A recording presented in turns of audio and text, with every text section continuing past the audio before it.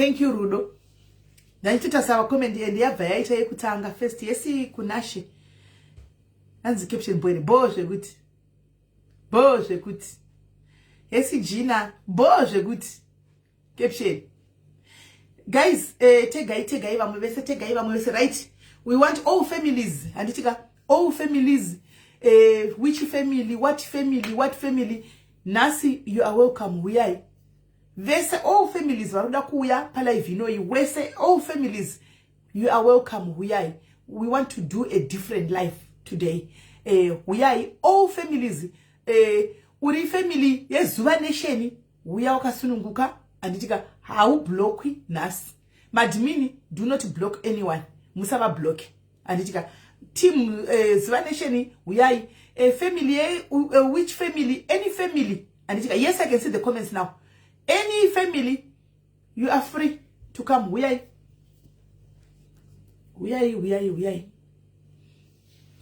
Ni right peku wena unjani.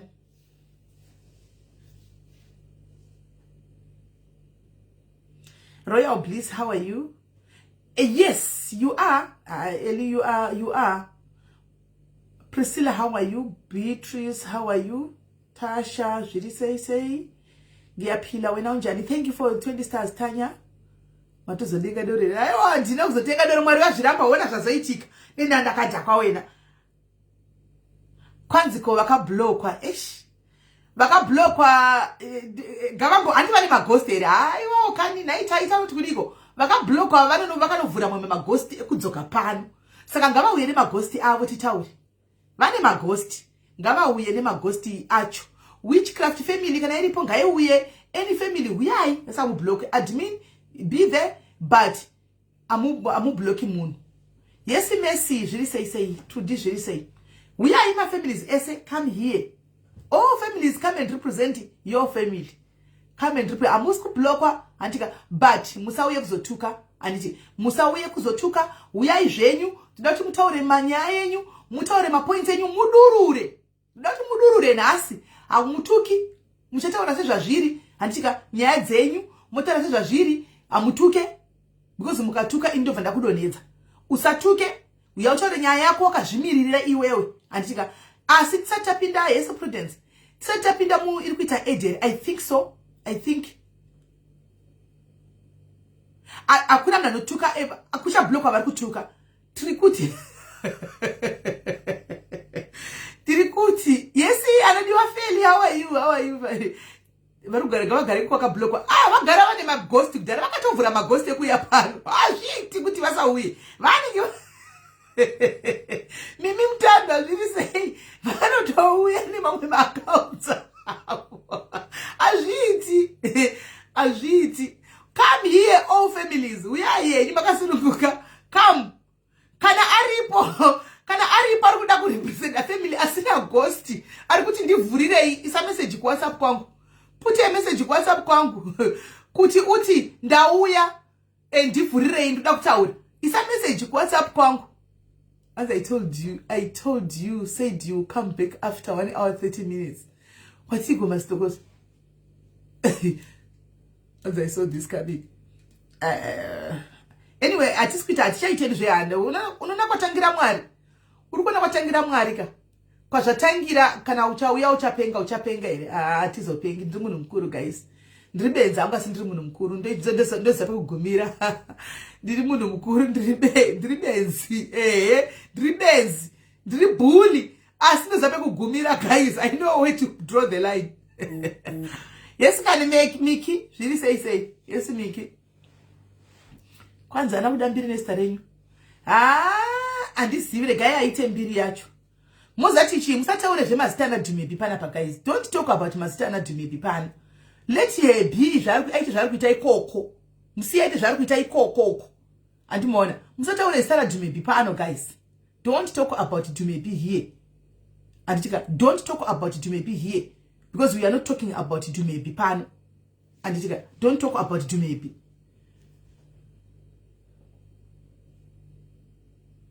Hansi, this is a true statement. Is there a catch? We always press comment. I don't know what you are saying.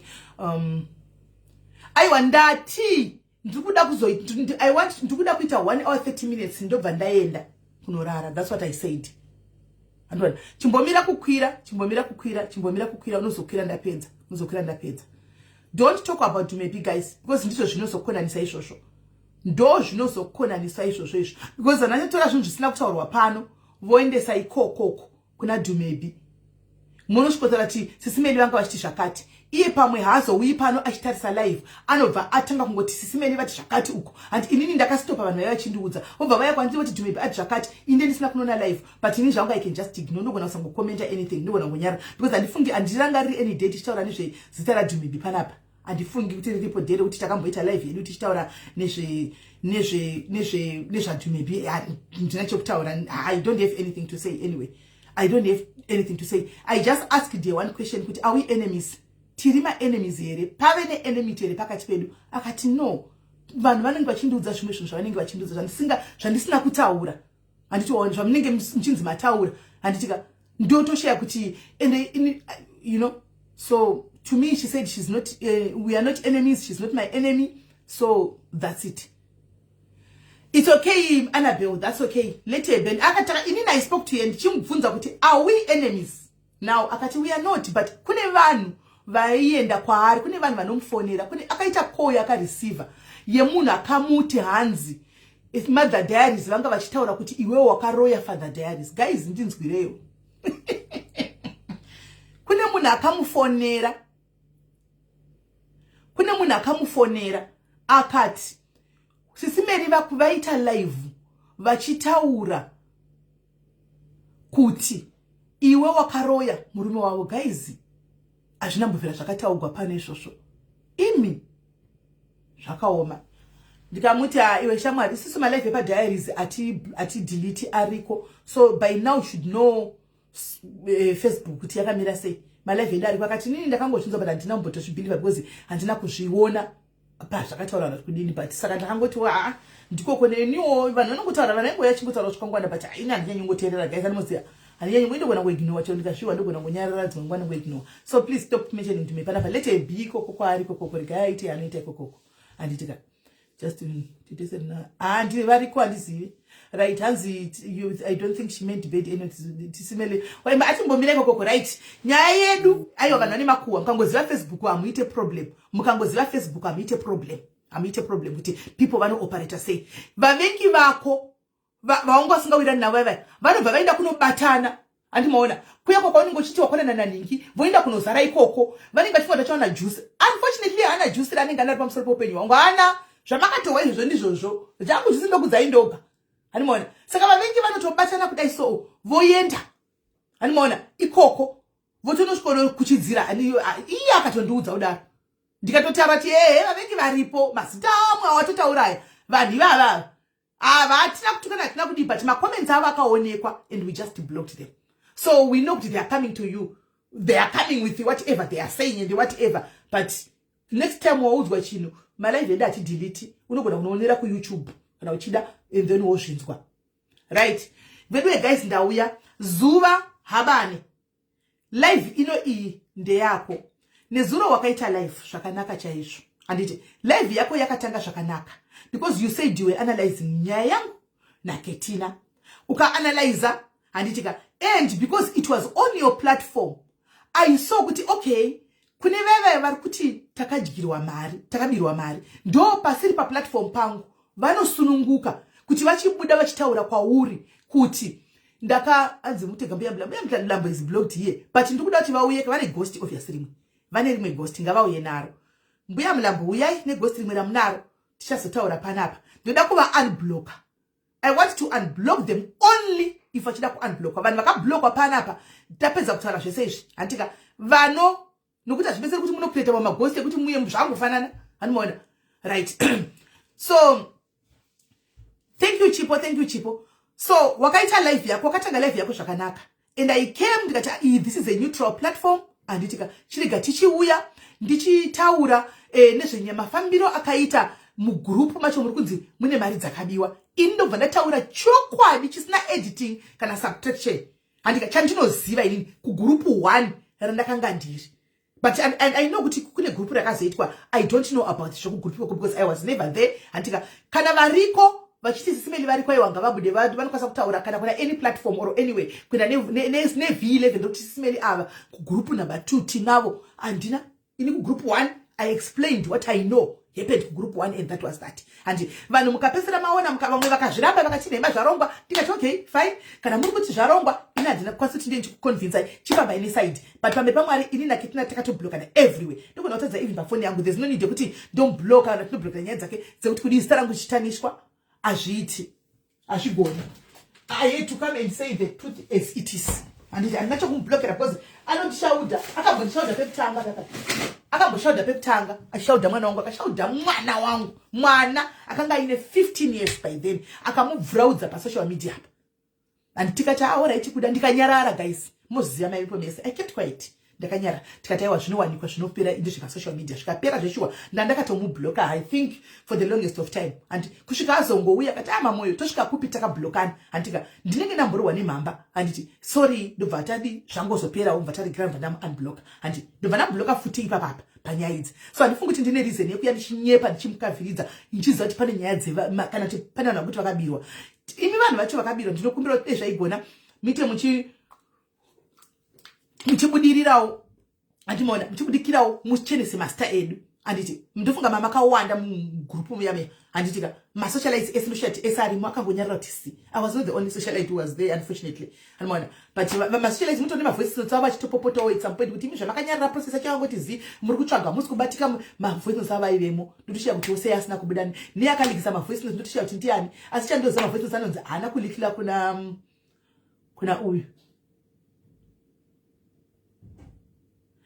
Jeki tichasvika ipapo chimbomira nitaure ndichakupai mukana ndakudana ndichakupai mukana muzotaura zvamuda kuti mutaure tangoti tipedze nyaya itidariki hatina kuya nebeef kana kuti kugwana kuti tamboye tichida kutoba tazongona kuti no you know what zvatanga kuitika is not worth it so zuva wakatanga zvakanaka life yako ende wanga uchitsura ndakatobata mapointers ufunge I got some pointers zvawakataura chaiko pane chanenge chataugwa chakanaka guys ngatiregei kuti tisure tichida kutenderera kana kushuga coating pane mapointers akataura ekuti chero inini ndava ndega ndakasvika pakuti but maybe it's neni ndinofanira kuti ndigare pasi pane zvimwe zvinhu zvaataura ndizviteerere pane mapointers amukadzokera kwakutanga kwelife pane mapointers ezvinhu zvakataura ndikatoti no I think I just need to sit down ndinyatsodini nditeerere andimona maybe I'm also in the wrong and this is right I'm not perfect guys I am not perfect just like he and you should justify our pamwe ndo pane problem andimona nekuti just like everybody else inini alright let me talk about myself I am not perfect maybe I'm not even half perfect nditoriwo munhu ane maflops ake every day ndosaka dzimwe nguva muchimbona ndichiuya ndichiti anzi munhu anonzi milime usesimeri mumungwarire nokuti wow don't worry Raviro Masuku don't worry we know everything my dad is anenge arimo mastitu don't worry tichasvika ikoko anditi maona so ndobva zvangokontinua saizvozvo but nezuro pawakairasa zuva you were addressing me my flaws anditika because you are comfortable to me anditi maybe une zvigumbu zvawanga uinazvo anditika about me as your sister takatombozvitaura kumasureko but maybe wakazvibatirira hazvireva kuti iwe hauna hobo zvinhu zvawakanditira zvandinogona kutaura palife but I'm not gonna stoop kusvika palevel yako anditiona yezvawakaita nezuro let's address and was she not admit pano she was at some point but you know those things happen zvinowanikwa anditika so but kwakuadressa simeli kwakuri kuadressa sisimeli kweso kwakuri right but the moment yawakazotanga kuti maold cargo ekudiaries vanhu vane dementia vekudiaries there andidi kuti achitsvika kuti kana kuti wakairasa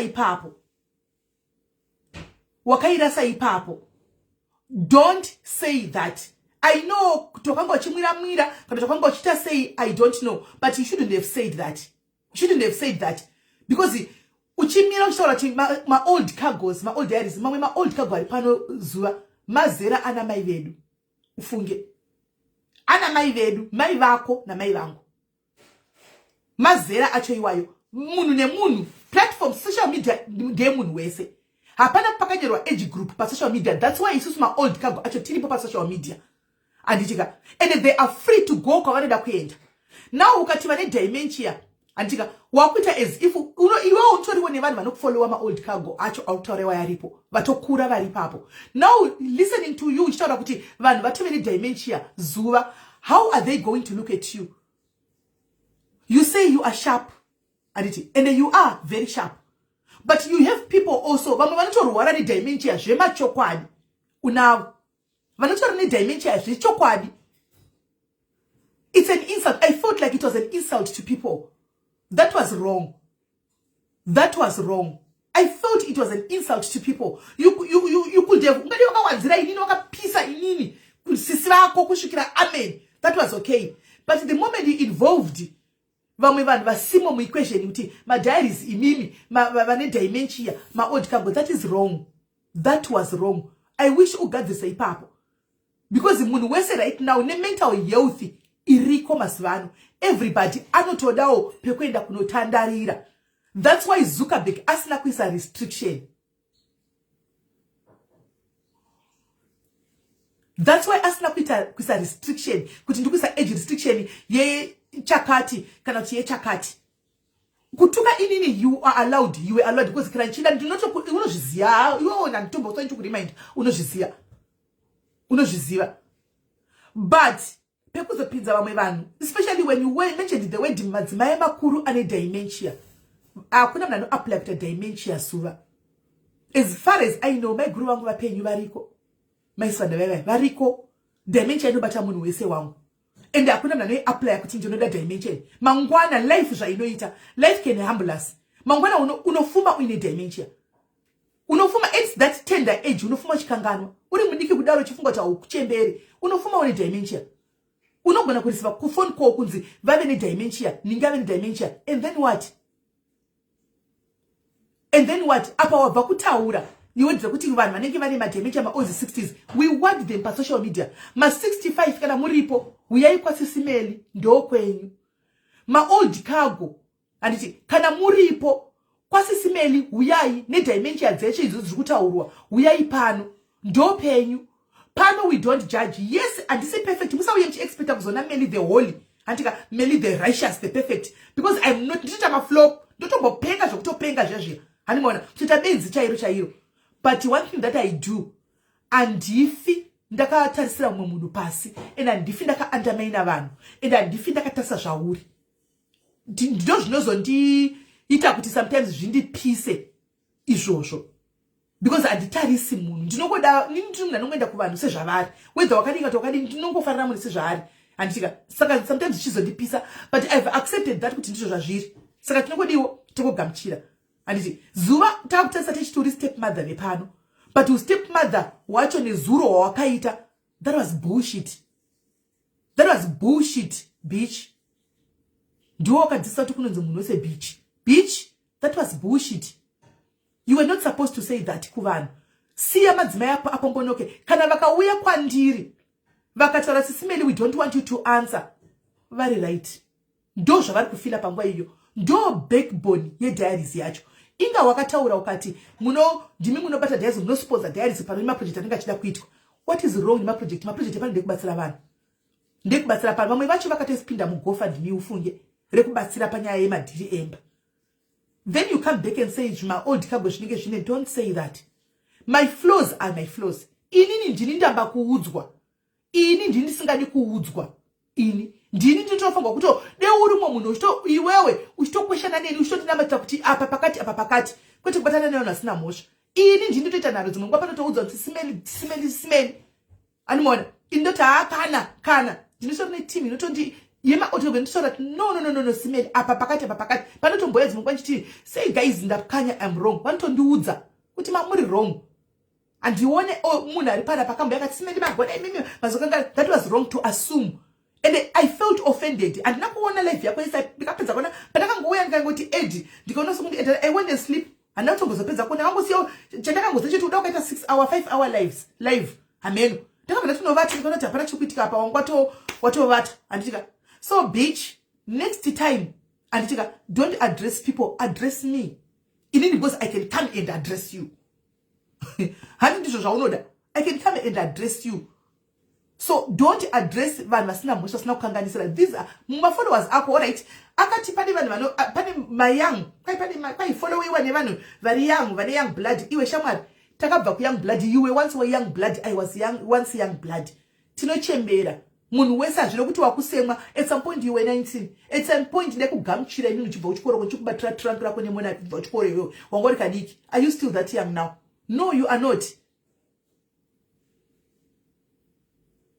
No, you are not. No, you are not. Wakura watopi, next year unengo chipinda, this year unengo chipinda 40. This year you are turning 40. This year you are turning 40. Kurewa kuti munhu wese tikukura, tikufamba, tikuenda. Antuwana, hakuna mnangoramba ari mwana mdiki. There you were wrong. Even vadiki vacho, those who look up to you, wakakanganisa. Ini ndatoya kuzobvuma angu. Maflows pane zvawakataura cheshe zvawakataura weji cheshe randakanyatsobata wakati kwandiri sisimeni panotaurwa nevamwe vanhu vakati one day vakaramba vachitaura chinhu one. Sit down and introspect. That ndakabata zvekwamwari chaiko that ndakabata. And ndikutoda kutoti right now ndinyatsogara pasi ndinyatsoti alright ndosaka ndati vanhu vese ngavauye ndivhure vataure ndiri munhu chero ndiri old cargo chembere chakura kudai hakuna unoziva zvese unokura everyday uchidzidza anditi ndotoda kutoti ndione kuti ndatodini ndatogadzirisawo pandoda kuti ndigadzirise ipapo. Antimaona ndoda kutopagadzirisa pandoda kutogadzirisawo ipapo because ndiri munhu ndine maflaws nditori I'm not, you know, and sometimes ndine handidi kuudzirwa. Inini sometimes ndine handidi kuudzirwa. Ndini uyu chitori chidhimoni wechitori mandi sometimes chikuti hameno zvazvinomboita pamba kuti ndikanyatsokuudzwa vanhu vanonyatsofuna kuti simeni ndoti alright ndakunzwa ndikangonditi trigger so musoro muka vambonditi hakuna live ndoba vanondona ndadzoka ndatobaya apa handimazvoda ndini nditori neproblem iyo ndichitokumbirawo kuti Mwari vandigadzise ipapo because ndechiti handidi kuudzirwa. But hapana vanhu vekuti vakuti maold cargo angazoti vanondipeverera maoko ndichitadza kuti muri right handimaona. That was wrong. Unotora nyaya dzekuti mamvengevenge vedu vemvengevenge yane 8 years pasisina 7-8 years isomo takatokangana nezvazvo 8-7 years. I wonder kuti saka titi wango chimwa chincha waimwa kana kuti chi hatichazivi but chandakunyasonaka hakuna doro rinomwigwa kuti utonenge watotogara watotanga kutaura zvinhu zviri mumusoro mako zviri mupfungwa dzako ndo maunotaura zviri mumusoro mako. But muningi naona ndida kukudza pavanhu because wakataura pavanhu ndosaka ndauyawo pavanhu ndingade ndauya kuseri sezvatinongeda tinotaura nakuseri beach but ndatirega ndiuye palife ndiite zvawakaitawo palife tingotaurana pavanhu tozodzokera indi kuseri handika. That was totally wrong. Chero maziso akawanda sei tikaoneregwa sei pane patinotaura tichigumira. The point yekuti kana tichitukana handibati vana vevanhu handituki mai vemunhu. Chero vakanzi vakaipa sei vakadii handigoni kuenda panotukwa mai vemunhu ndonotuka handigoni kuenda pari kutukwa mwana wemunhu ndonotuka handikwanisi. That's me. Hamusati mambondona ndichituka mwana wemunhu. Ndine mamistakes angu andotoitawo hobo ndine kuipa kwangu ndakatoipawo stereki but nditoziva pekuiti pekuti handichigumira. Saka for you kuti uzobata madzimai andika sisters angu kana kuti that's not correct. Ko wakadii kuti madzimai kudhayariziwa yema old cargo tinomuda kumbokutenda iwo nokuti maproject atinoona achiitwa aiwa ndimi backbone chokwadi pamunobvisawo ma10 pounds zvino 10 pounds agoni kunomwa drink nayoka hazvikosaka agonotenga kanyama kekudya mumba kwake asano sacrifice. Unodii kutaura wakadii kutaura kuti ma old cargo anditi ndota kudhayarisa kuti imire shuwa taona nokwandi vachibatsirwa aiwa ipapo tinokupa isando. Hanzi pamoti hauna kupataura hauna kuona chakanaka pama old cargo wakangoona kuipa kwedu iwo uri munhu ari perfect here. Are you perfect? First question, are you perfect? You are not. You are not. Kana wafunga autina mbokona chine ndizvo. That's the problem ine vanhu vari pa social media. Apana watakambonzwa achitaura kuti but izvo zvimbuya zvekudhayarizi guys pane munhu aida kufa akatozobvisigwa mari mufunge akabatsigwa, pane mumwe akanga nenzara akabatsigwa mufunge, kune vamwe vakatozodai hapana, vanomirira pawatadza ndo pavanoenda napo. Saka zvakanaka hamuzvioniwo here nai mabloga nai masocialites, zvakanaka zvinongoitwa nemambuya aya epadhaya, dzivo mambuya aya kucommunity yenyu yeZimbabwe, zvamusiri kuita imimi hamuzvioniwo here asikana? Hamuzvioniwo? Hamuzvioniwo?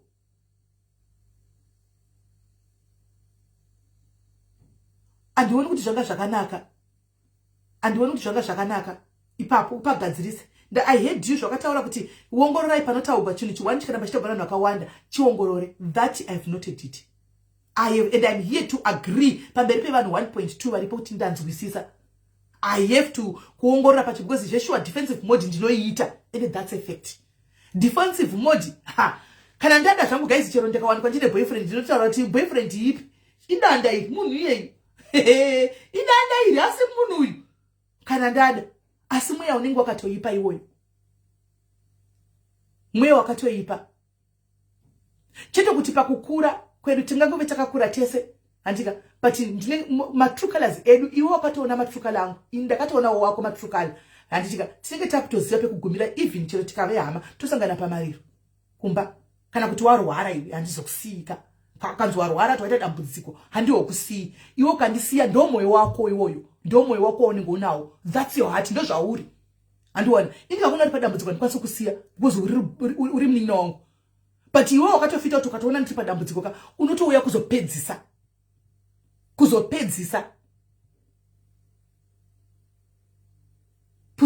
vanhu vakambotaura. Pane mumwe munhu akambotaura kudhara ighosti zvaro, asi rakambondudza dhara rakati say every time panoitika nyaya munosimuka muchimurwira, every chance yawana iye anda kuti naisana tambomona chimira nemachikurwirai, but imi munotorengana nevanhu muchimurwira. Pane ghosti namina nhasi message yeghosti roro ndinaro, ghosti roro kana riripo nemwe akaunti ndiri kuzviziva,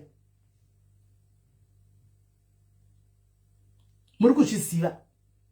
Akatondidaro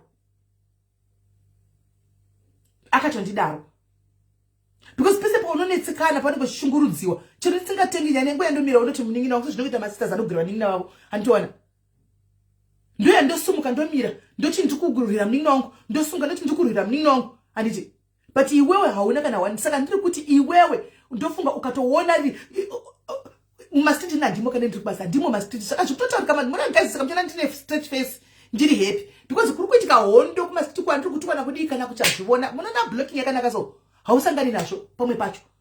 And paunongoti dhuma one day chiri chiblogger chiri kunyora unongoti block kuti usaone futi next time zvimablogger zvinyora nyaya dzavanishi block because ndokwaunogona kusangana nacho kokoko. Unenge ungori muhappy mood because hauzvioni zvekuti kamastiti ndenge nditori muhappy mood every time. Animona ndofunga iwe unenge uchitofara nekupembera.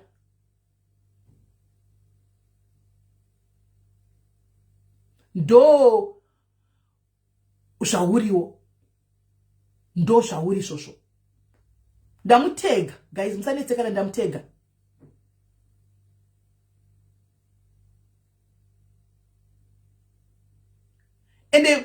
And kune uya ati kwanzisi wanyanya gona mwana nameli de uchidai wanyanya kugwa nevanhu de uchidaira. Ndakarwa nevanhu umwe angachitukana ne angachimuntuka mwana ngontuka akena anyara ndipinduriswa gain.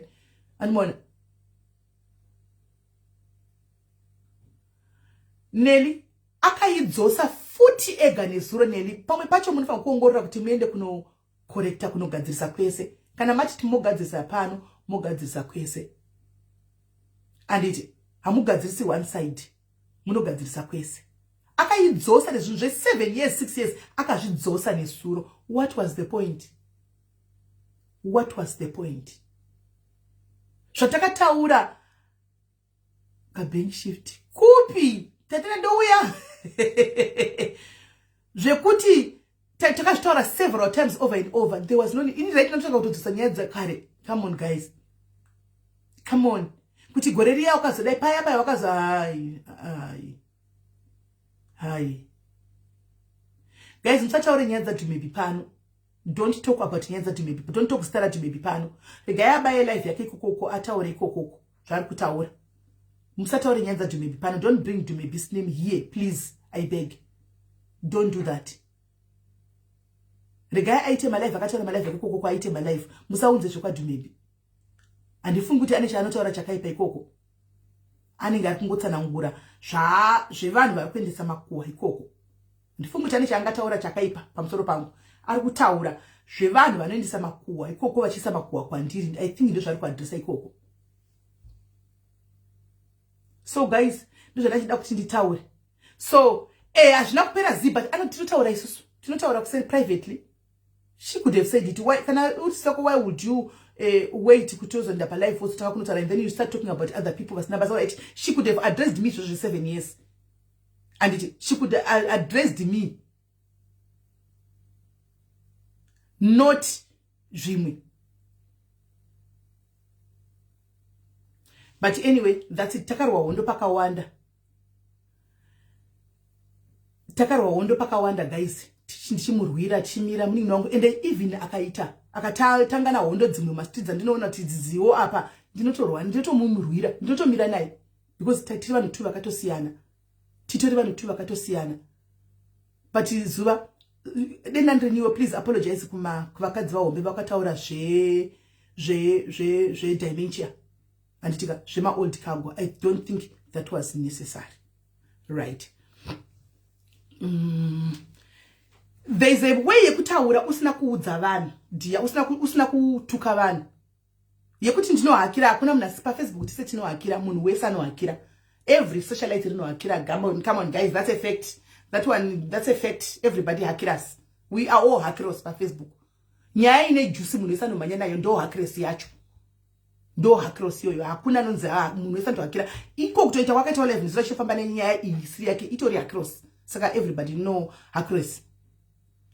Pasi chigare atidi kutaurwa kwati kutaura ikoko kuvane right yekutaura posi kutotaurawo pano musatiudze zvekuma street anditika vane right yekutaura about isusu ikoko kuma street isusu tikutotaurawo zvedu tiri pano anditimaona ivo vane right yekutaura nezvedu ikoko tichitaurawo nezvavo pano anditimaona right. Tapedza ipapo guys pane ningirikiri pane live yandaona nhasi ya evidence chiera amenoti live yaitwa nhasi kana chakaitwa nesuro andimaona evidence chiera live yako haina kundi andingati kuti yandibata yandirwadza guys.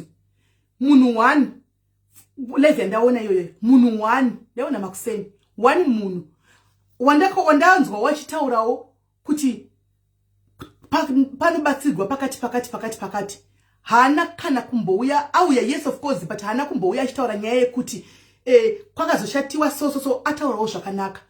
Chera ndoda kukutenda live yako yandibata kundibata chaiko yandibata.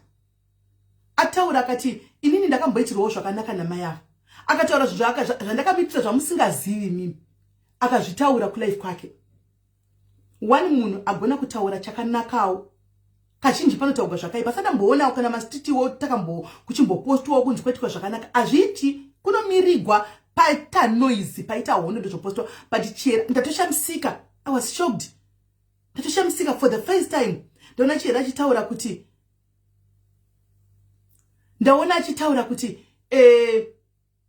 Cleo usati manyire problem yako ya so andizivi unomhanya unotori wakirosiseni unotori wakirosisi ngemasocialites ngomira tikuenda nenyaya tati tikuita a life with a difference anditi saka dei wamiraona tiri kuenda nekupi life wozotanga kutaura anditi but ku apologize it's up to you amanikidzwi kana singadanongorega ndachidanongorega evidence. I love live evidence guys. My diaries ari pananoda muzonoionawo life iyoyo akataura bedwe akataura kati vakadai chisvika pa social media vanonitarisa vakadai even pavakauya ende ndiye munanoziva kuti pandakaenda kwa evidence ndakaenda ndiri inini papasina futi zviri kutosingomixwa zvinhu izvi zvokuzonzi kwakazonda nefuti ranga riri birthday radhumebi riya rataitocelebratawo zvedu handitimaona a different day a different scenario altogether zvakazongomixwa vanhu vangazongoitawo zvavanoda handitimaona vakataura zvavanoda tikangoti fambai nesaidi iroro handitimaona akataura akataura ati even tapedza ndakavatuka mashoko akaita kuti vangasasisi vangu vanga vane right yekusimuka kuti vauye kwandiri vazodini vazondikawadha vakauya anditika kwandiri because ndakataurawo mashoko handidi kungotanga kungoti ivo vakaipa inanda zvandakataurawo handi ivo vakasimuka vakauya because ndakanga ndavabloka akataura kati ndakaoverreact instead yekuti nditaure navo kuseri ndivabvunza kuti nei vakoma handina kuda kunzwisa nyaya ndakamhanya kunovabloka kuWhatsApp ndobva ndauya kuvaadresa kuFacebook ndavabloka. So she had to come. Akauya akataura kuti mai ava ndaimwa nemurume wavo doro vakauya vakandisiya nemurume wavo ndichimwa naye doro musati asati atombobuda pasocial media pafesi yake ndichimwa naye doro asi ivo vaivi vari uko diyanga rimwe munhu aitoti hure iro riri asi handingasini murume wangu but vaita zvavanoita uko ndabatikana munoziva ndabatikana akati ndichiya pasocial media hapana munhu aindida ndaitonzi mazitsvina asi mukadini but zvandaitaura naye ini ndichitomusumudza kuti don't worry social media zvainoita uchasimuka unosimuka don't worry uchasimuka. Andichiona ndo zvakaitika hanimaona akati vaindisimudza nese achinditesera pasi achindituka vachindidini but ndiniwo ndave nepangu pandiri right now ndave apa saka chero ndikada kufunga kuti ndivatukira kuti ndivadini ndikangofunga zvavakaitawo izvo zvavakandiita mukati muupenyu hwangu ndonzwa kukutya. Akati vabva kundirova kuda kundirova sakusera zuro next week yacho vakatumira pastoro yemwana havana kutarisa kuti sitakonana vakatarisa kuti pane mwana asina paapinda vakati hamba iyo ndikanoitora hamba ndikapa mwana wangu akadya ndakabva ndagara pasi ndikazvitongesa ndikati saka mai ava handiona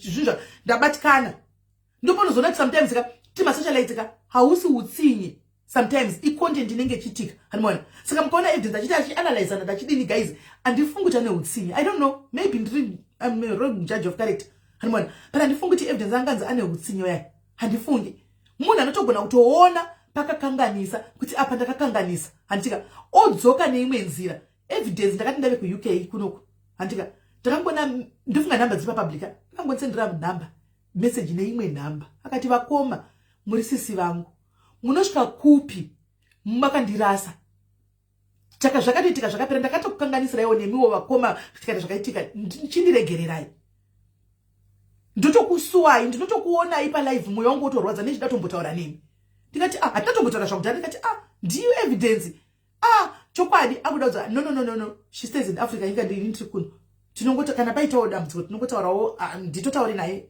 zvokutodaro handimaona chero zvenhu ndakatongonawo paFacebook semaonero amakaita atozviziva titauri kusvika ikoko handimaona ndikangoti okay tikangoti alright kubva tangodi akangoti tikangoti akorisei kumba mwana sinibva tangotaurawo zvekumba akangoti ati ndiyo right nenhamba muchandibloka ngati no handimbokubloki hanzi simeli mbuya mulambo is live with your life. Yes, happy new year mbuya mulambo muri koko ndikuya ikoko kwa muri mbuya mulambo rambai makadaro muri pa live. Thank you for tuning in. Anditika so evidence mningina wangu ndabatikana ne life yako I want to appreciate you pamberi pe vanhu avari panapa 1.3 I want to appreciate you. Thank you very much mningina wangu nditadza the other side asana mbona ma live ndongonzo chinzi asana mbona ma live ako zvokudaro I want to give you a hug uri koko ndichingoti you know what zvinowanikwa zvinizvi zvinowanikwa takatotaurana kudhara tikatokumbira regerero tega takakumbirana regerero but ndoda kutaura regerero futi pamberi pevanhu 1.3 varipo. I'm very sorry mningina wangu ndikuya kwawakaita but ndofunga iwe wega wakatoonawo ndakazokuudza ndikati unondibloka manya kundibloka kwese ndisina kuexplaina side apa nyezi dzari kundipomera handizizivi munhu saka I had to come because ndaive neshungu kuti nekurina utachita shone zvandaitirana zvese ungobaya live chindituka wangu munyama here titataura so pamberi pevanhu 1.3 I'm very sorry for coming there takataurana ndozviziva but I'm repeating again. I'm very sorry my dear, I'm very sorry my sister. Anditika tinongodanana sevanhu vari pasocial media. We don't have to be close friends, no. Semna pasocial media wo kai wose simeli vagwarawo vari kudawo dhora unongobatsirawo navamwe kaiwo ndiwewo tongoitawo zvinoitawo vamwe anditika tichingodaro anditiona chete so ndati ndisauri pavanhu right. Then tobva ipapo tuda kuenda one by one andika ndoda kuzovhurira imimi nemamwe mabloggers comment section kuti muchouya modurura zvamuri kuda mublock inasi andika ndine maflows one ndakatoibata yakataura kuti pakataurwa yakawanda masocialites akachema nekuti ari kuchema akawanda ari kutaura kuti ndinotora nyaya dzavanenge vachiita nyaya dzinenge dzatanga kwandiri zvandichaita iko zvino chekuti ndikangoona kuti nyaya yatanga somewhere else chero yanga yauya nekwa chero chinzi ndine zvanoda kutaura kuti kudini ndichangosiya zvakadaro but chinozoitika futi sometimes chinozoita kuti ubaye life uchitaura ndechekuti paunozobaya life pepa uchitaura handitika chinoitika ndechekuti unonyarara handimaona vanhu vanofamba nenarrative isiri iyo iwe uchiziva chokwadi. The same applies zvakaitika senge panyaya yekunzi vakaba mari. Andimona ndakanyarara vanhu vaifamba nenarrative isiri iyo because I said, you know what, I don't want to get involved. Vanhu variko vari kudiko kubuda kutaura chokwadi. Andimona and I kept quiet, but vanhu vanga kumanya narrative isiri iyo. Andimona sizongokufuzaridza futi upesera wadini wati wona ichi mire nditaure chokwadi. Andimona ubuda kutaura chokwadi. So on this multitude ndikuti my socialites, we don't need to be friends. Didn't we say we don't need to make peace. We don't need to be friends. Inini ndirimeli nasi old cargo ambuya zvakataurwa nebeach rekucanada nezuro ndakazvinzwa mufunge. She had very good point. Let's forget about zvimwe zvakataura izvi. Ngataure pakataura mapoints chaiwo nemusoro. Andimona andakabata inini anditi akataura mapoints anove aita kuti neniwo ndifunge ndikanditi okay, let me introspect and go pamberi pevanhu tinotaura. Anditika so my socialites, we don't need to be friends. We don't need kuti tiite zvokunzi peace pavanhu nokuti hazvishande. We have tried it several times but it doesn't work and it will not work. Anditika but at the same time we don't need to be enemies. We don't need to be enemies. Andi murikuona, we don't need to be enemies. Umwe nomwe anongoita yaanoita ikoko, umwe nomwe achita yaanoita wari kwake, umwe nomwe achitawo yaanoita. Kana musi woyo ukafunga ndoda kufuma nhasi ndoda kumbofamba konde ndichituka meli, you are allowed. You are very much allowed because ndo social media yacho ndosopinda ndichabatikani. Ini guys hangu pa fair andichabatikani nezvinhu zvinotaurwa pa social media, pa Facebook, street up, nokuti ndinogona kuzvitaura ndoga. Hapana chandobatikana nacho kwai wazotukwa wazodini because it's just talk and writing. Otherwise hazvina zvinokuchinja pamberi pamwe kutaura chokwadi kwakanaka. Hazvina zvinokuchinja. Ukafuma nhasi uchiti ndikuda kutuka ndambofamba nezita rameli uri koko kwauri, you are allowed. Anditoona, go ahead. Kwanzi I want to be friends with you tichidamburana hedu ishamwani yangu shoto nditongodamburana chiseka. Wanzi waya kuti beach mother. Statement rake ranoita iyi. That's a statement ranongojaira kuita saka ndikutedzera iyi the Canadian beach. Do statement ranongoita. That's the way she was addressing me also. That's the way she addresses me actually. And one saka ndakutongodzera uchuru mucho Canada. And mona. Remember ndotaura munini wangu kapa ndisikutaura total stranger. I'm talking about my sister. And mona. Yes, but wende kuti bicha sira kutuka ndinoziya. It's not kutuka nenge wende nongota kuvarungu vachingoshandisa pose. Isusu nditakutotora ndikutuka. Yes, mbuya vanhu, thank you. Ndo zvandikutaura akataura something pane zvinhu zvakataura zvandakatopika inini ndega. Handiona. Ndosaka ndikuita this life. Kuti ma socialites tinokanganisirana tototukana. Anditika tigoita sei? Anditi amurambidzo kuanalyze nyaya and amurambidzwe kuti mutuke meli kana nda kutuka meli. But we don't need to be friends and we don't need kuti taure kuseri tigozoti tazo whatever. I don't think it's necessary. So ngatitange ne socialite one by one. Regai nditange anditika ne uyu ari kuchema neni. Pane ari kuchema neni ari kuti akadzisigwa ku touchline na meli. Freddy Zimunda. I know you are watching Negost account. Sisi meli ava vana basa Freddy. Avana mavisa kwanda nombukupa. Funge avana basa. Asi andisikunyazoziva chaipo pakuti jugo pekuti ndakanyanya kubreaka zvekudaro pekuti wakabva creator hatred. No, hatred inokonsuma iwe muridzi yakaita kuri. Andiwana iwe urifamba nayo inokupedza iwewe, inokonsuma iwewe. But as meli au yakazvimirira nhasi Freddy, I'm very sorry. Ndori yatsoza kuti papi chaipo paunozofila ndakatadzana na meli. I'm very sorry. Wakati ndakakwanisa ku touch line. I'm very sorry wena. That was not my intention kuti uende ku touch line. So sorry on that. You can be Freddy uri koko, I can be Sisimeli ndiri kuno. Anditika and then mwe nomwe achita yanoita. Kana watofunga kuti ndasinoda mbufamba navo tukupa green light Facebook atikontroli munhu. Hatikontrolani pa Facebook. Ndakataura ndikati I am one man band right now. I am a loner. Ndoda kumira ndiri one. Ndoda kuita ma flops angu ndiri one. Pasina socialite mzasimangu. I don't want to be limited. Ndoda kumira ndega. So, for the sake of peace, Freddy Zimunda, sorry zvako ufunge. I am very sorry. I hope mukati memoyo wako uri kuzvinzwawo and uchagamuchira this sorry. Kuti newe wacho ukwanise oye nekuwa life kuti ndibishiwe kana anzi meli ndokumbira umudzi mbuya. No guys, I'm not doing that. Andika ugamuchire sorry uri koko. Anditika yes. Then who else? Tukenda tichenda ndiani? Who else? Who else guys? Who else are kuchema ndiani? Anyway, the guy ndingoti guys ndikatazvema zita ndikatosara nditonetsekana because pacho ndinenge singazoziva kuti apa pakati sara zvinozonetsa. Anmona. Ngatingwe guy ndingoti ma socialites ese munoziva pamakatadzikwa naMeli. You know very much pamakatadzikwa naMeli. Andika Meli is not perfect when we ndiregerere nditori benzi. Nditori old car got inonzi ageism is catching up. Ageism is catching up. 40% amene 47 guys atizo kuti amaladzo imi. Andimona. So my socialites haiwa we don't need to ndokugara okuno vedu we mukananda bayawo live musazoti mambaya live mazobayire live mazodai vedu we ndinenge ndiri kuno mufungeta kutokubloka ikwebu ndiri kuzama kuita peace garai ku Blockville ndiri kuzama kuita peace so that ndikasaona zvamunenge muchiita andikwanisa kucomment about what you are saying there because I am not seeing what you are saying. Ini ndinonetsekana ipapo guys pekuti ndikaona pane ndichitaura ndoda kutodaira. That's a weakness. Animona, that's a weakness. Ndikaona panenge pachidzi apa. Animona, ndinenge ndichitoda kudaira saka ndinozoblock kuti ndisasangane nazvo. Animona. So kublocka kuti inenge iri peace.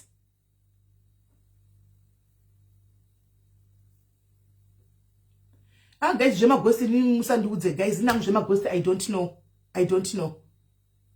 Animona, I don't know. So I think ndipapo guys no Mili Mastole ndikuza zvandikuita Mili Mastole ndikuza zvandikuita pana munhu andaona munhu yede ndati kuita live ndachida kumubloka mwari webe ndatomuona ipapo to comment ndikusana yeye yanga siri live here guys yanga siri live ikadenda tobaya block because ndakatomutaivira panongo yapano chiti ndova ndati block because ndakazvipira kuti zvinani tisare nevanhu vashoma but chiti ndoda kusara nevanhu vashoma anditika nditi ndoda kusara nevanhu vashoma futika nhasi tatofuma 212 zvobva zvandinetsa kuti zviri kufamba sei. Hanzi, why do you block small bloggers? Which small bloggers did I block? I block vanotaura about me because ndikutaura kuti ndine weakness yekuti ndikaona anditi kuma bloggers madiki munotora nyaya dziri ma street anditi ndizvo moisa page kwenyu parikutaurwa nezvangu ndosangana nacho kapashitoka zvangu indobva ndasenda pakunda ipa pasenda gona kupakunda ndobva ndada kudaira zvinokonzesa futi hondo saka ndinobva ndabloka page iroro kuti ndisaone. Andimona, how is it? How are you? Thank you for the stars. Ndobva ndabloka kuti ndisaone because ndine ndisingadi kudaira. Andimona, ndine ndisingadi kudaira. Saka I'm doing it for peace sake. I'm doing it for peace sake.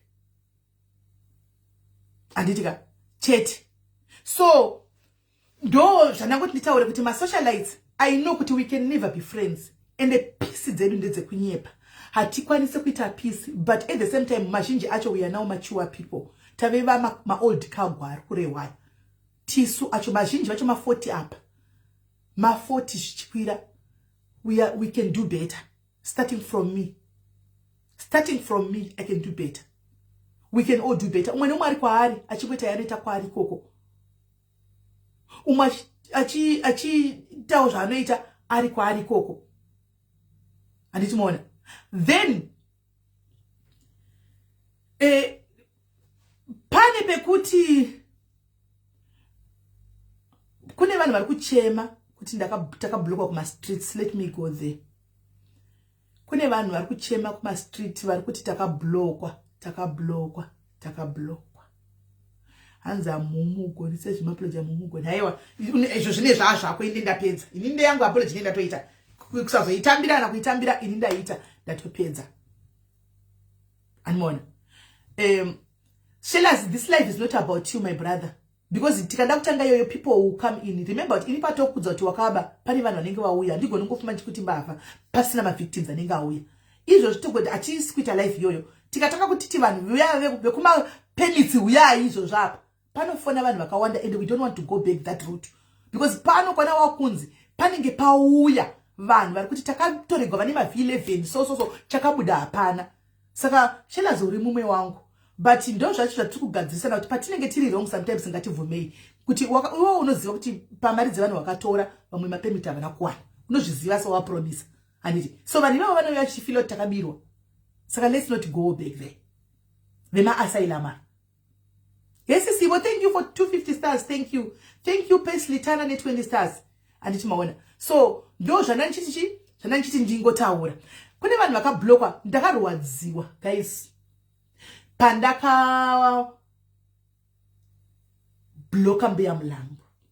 I know she's watching. Mbuya Mlambo, I know you're watching. You were blocked by me personally, not my sister. Because ndanganda amene zvazvinongoita guys ukambofarira munhu unongogona kuita ka ndo ini ndoge zvinogara chindipisa izvozvo zvokuti ndikafarira munhu ka ndinobva ndafarira munhu zvokutodaro animaona ndakagwadziwa but I had to do it. Mbuya Mlambo, I know you are watching. The problem yakaita kuti ndikubloke my sister pakatanga goni zvokuti one ndakatanga ndichiuyawo kuchindoyawo kota ndokwandaitofirawo kuti ndinokwirawo ndichitaura navamwe ndichifara. Mbuya Mlambo, ndoda kutaurira chokwadi chakakwana wakatanga zvakanaka papage pako. I'm not telling you what to do with your page. No, that's not my place. I don't tell anybody what to do nepage ravo. Kwaitaugwa chokwadi kwaMbuya Mlambo. Mbuya Mlambo would control people and their page. Teto inda takazichizo chiro takaenda isu tine vavengi vedu asi hatitukwi. Taita chizoti hatituki. Mbuya Mlambo would control and she's firm. She's very firm. She's very firm. I'm trying to pano it's you know it was okay. Of late guys ndandakuona soti Mbuya Mlambo mairuma muchifuridzira. Thank you very much Lucinda. Manga muruma muchifuridzira my sister. Munhu tikauya papa tikatautirwa nezvedu munokwenyedzera kudai so andika mokwiza vanhu vokwira andika kana mukomesa chite chivhuraudzwa moedzosa imi futi moye mokwira kwedzera andiona mokwenyedzera totuka so zvinhu zvanenje ndagara pa social media udhara saka mitactic yepa social media ndoiziya ushu Mr. Shelton musati matanga udi uyu munhu atouya umwe ndatombomu ushu atovapo verengai comment andimona so ndakafila kuti Mbuya Mlambo vanoti ndiri munina wangu ko manje yaipi handimona ndona soti ndona soti munoruma muchifuridzira pepe ndakaipa ini nangu ndozviziya ndakutaura zvane ndichiona ndaona soti munoruma muchifuridzira handiti mashona hamanga musingasa control zvamaita patakauya takanga tichiuya zvekutodaro ndandibva kubasa ndiri pa live kuti haiwa yatanga ndiri kwaMbuya Mlambo but wangobvura udzwa uri paMbuya Mlambo paende vanenge vachisekerera pakazobuda nyaya yema threesome yamunoziva ndakangozivawo pamakazivawo imimi tese andichimona Mbuya Mlambo vanenge vakainyora kanenge ka4 vachidzokodza pedyo kwa munhu waunoti munhu andoda she's my young sister vari kungoramba vachingodzokodza kuti makadiko pama threesome papage pavo guys. I felt offended chokwadi poitika nyaya kuside kwenyu Mbuya Mlambo ndoramba ndichingonyora papage pangu ndichingonyora ndirini ndichingokuti vanhu vauye vakomende vanhu vauye vatuke zvakabva zvaita kuti nditi you know what Rigandingo, I love you, but let me just block her. And it won. And she still go good for her, Daisy. Very good for her. Very good for her. Maybe vano shitira okune vamwe wanenge vasinganyatsa kufarira seni. Amen. Inini ndoziva vari munhu ari fair. Ndovaziva vari munhu aicontrola even papage pamwe panga pasingatukani. Ndo chokwadi. Panga pasingatukani. Ndakazenge ndakona takutuka plus vamwe vacho nengo chitega ndinde kuka ndinenge augoni kukomenta vanenge vakatovhara kuti usakomenta apa pari kutaurwa nezvako haukwanisi kukomenta handimona pari kutaurwa nezvako but haukwanisi kukomenta saka ndakati okay what's the point then vana kuti alright rega ndisiye handimona but mwoyo wangu wakatogwadza mufunge Mbuya Mlambo unotorwadza zvekwamwari chaiko anditika right then anzwana nda kudirwa kure love them from afar I don't know mataura chokwadi about mbuya mulambo. Handiziva vane maonero akasiyana. Then pane angachitaura nzanzi be very careful of Milimeo handisi ndanyora. Anzi kubloka kubloka ndinonoki andinonoki because ndicho protector mental health yangu because ndisingadi kudaira every day. Andiwana saka ndichi protector mental health yangu. Milimeo she's like a sister to me, young sister chai. Munhu andakatodya naye plate. Munhu andakatodya naye, munhu andakatosangana naye, you know, and she was at the admin here. Many of you don't get up on social media, guys. Social media sometimes I don't want to chat to you on certain social media. You don't go to change, guys. Social media just changes us. Then go na utana next saying my sister, but in the case of you know. So something that happened in my life as kana pana big deal up as sorry, it doesn't really matter. I don't know what she's saying. And it's more. So yeah, I think those niggas can go tika na kushika about you know what that panel is comment lakazo uyani madimini manje lakazo nepa mama madimini ndichivona Milimeo and everyone was shocked kuti vakasingatoziva vakabva kuti yakandibvunza demi Milimeo wede here uyu kana kuti ndemumwe ndikati ndava ndiye because when I'm like oh gosh ndivana kuti munhu wangu let me just block her andika let me just block her nesa indo zvandikutsanangura pano let me just block her. Nyamazela nditsanangura one guys problem ndekuti you can never understand but you unenge uri zita ripo ndongo chiziva you guys can never understand and can never understand aziko inina hata vingaguwa hayo zvedu hapana and then kune umwe futi aimbotambira pana pastereki ghost sononzi Ruth Moyo somewhere there yeah aimbori munhu ndaito ghost though was aimbonye kutambira pana paingori munhu angachingori sweet achingombereka achingotendera achingozviita tuntu wake hamene maona hamene anzi I got my first batch of follower zviri kuita ka then ndovanda zongoti one day and munhu ndaito ndinodongora ndasanyora kuti kudiko hani maona munhu ndakazongenda one day wanike ndakanyorerwa guys ndinanga hamene ndinobara kuenda sei munhu unongochita disappointment ra unozowana soka unoita kuperegwa ndakataita kunyanya munhu unoti kwarufi kunei wanike kune zidhisi rangu vakuru ini hey mwana ndakangoti block ndakanyarara tichinda tikati atina kuda ndakangoti block wapela ndinoona ndando rifeni yake unoona tikwanyoga kuti kudi guys wanike ndivana kuti nango Susan love you too ndivana kuti I can't block saka vazhinji venyu vakabloka guys it's not like pane chinhu chiri serious chiripo ndoda kuti mupanzwisise ipapo ndoda kuti munyatsonzwisisa iro side rakufamba naro recorrect regai afambe neside iro it's okay Hamon, apana there's nothing chihombe chinenge chiripo guys but ndinenge nchitrya kuchengetedza mental health yangu because ndikaona wanyora ndichafila kuda kudaira handi muri kuona ndozvane ndisingadi hani muri kuona muri kundinzwisisawo here guys do you understand what I'm saying ndikaona wanyora uchindituka handiti ini ndiri munhu anenge achida kutoputika hani maona ndinenge ndakuda kutoputika ipapo thank you mashene 50 stars hanimona saka handisi kuda izvozvo hanimona saka ndakati kuvhara miedzo rega ndibloke ndisaone because ndikutira kuti vese vanondinyora zvaizva zvacho zvavanenge vachinyora zvakaipa ndisachaona munoboza pisi yandinayo guys because andidezi kukuta zaishwa onai mira ndikutadze ndifoni yangu imuone mira imuone Facebook yangu Facebook yangu onai auone panobuda any feed right now yechi blogger kana kuti chi hakuna any feed ra blogger rinobuda apa ndikona this is my ish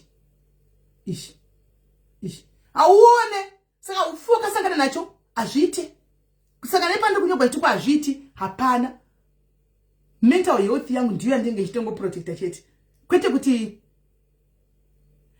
munotofona cheko hanzi saka muri kuti magosi aiwa nganyore bullet ramaimunya asi inini andizodi kudaira ka saka kuti ndisaone ndobva ndabloka ndisaone ka andiona kuti ndisaone Nikuti ndizoda kudaira zvizonakidzi ndinoita kunge munhu anonge achingoita noise because ndiyo weakness yandinayo. Ndine weakness iyoyo. Ndine weakness iyoyo kuti ndinda kutoputika. Kana pari padhuze pamunhu ndinda kutosvika apo. Ndinda kutosvika ipapo pamunhu. Ndo zvandichiri papo Mwari deva ndigonesawo. Deva ndigonesawo ipapo. Ndinda kutosvika ipapo paground. Ofuchi ndo hanza muone neghost. All right. Good question wagona. Very good question. Right? Ndo pane account dzangu kapa idzo. Let me go there. Very good question. These are my accounts. Hapana ghost. These are my accounts. I have accounts somewhere. These are my accounts. Kuneva not ndine ghost. These are my accounts. Ai. Nei papa ne ghost racho buda ipapa. These are my accounts. Hapana ghost. Pane ma accounts angu chayo. Aneto nema pictures angu. Andina ghost. Anditi ghost. Because ndikuti protect mental health yangu saka ndo ini ndikukublockera ndisaone nyaya dzako ndoenda futi ne ghost kwandinenge nchitukwa. Azvimeke sense. Ndikuti protect mental health yangu handika kuti ndisakudaire ndisaite noise. Ndodzokera futi ne ghost noona futi. Zvandiri kutukwa kuti ndikanganisa futi mental health yangu ndidaire futi. Azvimeke sense. These are my accounts mama ona accounts angu personal account yangu yakanzi Meli maiona Sisimeli diaries. That's it. Hands unblock and start afresh. I'll unblock vachataura unblock as pakati ndo vancha unblock. We start afresh. Let's start afresh, guys. As it is right now, and this school yanchiti ndiri perfect, guys. Andika allow me nema mistakes angu ndichagadzisa ndichienda. Anditi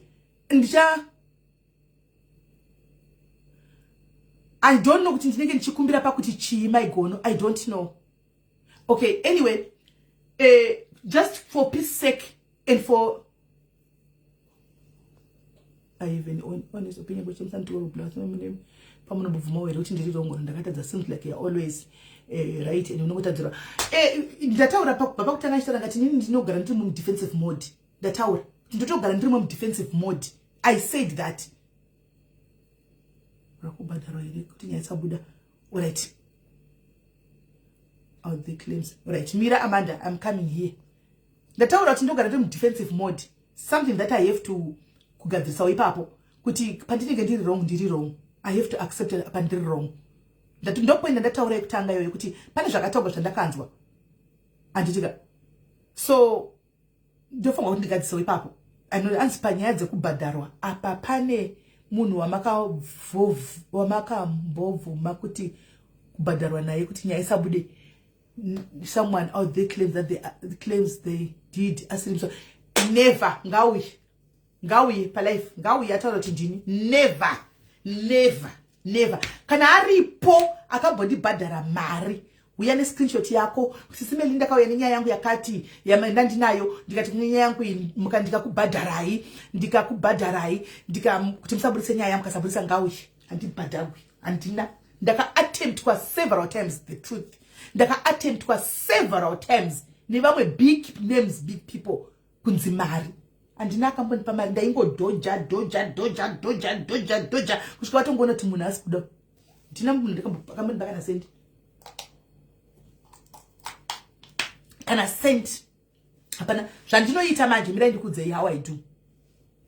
Pakaita nyaya yemunhu mukuru yauya kwandiri ndisati ndataposta nyaya iyi ndinoenda kune munhu yeye andika ndoenda ikoko ndosvika ndoti pane nyaya nyauya yakadai anditika muri kuiona sei kazhinji kacho ndinotobatanidza vanhu ava true auya nenyaya neushu ndinotovabatanidza vari true ndotichitaurira naye kana masvika agreement modzoka back kwandiri kana musina kuirirana ndoposta so kazhinji vanodzoka back vachiti tagadzisana kana ichi chikweleti konzi ndokumbira kuti muite witness mari yangu iri kutumirwa musi wakati pamwe pacho itonzi Sisimeli ndokumbira kuti mupiwe mari yangu muri mozonditumira vazhinji ngavakonfirme apa mari ndakatopiwa inini ichida kumuzwa zvekuti vanhu vari kuretana yotouya kwandiri inini mari ndozoisa uko.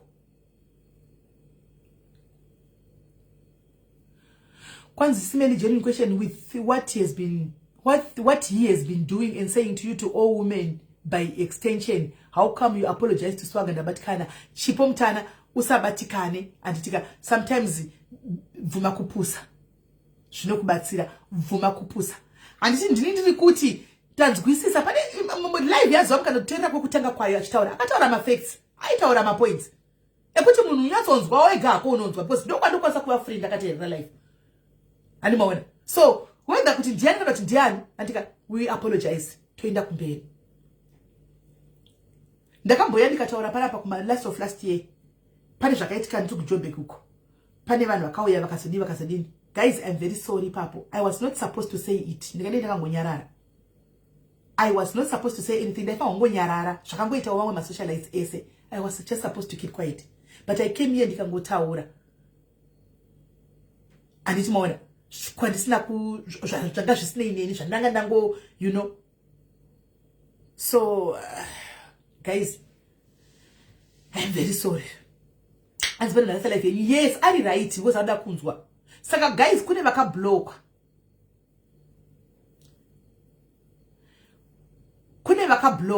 anditi chipani mambo kuti andidi kuiswa pakona pane zvimwe zvanenjeza kuti nguda kunisa pakona kuti ndifadze imimi vanhu guys andidi zvozvo andidi kuti ndizoiswa pakona kuti ndifadze imimi ka andisi kuda izvozvo guys amen andisi kuziva right kwaini zvikuitwa haiwa chakanakira always ka chokwadi chinongobuda pachena kune vanenge vachibhilivha zvinotaurwa mastreet umo kuti sisi vedu vakazonditsa dai vakadai haiwa zvakanaka chose ife social media unongobhilivha but people havana kupusa vanhu havana kupusa apa just a bunch of few people ivavo entertainment vanonoteerera izvozvo kuti ndizvo but munhu achiisa brains akanodzikisa pfungwa anotoona kuti social media musaka ari pasocial media panapa tikakonana tichatsvaga tinocreaterana nyaya pasocial media tikakonana kuti nditrai kunyatsoipisa munhu but vanhu havana kupusa ka vanhu havana kupusa ndo chokwadi anoona so guys I'm just kuti muye mutaure zvamunoda kutaura musingatuki munhu kana kudini vakablockwa vari vanhu connection fraud yaramba vati admin iri kuramba vari kuti admin yavo iri kuramba yaramba at connection for maybe ngatry futi anoona ndabvuma guys the company was already closed. Were you aware of that? No. Mira, this is important. Unity Healthcare. Rudomba mbaiwa. Remember, inini atina buvira takasangana nevanu ava. Tanga tiri ma third parties. Panga pane munaitaura nevanu ava. Isa atita mutombo vazivi. Nezita recompany chairo. Tanga tisinga takazoriziva later kwatozoitwa group vanhu vakucomplain ndakuti ndipe mari back. Tatisingatozivi. Pandakazotanga kufungira inini kuti something is wrong necompany iyi ndaona kuti ave mastori ndo pandakati dzoserai munhu wangu mari yake mudzosere mari yake I didn't know, I was not aware because atina bvira takaita contact close direct contact nevanhu ava tanga singazivi inini ndasingazivi kune munhu wanaive ne direct contact navo ini ndandisingazivi ndo chokwadi anditika kudomba imbaiwa ndifunga ndakupindura anditi pane mumwe here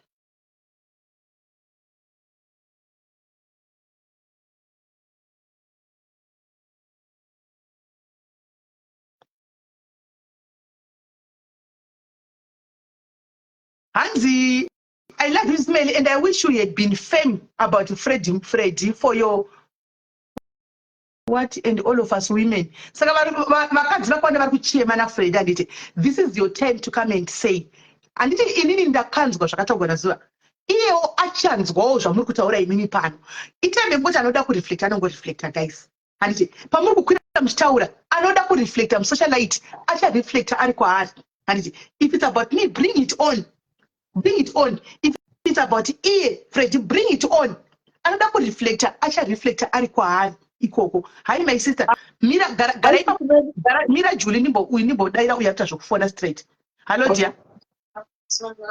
Did I actually say? All right. I just have a few things to say from my point of view. Okay. Mrs. Miller, I think you love people and therefore you don't know how to differentiate. I can also love and keep a distance. Yes, you love uplifting man, you love my upcoming socialites, but it's now becoming a circle. Munhu wese wamaisa padhuze vanokupandukirai.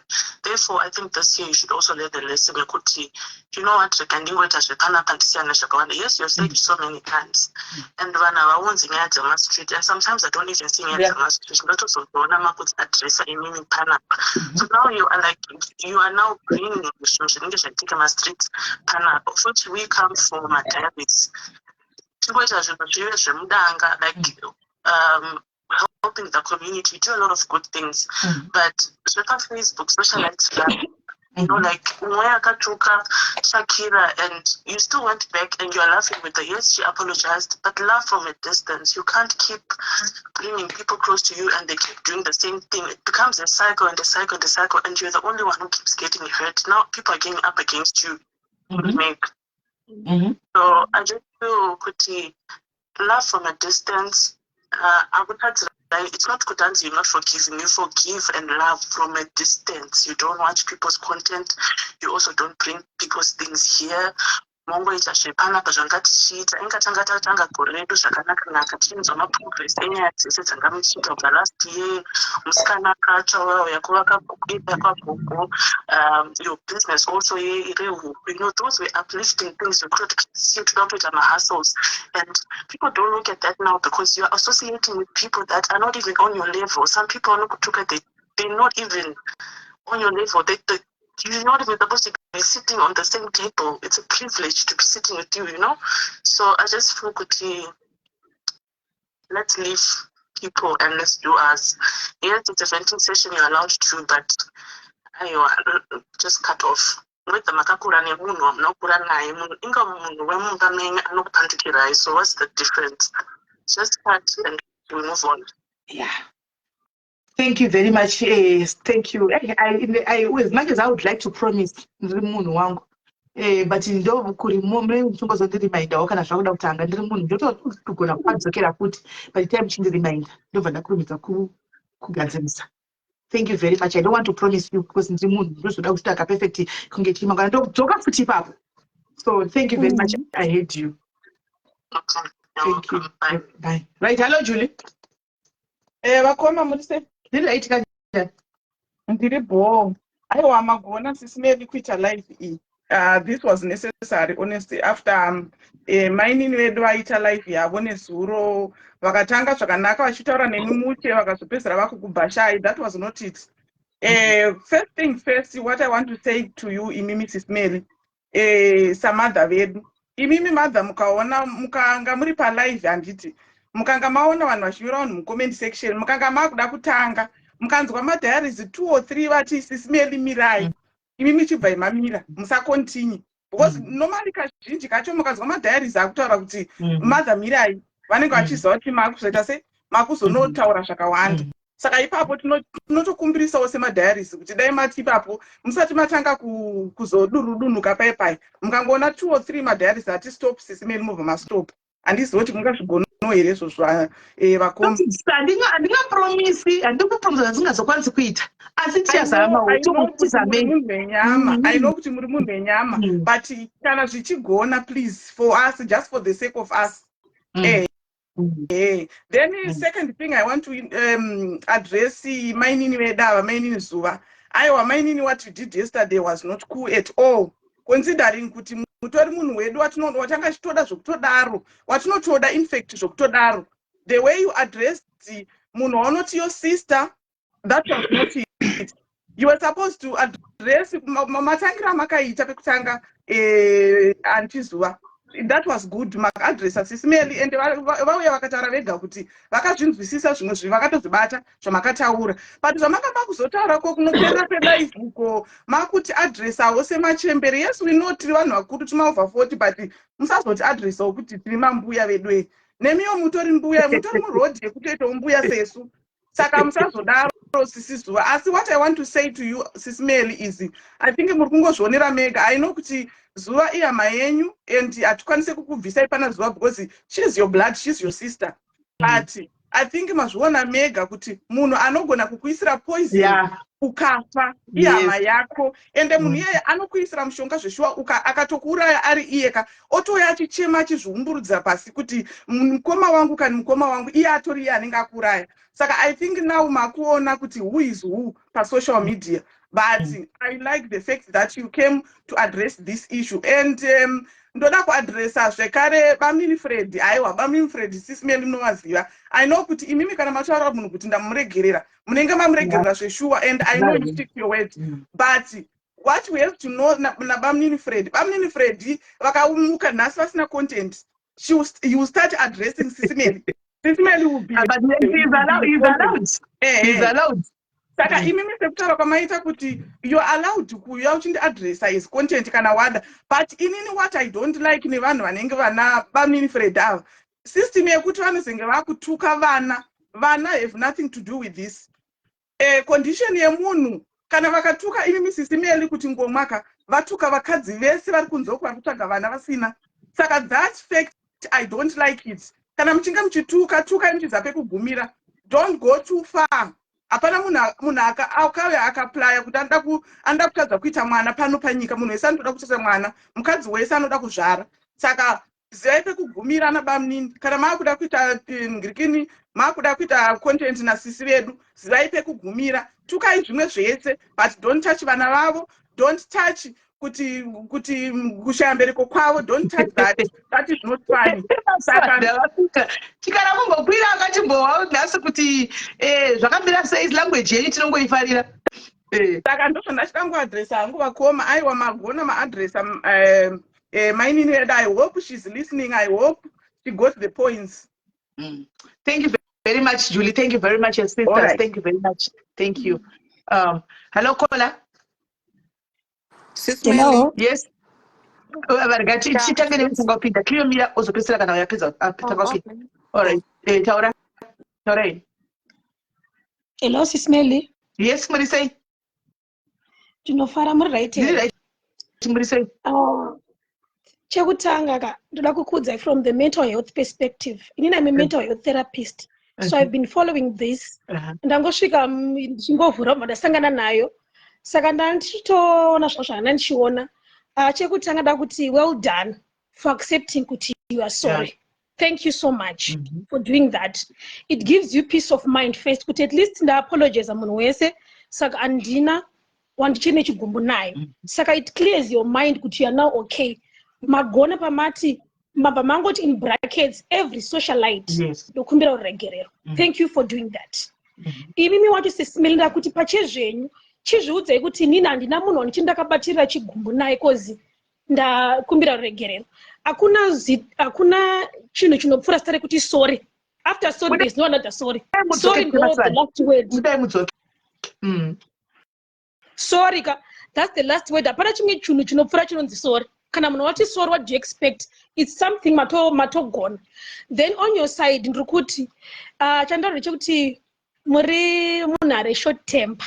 You are very short-tempered. Yeah, true. And it's very normal because that's your flow. And I think that tenda mwari kuti maipika mkati nini andikuudza kutokonyeka. Second rukuti, I think you need to work on that like every day because azvimuke makachinja. But it's a day-to-day thing. Chamunongoti mukanza kuti regai ndimbomedza mashoko aya. Tikamanzwa regai ndimbomedza mashoko aya. But ndirikutenda mwari kuti muri kuti I will be trying. You need to work on it. Because mangwana mwacho achikutuka ifuta chakuba makumbira regeroka achamuka chikutokonyai, but ndikuti michingozvidze kuti no andichaita izvozvo. And when having my friendship ivaine ma boundaries, because mimi ndaona kuti muri munhu ari so sensitive, you are too loving, mukada munhu munoda nemunhu nemoyo wake wenyu wese pamatoperera mutoti auya to hama yangu.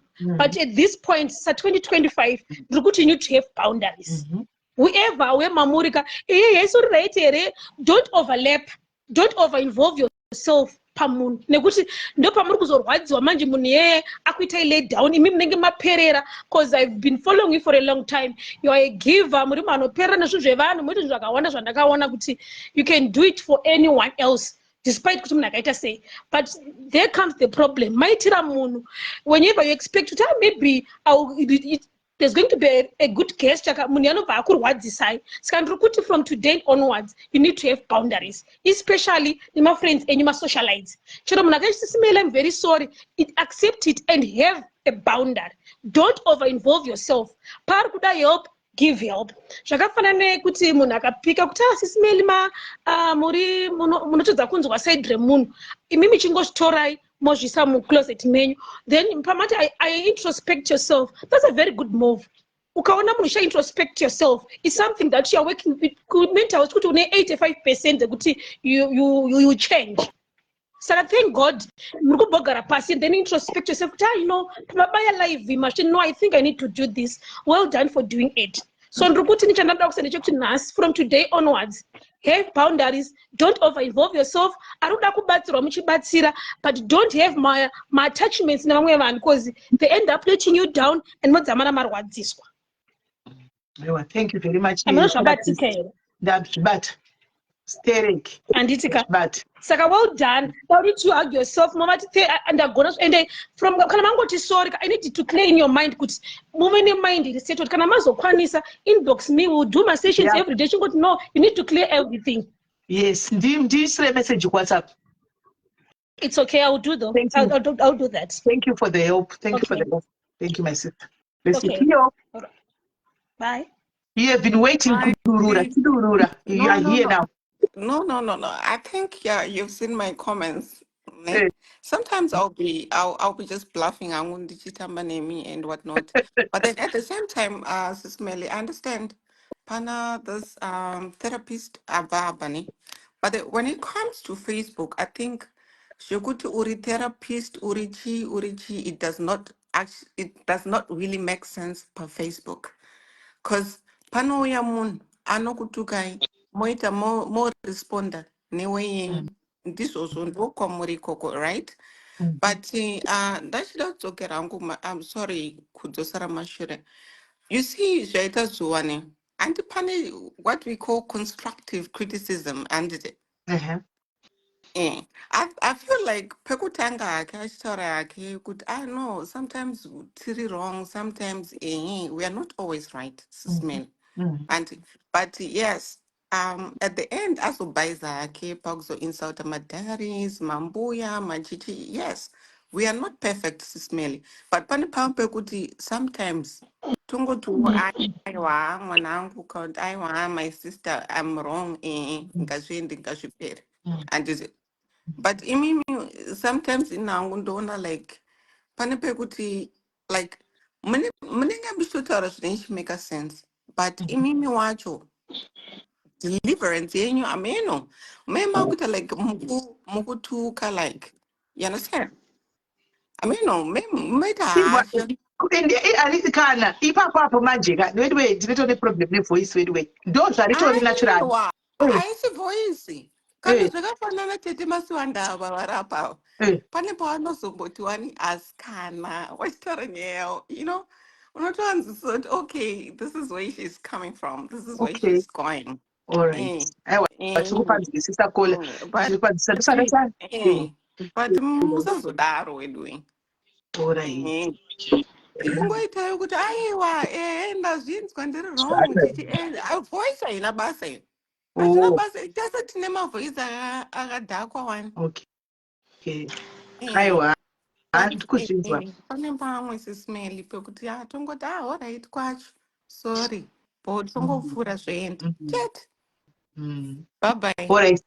Thank you very much, Cleo. Thank you very much. Thank you. Donako. Tell us. Tetemeli, sorry, just a quick one. Chekutanga ndoda kutenda madiaries 100 vananga nditsvaga panapa page rane 100,000. Number yako rane 100,000 followers ndangotenda uye kuteka ndikwaso mbuya vangu vakabereka mbuya vangu masivanda vari pano tinotenda mbereko yambuya vangu iri panapa. Tetemeli, let me tell you one thing.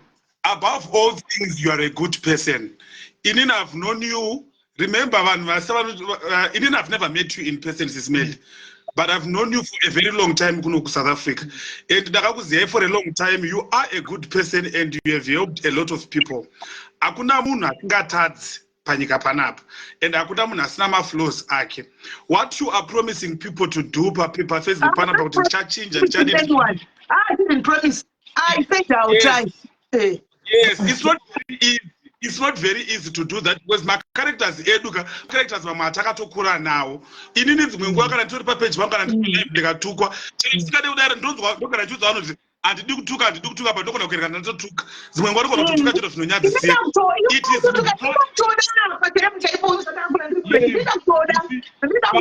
But Smelly, what I want to say to you is focus on the good and the people that are following you and are supporting your work. Papage panapa pane vanhu vari loyal to my diaries ekutodaro. Those very people vakakosha kwamuri. Focus and put all your efforts towards people who support your cause and the work that you do. Tinogara tine opposition vanhu vanotivenga, tinovengwa nevamwe vanhu hatina mbotadzira. Zvakataka about anovenga chaihamirire kutadzirwa. Unongoda kungovengwa from a distance. These things happen. So I just want to say to you, andanguziya kwakatangira nyaya and so on. But what I've been saying, you spoke so much in depth and with wisdom. You've provided a leadership, Samai, and so on. Keep up that good work. From a distance, we see what you do. It doesn't really go far because we know that we want to look into the good that you do and forget about it. Remain strong. The people of Zimbabwe and many people who are on your page, they love you. They are working, they are supporting your work. Keep up that good work. Try whenever you can. I was saying to you, you are a bully and it. But I say these things from which your phone. Yeah. Yes, you say that. Because my characters are teen now. Atichiri kuita work on kuti timagadzirise handimi kuzviona social media hatinamboidzidziswa kuti tinozviconducta sei takatotaka kungoiita but tiri kudzidza as we go. Inini dzimwe nguva ndakambotsurwa nemwe follower yangu kuti kana muchienda kumapeji ndosaka ndakablokwa kune mamapeji kana muchienda kunokomenda zvinhu zvisirizvo komenda nezita renyu chairo kwete komenda nepage because your page is your brand. Your page is your legacy that you are living and you want to be identified with that legacy. Ndakatoziva kuti kana ndakwenda kuda kumbonotuka ndinotuka kana zvandopindura ndoenda naShelton cheyangu kana ndichitaura zvinhu zvakakosha ndinouya naPeople's General because it's a brand that I want to protect. So long live Medusa, we love you. Uri zvako asiri munhu watinoda.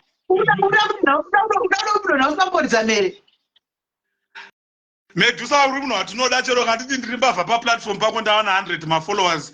Uri munhu watinotoda Medusa hwako ihwohwo.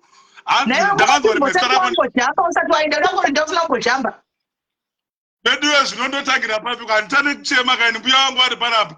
Ndodaka kuti mbuya wangu kamunoti mbuya ndiri mudzimai. Mbuya mudzimai pamwe ndoda kuti chimoko kachimboisi saka wakazochema havazofari.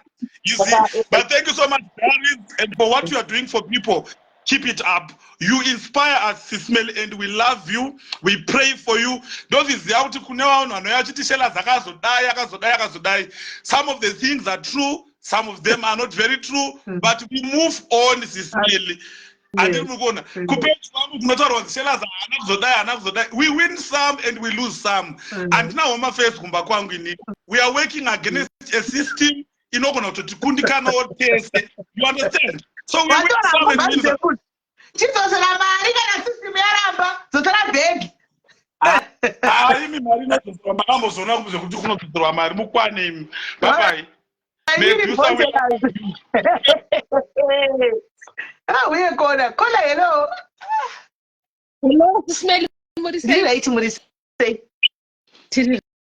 Right.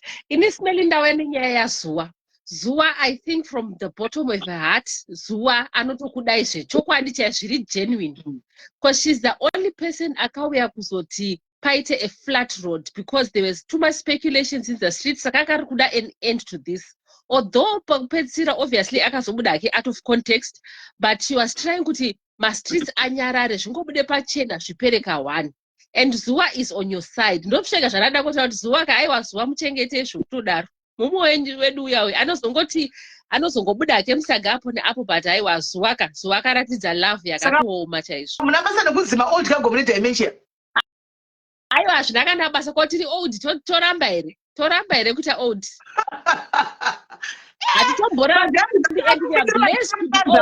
Hatitomboramba kuita old isusu titori madharizvo kutodaro nyangwe tikanzi titi old wati hazvichinje. Apa zuva I thought kuti she was trying kuti kuevena kuti asanyanye kurereka kuside kwenyu, saka at times aisa to salt kuitira kuti friend akwanise kunyatsobuda all out achifunga kuti at times, but she said kuti alright makamuita so, but at the end makaregererana because she knew where she was coming from. Saka everyone we go through things, but at the end of the day tofana kuregererana and we move on. That was all a motive. Saka iwa team zuwa nation toriko na Sismeli nemi muri tu takadaro munotukana mchidzokererana. That's blood. Right. Thank you very much, Kola. Thank you very much. Right. Pane comment ndaona ndi Ruth Moyo anyora. Kuda ndiye Ruth Moyo here uyu kuda dzoka nemwe profile yake yakadzi Ruth Moyo. Pana Ruth mati masora nogashwa everyday. Ruth Moyo sha. Tikada kunyasara nyaya dzemasori kana iwe chaiko putadza kwaunete sha unetadza kangani shamwari. Sorry ine kuti ndaguma kuita sorry. Ino Bible charo chitaura kuti munhu anokwanisa kuita 77 times sorry per day. Ini tombouya amunoita sorry yo kana ka1 pa 3 months kana kuti ka1 pa 6 months. Asiwa huiti sorry my sister. Inofa kutozototi sorry chiro every day ndikaita chitoita, at least I'm doing the good thing. I'm realizing where I'm wrong and I'm bringing the sorry. Handiti. Saka tidzonyeperana tichiti comment dzimwe dzinenge dzakadaro kumunhu anenge akaita sewe you should be saying utodzoka uchiita masori every day iwayo pane kuti udiscredit. Sorry inoitwa every time my sister because tiri vanhu tinotadza. Let me talk about me. I'm human and I'm not perfect and ndichatongoramba chitadza saka ndichangoramba ndichingoya nemasori iwayo anditiona. Hello dear. Hello, Masora says. Yes, Aisha kuri. Ndiri bo. Suri says Masran. Ndiri na zvangu muri sei. Tete kastanza kamukuoneko.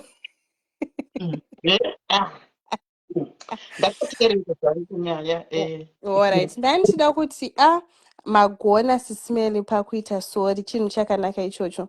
Asi I think zvataurwa natherapist vatanga vaya vachizvona I think mufanira kutorawo time kuisa maboundaries kuti uyu alright ndamuti sori asi ngatigumire apa, uyu adai so asi ngatigumire apa.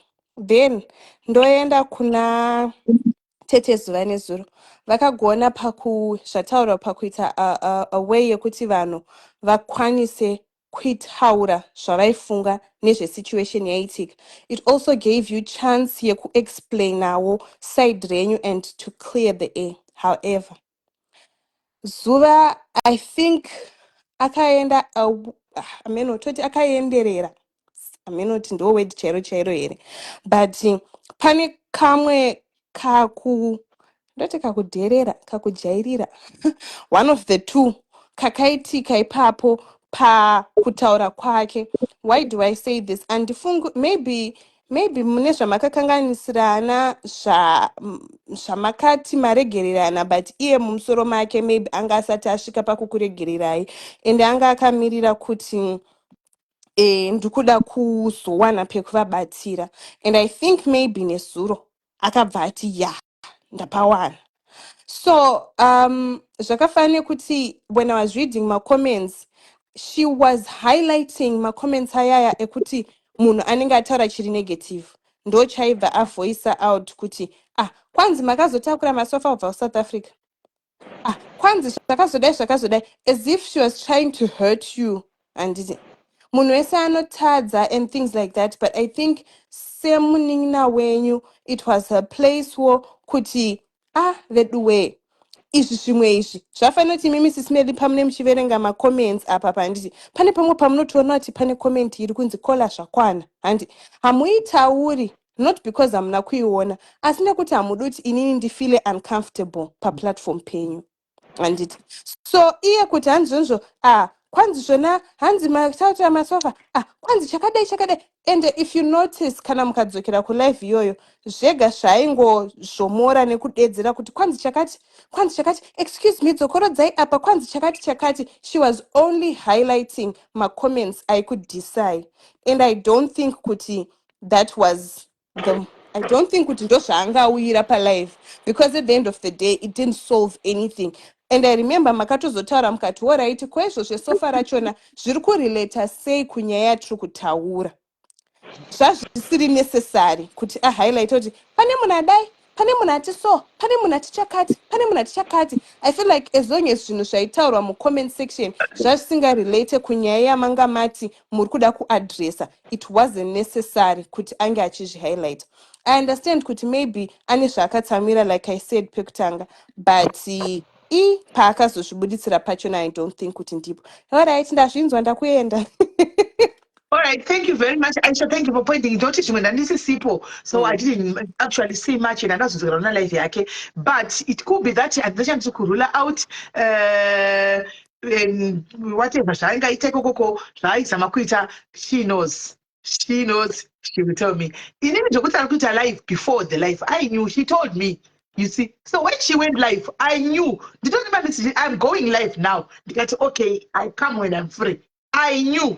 But yakazotwista anditiona ndosaka kuti I cannot rule out anything because yakazotwista zvacho zvaifa ngokuendera palive nezvakazenge zvakuitika papa kutozobatwa nevamwe vanhu vasina mhosva wakutongobatigo ma-straight bullets like pamwe pacho panatona patove neera paipa pekuti almost every socialite angakubata one like ndo pandakaona hasi pamukudhakwa kuti zvari kumwa or whatever, but anyway that's okay. Tiri kudzidza. All right, thank you, Aisha. Kola vari phone hello. Tete pasaka ndichitaura ndi muri pa. Hello Kola. Imita izveni kungovaraidza. Michael, hello. Hello. This is Aisha Kandiyani. Is that edging you? Ndangutama bishana. Ndinogara muchitaura kuti guys kana manzwa zvakaneshtaura mastreet musandiuti. And this would be functioning like that. Just show now. I remember when I'm going to go to Ngoma or whatever. But that time she's smelling the basket of a some of us can relate. But Manata highlight a comment block or negativity. What do that is smelling? No one put it many years. I remember because it's been with you. So this one is a big family. This is a registered because I'm a diarist. But you said that you must was disappointed because never said, "Hey, guys, you know, could you block my negative pages? I not also no teach no bad. I cannot teach. This is not anything in life. Block. To block. What much less young go. You can go to go pass and take a look at life. Because it's merely no more my pages. The woman might go who follow up as national go and it.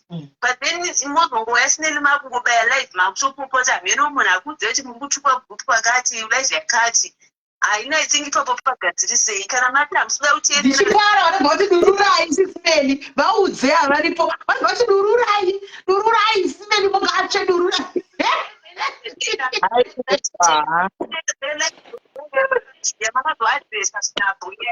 Pani pachina pachitaura zvinhu zviviri zvanomukona but mupost kachikufidha comment kuti zvanzi zvakati mokogona kuzocreata maenemies kana kuti inini nekusateerera kana munhu akauya achikuti kuinbox ika muri kutaura zvakati kana mari akatake time mogwena unonzwa like vachomunyatsonzwa kuti mukutukwa here zvechuwa then you address it kana adressa one very true. Pana vanhu vanenge vanyatsotukana neni zvokuchibozotopita nemwoyo ngabotora mawedzi akadai esimeri ndobva atondibhoho shuwa kuende bozongosiya pakebhasi matoti machapiku yakuseka mese kuisisanochiridzenana basta here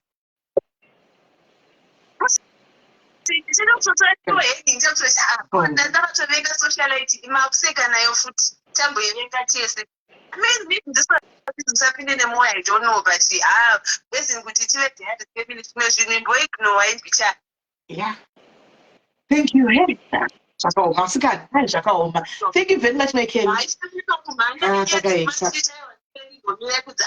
Tanga mambonyatsonzwa kuti ndizvo here ndikutukwa zvemashuwa here musati mabaya life matuka munhu because munozotuka munhu mozoteerera life mozonoti shuwa chokwadi izvoko zvomene. Thank you very much chokwadi. zvakaoma. Nhasi tiri kuudzwa nevana vedu panapa. Hidha kunetsa kukwira hidha. I don't know let us say. I'm trying to edit. Tungoti editing padenga apa. Ndakutotira kutoa. Mina zviri kumbofamba sei pafoni yangu apa. Network. I think network.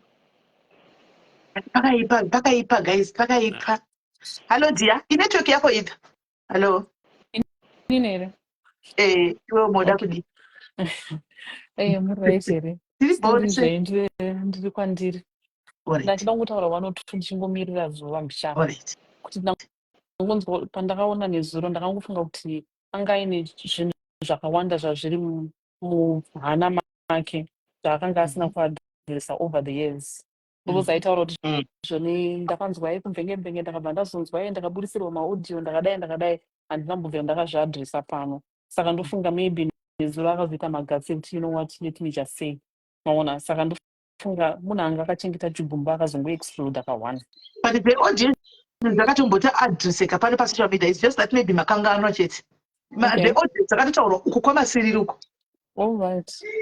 Zvakatobuda ikoko ikatobuda nyaya ikatotenderera but isusu takataura natega kusera. Iye akanamboiadhiresa pasocial media but yakatobuda ikoko. Okay. Saka ndomaona ndangoita kuti maybe zuva munhu anga angochengeta kuti anga akachengeta zvigumbu zvake for years. Akalista down zvakawanda zvokuti takachengeta kuzogara pasi nepepa munhu tonyatsoona takataura zvakawanda kati yeye pandairwara pandakadai ndiri muhospital makandidai you know akataura zvakawanda. So ndofunga munhu anga akangobottle up and then nezuro akazoita kunge anga akati dhakwe mushana. Saka pamwe aita achimira ndofunga ndopakazongoita kuti adi akwanise kubuda pachena mafeelings ake chaiwo. Okay, shawa tikuzwisisa kola. So yeah, tongoti at least shive. Let's hope shive ndaona message ndichacheka kuti kwapi. That's okay. Thank you very much Kola. Kola apinda hello. Aminoti pinda hidha network yako iri kunetsa marongopinda zvakanaka yako iri kunetsa. Taura Kola. Yes, Smell Murray.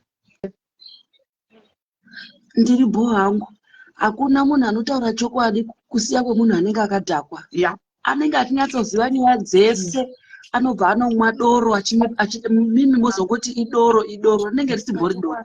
Titori nadzo hanzvadzi dzinodhakwa zvekudhakwa zviya but akakumwira so ukazonzwa zvaanenge achitaura unyatsozoti panapa ndiri kutukwa pano zvokuti unoshaya neremuromo. Saka doro chairoka kubva kubvisa nyadzi chete. But munhu anenge achitotaura chokwadi.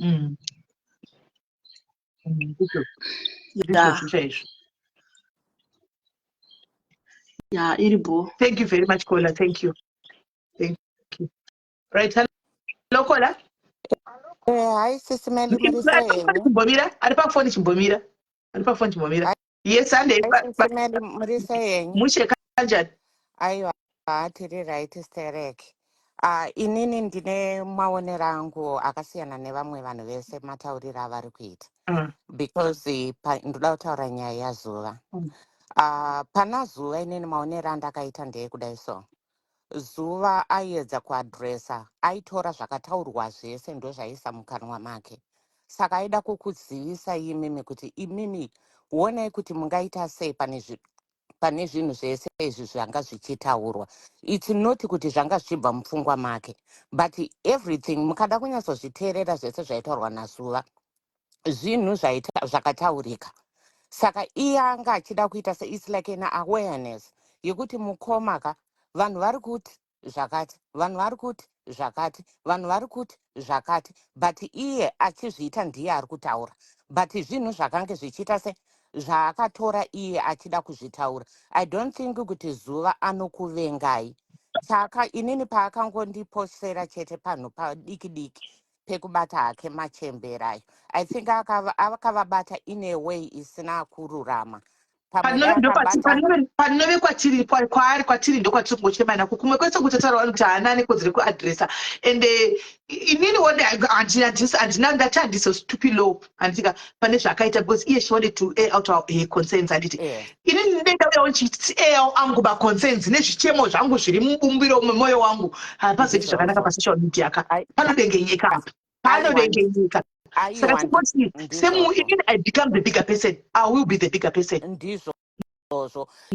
Inini maonero angu ka ndakaona sekunge kuti kutrollwa kwamakaitwa zvakamurwadza handitika. Saka aiedza kuda kutaura kuti ye munonzi makadai, ye makadai, ye makadai, zvinhu zvakataurika kudhara handiti. Haana kuda kumenshena mazita evanhu. Ifi mukada kunyatsoteeresa ka aizopedzisira ati mungateedzere here zvatikokeana uyu akazodai zvakadai, because ndo zvamaitukwa nazvo izvozvo. Saka inini kuona kwangu handifunga kuti Zuva anokuvenga Esterek akatorwadziwa nezvamakaitwa, asi kutoti akatokanganisa ake pakubata pamachembera apo. Ndo matauriro akaita, I don't know kuti aida kuedza kuda kutaura kuti kudii, asi inini maonero angu andakaita munhu uye akatopinda mubhutsu dzenyu nekutokurwadzirwei nematukirwo amaitwa. No, that's fine. That's okay. That's okay. Aiwa Tukunzo, thank you very much, Kola. Okay. When you feel. Okay, thanks. All right. Microphone, hello. Hi. Shumbres the admin has that they want to life. It's a very constructive life. Very constructive life. It's a very constructive life. My sister, mama, said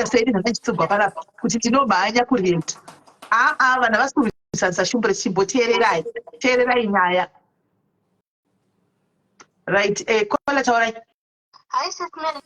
Yes, say. Ini ndofunga dzangu dzirungoda kufananidza kola vapedzisira kutaura kuti ndakaona kunge Zuva akagara pasi iye knowing you person to person zvisiri zvepafacebook abva psychology yekuti oitaii kuti munhu wese asununguke to bring out zvigumbu zvavainazvo pamberi pake imini kuti muzvionewa ndobva abvisa mutsoka dzainini ndobva vaya online kuti vanaswaga vese vakombonoto vachitaura zvavanenge vachitaura everything, so that inini zuva ranhasi iri kuti rizosvika zvamuri kuita izvizvi, you came just by yourself musina kunzi nemadiaries sisimeli uyai mutiadhresere nyaya iyi musina, imini mega makazongogara mukazvinzwa kuti I need to address this issue because Zuva ati zvakati. Then panyaya yemautkago yaanga achiita iyi yaitaura iyi ndakafunga kuti Zuva ndofunga ilanguage yake zvisinga zvamakutaura kuti bit lese ari kutaura neni inhandizivi Zuva kuti titi kuti hatitambe tese haisi shamwari yangu kandi adresena achiti bit ndofila as if it's an insult, but kwaari I think aikazvitora as if it's something normal, but aita kuti imimi mumbozvimiririra makazvimirira muri mega zvisina kuti munzi zvabva kumadhiaries kumabasi everyone like zvamazongoita nhasi kuti mauya muri dunga munhu zvinhu sisimeli nyararai kuti sisimeli dairai asi madzokogara akatadza because vanhu vaitaura navo kuti maoutcagos hatisi shamwari dzake hanzwisisi kuti vanozvitora sei, but imini semunhu wenyu wamunoziva kuti angonokwadzaaachibhiti you need to understand kuti Zuva somehow language yake inokoredzera zvisingazonakidze vamwe vanhu, which we need to apologize to the clouds like maitira mangoita iwayo, but ini ndafara kuti esina kufunga nezviro zvekuti maoutcagos dai nini live yaitova irimwe different life. Yeah, they tell me to win. I don't let you ignore. They took a change and they ignore. Don't go to your life.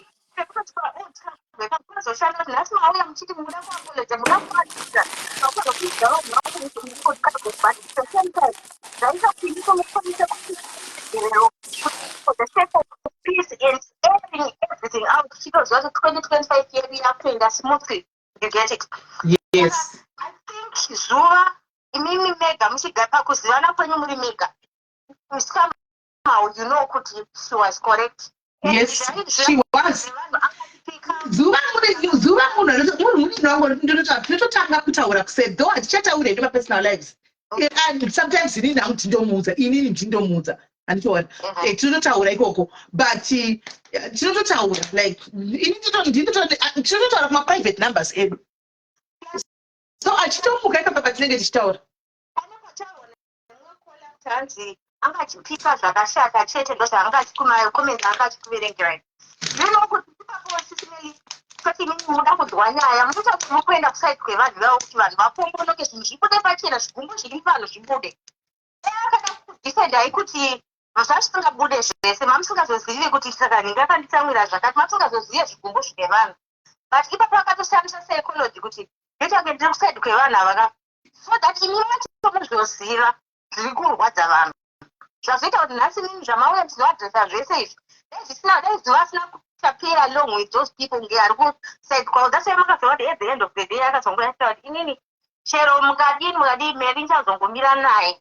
Anogomira anomira ndochokwadi ndiye munhu akapafiswaga platform zvazvinombobvira zvamboitwa kwese uku. Yes. Kuti Swagger is there to bash you but Yes. platform. Because iye pane munhu woti anonzi Swagger aiziva aitoga achitotaura kuti munhu munomufarira uku anotoziva. She knows anotozviziva kuti munhu aifarigwa iyeye anozviziva. Akashandisa mind game. Akashandisa mind game.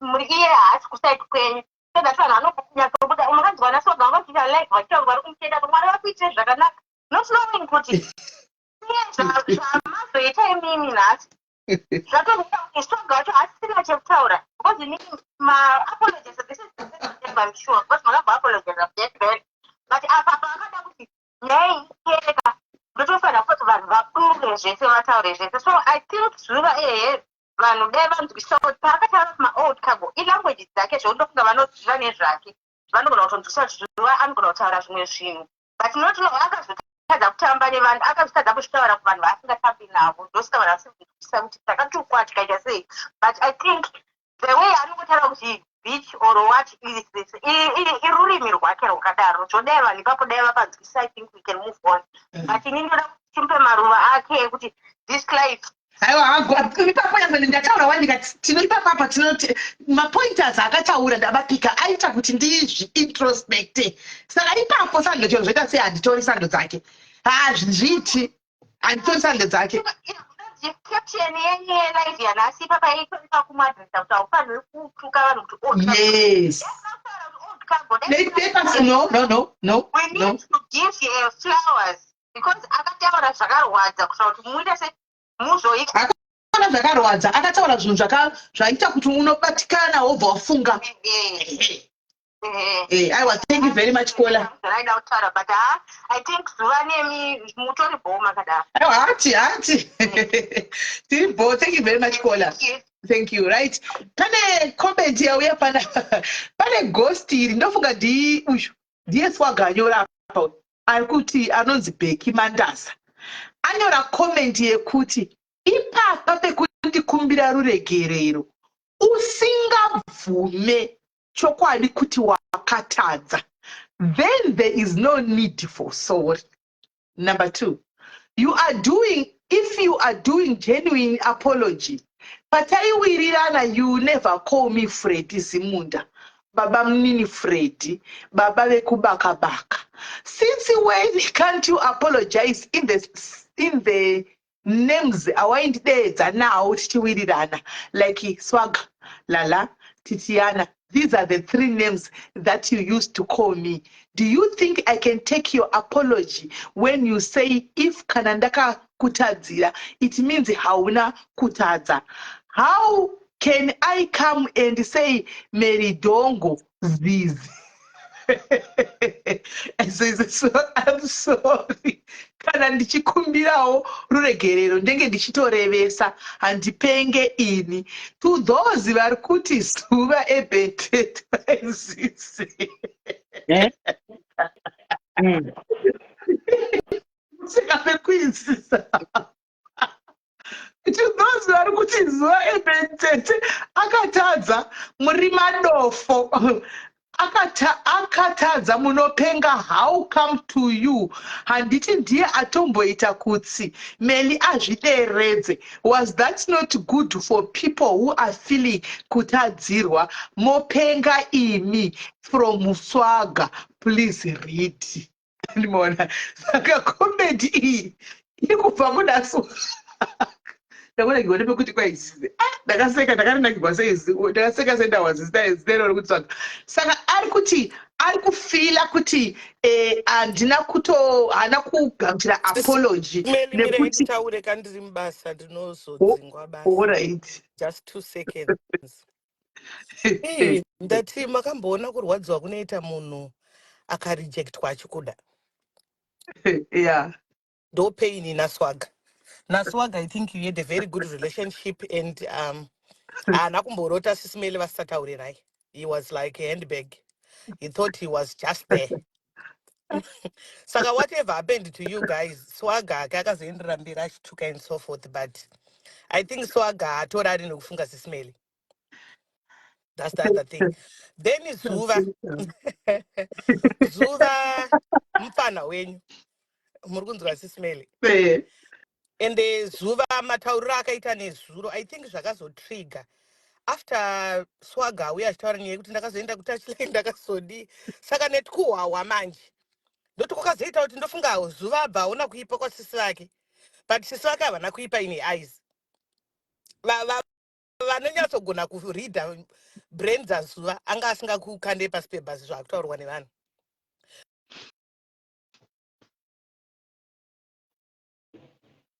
alright mapedza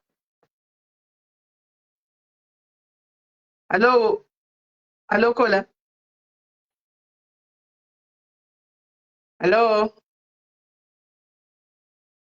Kola Navatokanganiswa nenetwork. network message yenyu yo maiwa guys mainzwa message yenyu saka Pamusoro itsitsimeli ndandisina kumboningira zvangu ndandisiri kuda kudai. Ndiri kuona kuti ipapa pane mukomana apa hapana chinonzi chinotaurwa chisingaperi kana vanhu chamusingaregererane kana kuti kana zvanzi zvaregereranwa zvirevo kuti vanhu maakuita close makudini. Iyo nemukomana yacho ingadai yachingopera. aiwa ini ndapedza ini ndatotaura kuti so ndapedza kuitambira kana kusaitambira chete zvakwadi ndatoita ndikati nokuti sofa ikona vanenzi vari kuita maepost ndavabvisa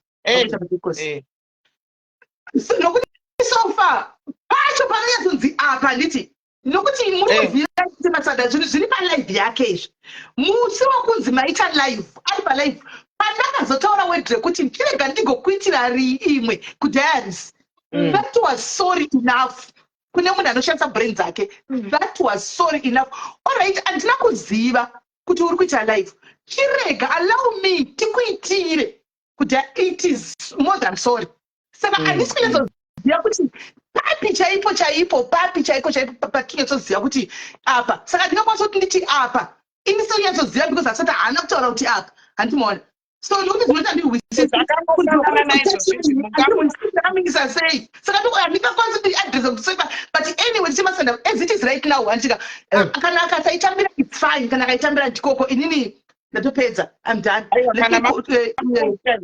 kana mama mukumbira henyu ayo saka akati haasi kuitambira saka iyo yako ari inini clear Kola hello ndajoinawo live muri kundinzwa alright ndanga ndichikumbirawo kukomentawo panyaya yaZuva kuti Zuva paakatanga live yake akatotanga atotaura kuti sisimeli this is an intervention and akatotaura disclaimer yake kuti guys ndiri kukupai free reign munhu wese but hamutuke akataura akatolista marules ake live yake kuti I don't want to hear this insult, I will block you, I don't want to do this, and then inini naMeli tinotodanana zvekutodaro. I love this woman very deeply, but there are some issues that have been raised, and this is not the first time that they've been raised, and I think kuti now it is time, my sister, can you please address this? Saka, I don't think kuti she was wrong, she was doing it from a place of love, and akatogara atotaura, and nyaya yanga iripo ndeyekuti vakoma pane zviri kutaurika zvamakakanganisa, can you come and address? Because normally, Sis Melly, let's be honest, when these things are raised, normally you don't comment. You don't address these issues.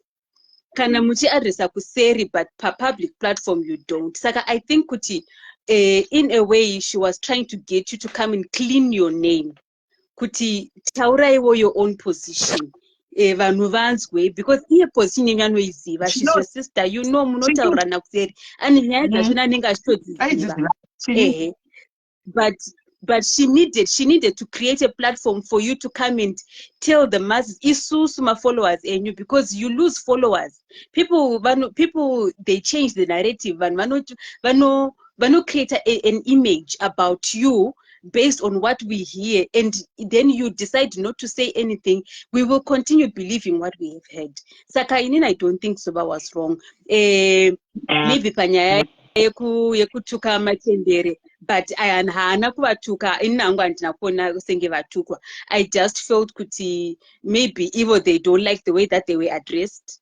But I think the points that she raised were very valid. Mrs. Mary. All right. No, thank you very much. Tinopona atina life yatino delete yekudzouya paground is not a threat. It's not a threat, my sister. Atina unyanya kuzopusa zvokudaro. Atina chatino delete video yedu pana paino delete. Tiripo isusu pano. Titivasando vadona. Madonna, all right. Hello, Kola. Tiripo isusu pano zvimwe tozozvona. Atina live atina video yatino delete because tinotoziva paitaura pana pakazwa threat kunzi ndokuuraya tinokudii ndozoya kondika kudai hakuna zvakadaro. So atina video yatino delete yedu, my sister. Hello, Kola. Hello, Sissy Mary. Yes, Hello, Sissy Mary. How are you? I'm good. Thank you. Nezuro ndakabatikana. Zuva, what Zuva said was wrong, or maybe you did something. Because akataura kuti hana kupa boyfriend yake your number, kana kuti she didn't give you the boyfriend's number because maybe munotaura nema boyfriend ake chi something. She mentioned something about boyfriend and we stopped talking. Don't go satani munhu wake like she told me, but I didn't even want to know kuti munhu wacho ndiani azobvepi zvazodini, and ndinatomboda kufira ndakabvunza. Saka I know kuti she's got somebody, but ndinatomboda kufira ndakabvunza. Yeah, but the way she said it was like nyaya dzake dzekucanada adzisi kubuda because you don't have the number, kana kuti she's not telling you information yake, that's why nyaya dzake dzisiri kubuda, as if in her life manga muchibudisa nyaya dzaZuva. That's what she said yesterday. Ndabatikana ipapo kuti you treat her as a sister. Yesterday you did a live. When you heard that Zuva is still on live, you dropped that live. To show respect, yeah. But Yes, of course. akataura zvekuti boyfriend yake chichi, kuti boyfriend yako ndikaipa namba yaSissy Melly, Sissy Melly vachazoziva kuti ndiani, then nyaya dzangu dzozara chichi. So that was bad. I know she's your sister, but kana pane mamwe zvimwe zvisina kupedza zvakanaka, mopedzerana kuseri, because that was not good. Because she said it and then ndakabatikana kuti dai makataura like behind the scenes, not kuti Tandilili. I'm not lying, that's what she said. Akafananisa nekuti the boyfriend is Ken Rogers. She didn't give Sissy Melly the number because number ichabuda pana Sissy Melly kuti this is Ken Rogers and azoziva kuti ari kudanana nani chi. That's what she said. Just to go back to the live and listen to the live. Thank you so much, Sissy Melly. So that's okay. She had her own reasons. And akakuseva kusakupa namba kuti nyaya dzake dzikabuda out there. They are not involved. It's good.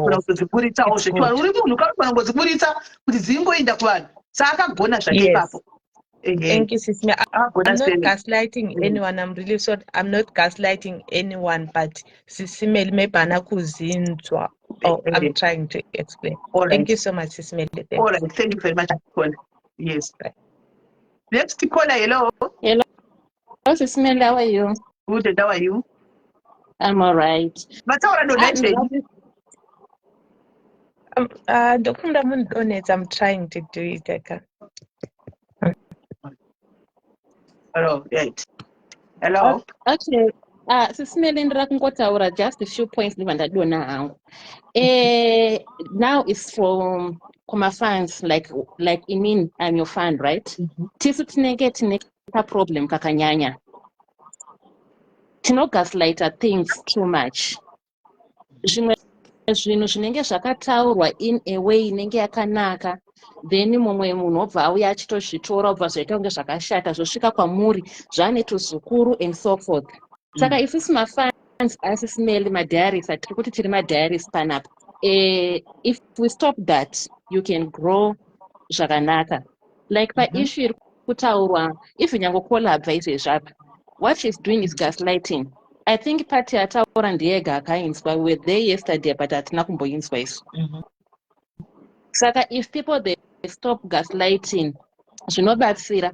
Kune rimwe socialite, I don't want to mention stari munhu iyeye, but vanhu vakauraya socialite iroro mafans ake vaitora zvinhu kune mamwe mapeji wobva vaendesa kwaari zvinenge zvakashata. They don't pick zvinhu zvakanaka, vanongotora zvinhu zvinenge zvakangoshata chete. Then socialite rero bva raita hasha rouya robhasha vanhu and so forth. Saka ndo zvimwe zvinhu zvamunofanira kutarisa pamafans enyu sisimele. Havasi vese vari kutora. No. I said socialite rakakonzera, I mean kuti rinotora information from the fans. Okay. But havamupe information yakanaka inomuvaka. Kana kuti when they are outside they don't represent that socialite. Vanongotora zvinhu zvinenge zvakashata only, of which I'm seeing that kind of things mumadiaries. Kuti vanongotora zvimwe zvinhu zvinenge zvakashata, havatore zvinhu zvinenge zvakanaka. Paissue yazuva iyoyei hazvisi zvese zvaakakubhashai. Of course akazobhasha mafans enyu like kuti old cargo and what it was not good, but there are some parts zvaida kuzama kubudisa, achida kuzama kukuprotectai, of which one they are no longer saying that vanhu vashoma vari kuzviona. Saka isu semadiaries, let us not contribute kupunza page nekuunza zvinhu zvisiri necessary. Zvimwe zvinhu zvaunatsoona kutoti apa pataurwa zvekunyepa, don't bring those things. Ungozama kungounza zvinhu zvinovaka, because at the end imimi muri munhu muchareacta, hapana pamunombonyarara. All right. Saka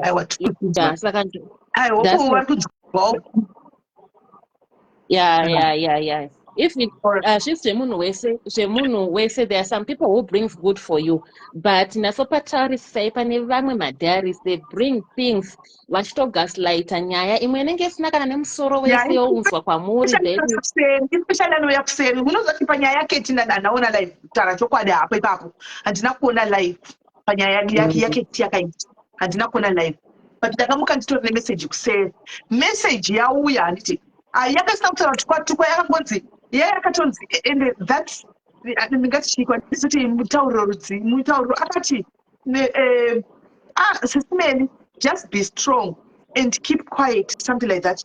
Mirai, just be strong and keep quiet. Mirai,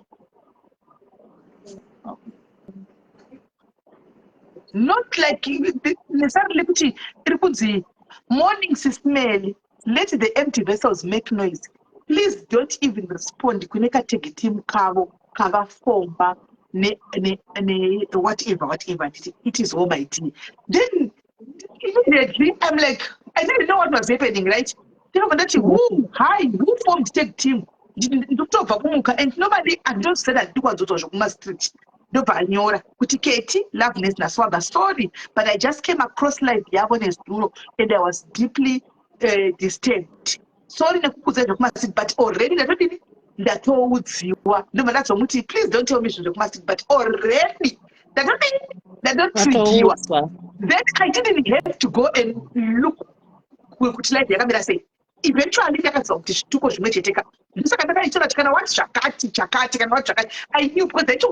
that same circle of things. But I didn't see the life. That's the honest truth. I didn't. Yeah. Vanhu vanongotsongounza information. Saka indiri kungoti pama information anounzwa, vanhu vanobata panenge pakanyanyoshata pacho panounzwa kwamuri. Asi ukazoda kuenda kune life iyoyo zvinenge zvisiri zvese zvinenge zvakataurwa zvinenge zvakashata. Saka madiaries ipapo vanofanira kuplaya role. Kana vati kuti sisinele munofanira kuplaya role yekunyarara and say sorrow and what madiaries as well we need to play role kuti page renyu rikure page rigare riripo. Thank you now. Thank you very much. Sure, Baba my diaries, let's work together, guys. Let's work together. Don't bring it to the masjid. Hello, caller. Don't bring it What do you say? to the masjid. If you are really a diary, you don't end up with WhatsApp. And I'll call but we see that the reason why the block my pages. I think I tell a nation. Man's it. So like a man's research about put the kuti. Many give us the good because Vanus and so on. So you got to do grass too. Mfanana nekuti ndatenda kunoona takutodaira ndichatodaira ndizvako imwe message ndinobvira ndakaona message yakatara chokwadi ndaitasola dhoje ndinombozii ndichitoita yandaita ndinombozii kune live maybe ndazongo amene ndezozogona kuona after some days kazhinji ndezozviona some days watongosangana netuma page tunyuwa ndikubvunga kuti chinenge chakatozongosangana nacho kungoenda pamwe you know ndo pandizoti otherwise ndinenge usingatombozii enderera mberi kwelo. All right, Sisimeli, what I just want to say is that the problem is kune mamwe madiaries anorwisanisa anotoda kuti murwe nevanhu. If you have noticed iyo defense mode iyoyo ndeya ndiri kutoti ndiri kutotadza ndiri kuda kuzama kuti ndiikunde ndoti nditori nayo defense mode iyoyo. I really want to try kuti pandinenge ndatadza ndibvustive kuti apa ndatadza ndipe gadzirise but ndiri munhu pamera tamira. I'm a human being just like you my sister. Saka nditotoitekana napo ipapo padefense mode ipapo handitiona ndozvandachogotara pekutanga kuti ndofunga chero ndakawanikwa ndakarara nemunhu ndototaura kuti asi munhu titinai chimwati munhu iyeyo ndinogona kutsira but I have to work on that because it's not right. Sometimes ndinofanira kuziva kuti apa zvechokwadi asi ndaona pane pandaonawo ndasiva pamunofanira kundisirawo sando madiaries ipapo pane pandaona pandakuzoti palive yakatogona ziva pane pandanzwa pataura kuti 3-4 vanhu vakakuitirai same vachitaura same thing fungai ende ndo zvekati ndibaye life inoyi kuti no pane 3-4 vanhu vanoti sisimeli vari kutora chingo pamuromo pedu. Of course pasocial media guys you all know kuti idog it dog handiti but maybe kuti pasazochemewo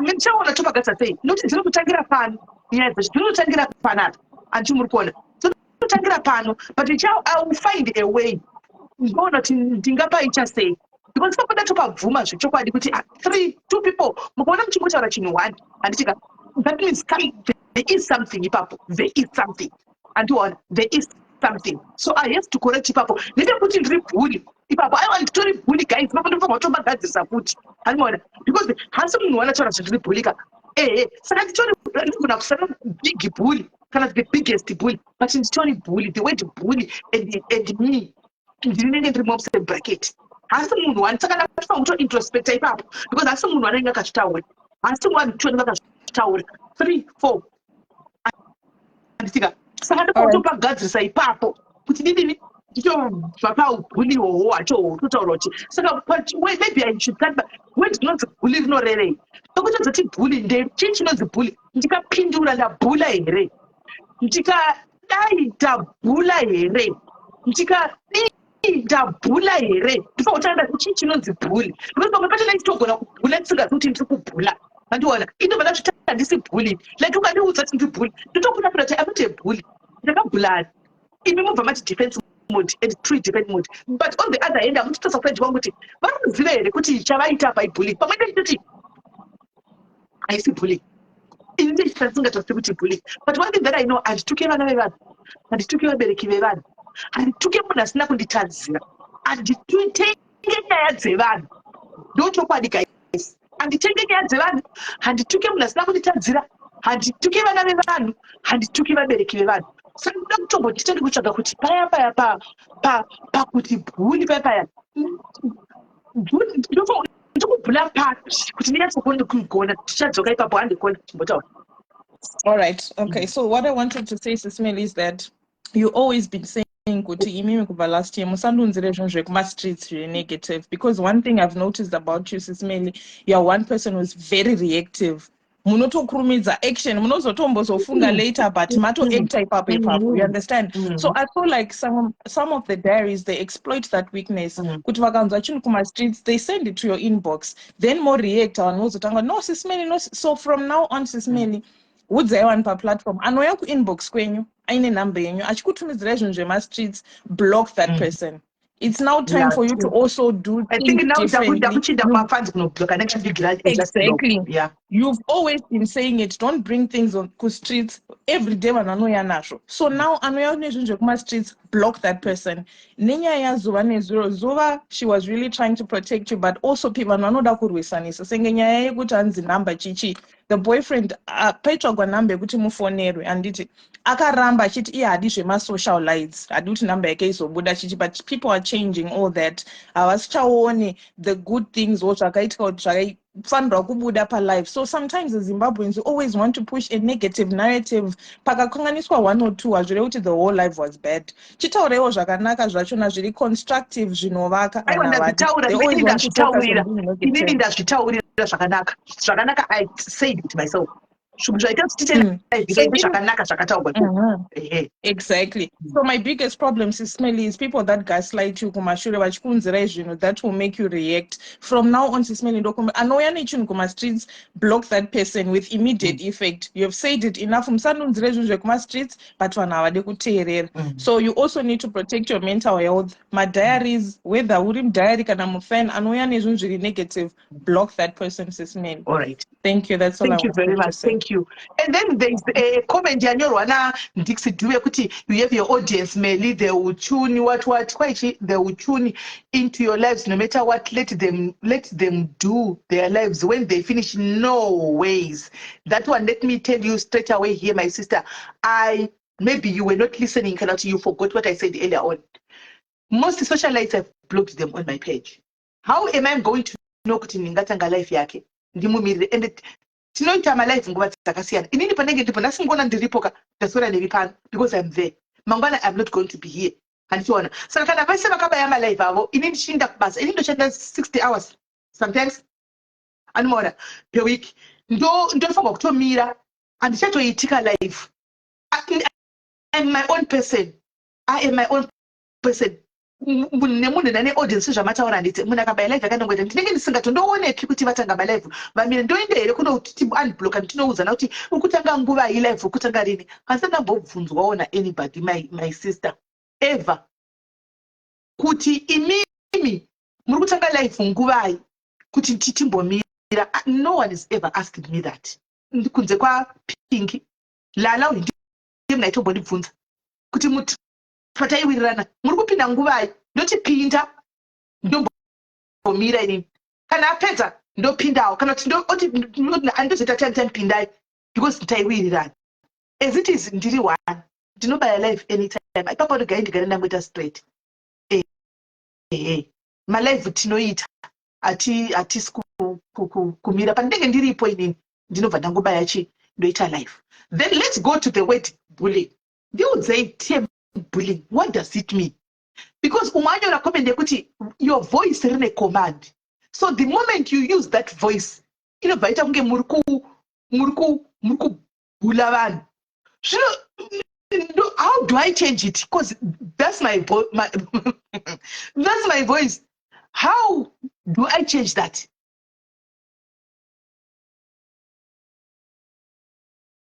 How do I change that? And I think so far didn't socialite when they know that chiti sorry magoma na social media. Hasan namboona muri socialite rakabda chiti sorry. Hasati. But not jokuti I am being forced I am being bullied to do this. No. And Iwedrans introspect I had to use it on me. It's for my own good, my own self. So I didn't understand because uyati makabula pana mnanyora community makanaita live kuchitwa live saka bullying makanga mchitaura live and I didn't analyze anything. Ndakangosvika pachitogwa wedro kunzi saka vakapiwa mari arina unyeso nditiramusha. Oh yeah, Madam Boss, she said sorry. Yes, she does. She does. She does. And it's so saka like aizama kusoma wedzo mumuromo kunzi saka muri kuti vakapiwa mari hazvinonyaso ndachangosvika ndachangobva kutegiwa naBarbara uyu hazvinonyaso nditiramusha saka she's instigating kuti ndakapiwa mari handisimuona Then I'm like, pakaitwa live ikoko. I'm like, no, we didn't do a live. Takanga titorine live yeduo. Then this lady just called in from Norway. We didn't do a live. So I just came to say, panyebe wapaya, but and dina kuti ndi analyze and adikuze analyze kwa analyze. And Simona chete.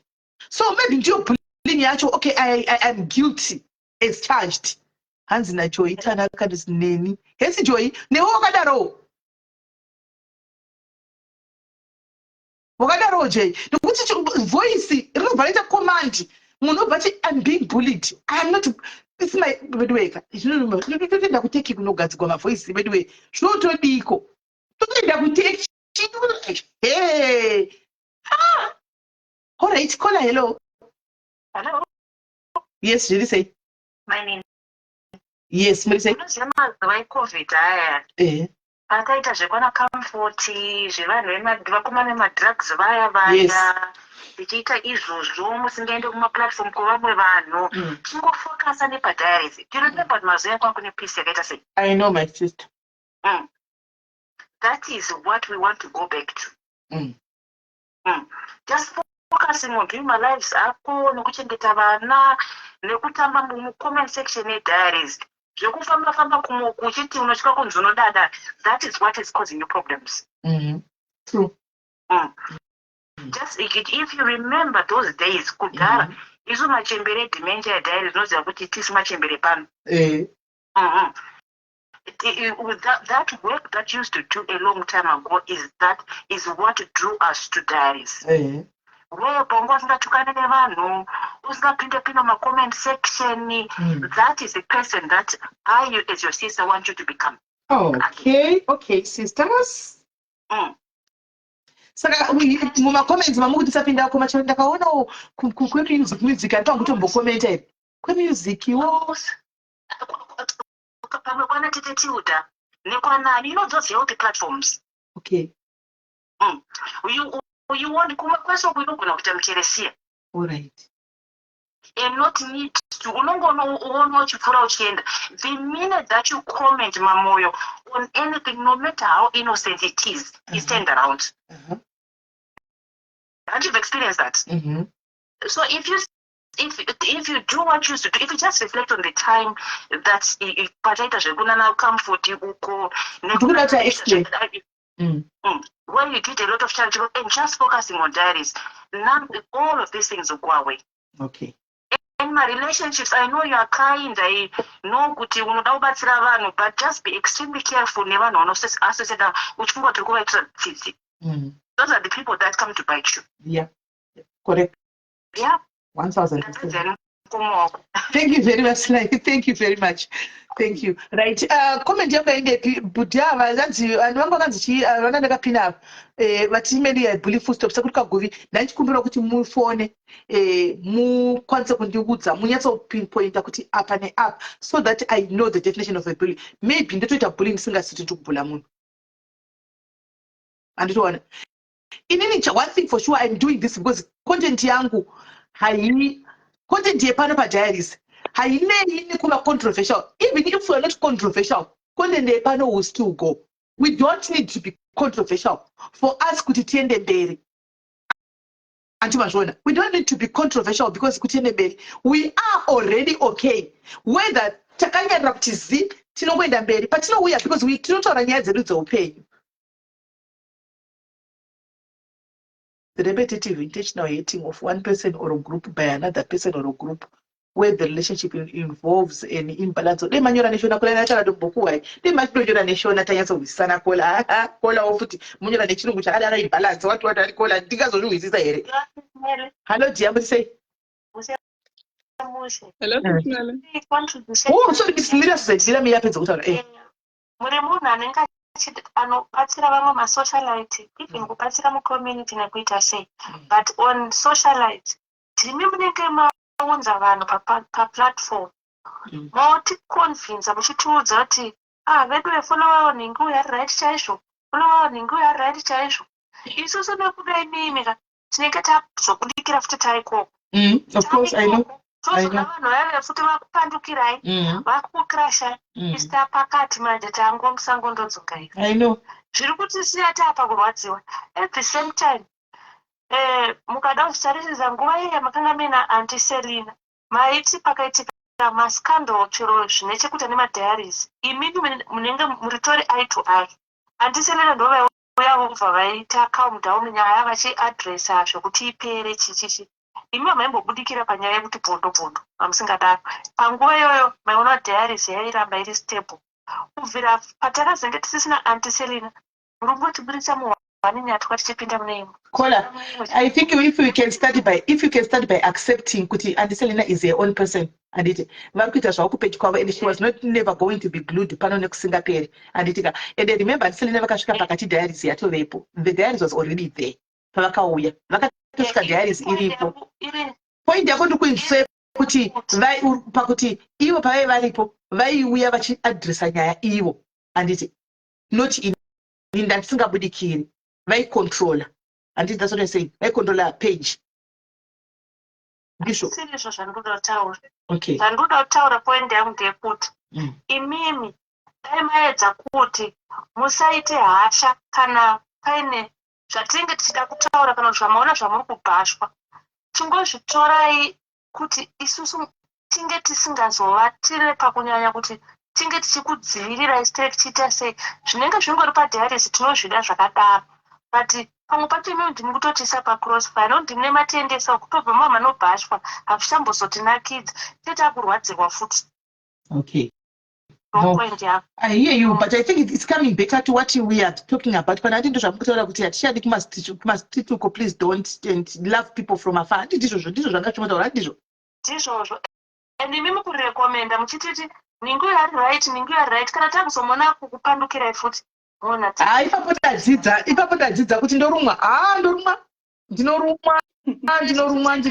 zvotochita sei tatenderera tichienda kurama vedu vakubvarurwa futi kokapesta pido futi nemwoyo ikoko zvinonge zvakuti rwadzi but isusu mune zvinhu zvakawanda zvamunotibatsira pareality nekuita sei hakuna munhu akanaka zvese. Sekuru Kaguvi ndakubvunzai zvakanaka makuti people cannot be slow makutotuka futi vanhu zvazvino zvatakuramba anditi makutotuka vanhu zvino zvachiramba kuti bullying was explained in detail yesterday anditika yesterday you can't be all slow really saka makutotuka amusi andifunga kuti muri mauya mine matongo ya mine chinangwa chekuda kubhacha sorry yenyu Sekuru Kaguvi mimi panapa ndati handisi kubloka ndikutenga kubloka imimi sorry yenyu blocked amuye muchituka because takubvunzai zvakanaka chitaurai nyaya yenyu tinzwisise now makuti people are slow tamba takubloka because tabota tisikutika ikawana kutaura zvavanoda zvisina kana kutuka mukati telling people they are slow anditika that's not it handizvo. Susan, hello. Hello, yes, what do you say? Handiripo ini ndinotonangoira chinhu wani pekuti hanzi voice range people should vanofanira kukujairai nevoice range. That's your natural voice. You cannot change voice range nekuti havana kutanga urinzwa nhasi vagara vachirisiva handiti there's no need yekuti mukati ngaende kuteki kuchinja voice ndavazaire star voice range zvamufanira kuti tete masivando vane voice ravo takatorijaira sezvariranga vakayakati pakumatata sei ntoziva kuti voice ratete masivando handitombori chiti nekuti vapenga vaita sei but ndozvavari ndo voice ravo ndavajaire izvozvo ndochitoripo hakusi kuti mataura mabhula munhu just because of your voice no vanofanira kujaira izvozvo and inina chinhu chandakatodzidza kune masocialite vazhinji vakachiti munhu ari right mufollowing to be honest ndaka-unfollowa vasocialite ese mamwe ndakabloka ndakungodzongaira ndiri padhaya zuva buda udzoke hauna green button go out and come back you don't have the green button go out and come back ndakaita unfollow to be honest ndati ndangorimena ndiri mudhayari ndichibatsira iye zvine zvangu asida kugara ndichiri kufaita nemwana wangu uyo haasi zuva uyu zuva ndeushu uyo haasi zuva uyu pamusoro zuva ndeushu zuva hauna green button buda udzoke you don't have a green button buda udzoke taura Susan. Zvine zvichambopedzisa nyaya yemwana uyo achiri kufaita but haati akusvika handitika alright tozotaura kuseri it's okay. Alright, okay. Right. Hi, Sister Mary. Hi Rudo, how are you? I'm fine, thank you. How are you? I'm very well, my sister. Simele, Yeah. Inenango, I just had a question for you. Kuti Joni, I know Kuti, you know, it's coming from a very good place when people call and they tell you what you should do and not do. But are you okay with it, considering it's your platform? Should we be telling you how you should be running your platform?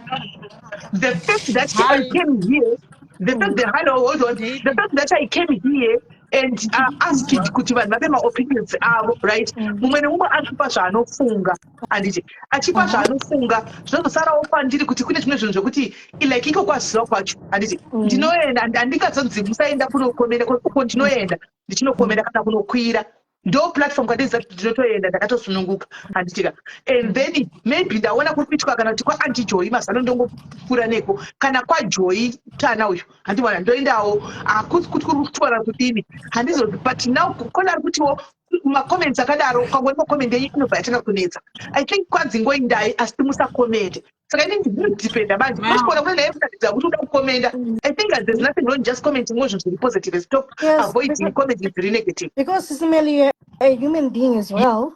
Yes, you are a human being, and I think we are forgetting Kuti. So I'm just wondering, Kuti Joni, I know we are my diaries, but are we now like too entitled? Auntie Zuva muri sei? Makadie, you guys.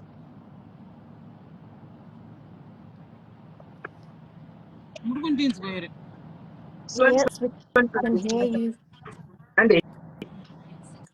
Yes, guys. Ndokumbura kutaura, guys. I don't have much time, but the first thing I want to do, I want to apologize to Diaries. Okay? Yesterday, there's no excuse. Yesterday, I got emotional because but my personal opinions are so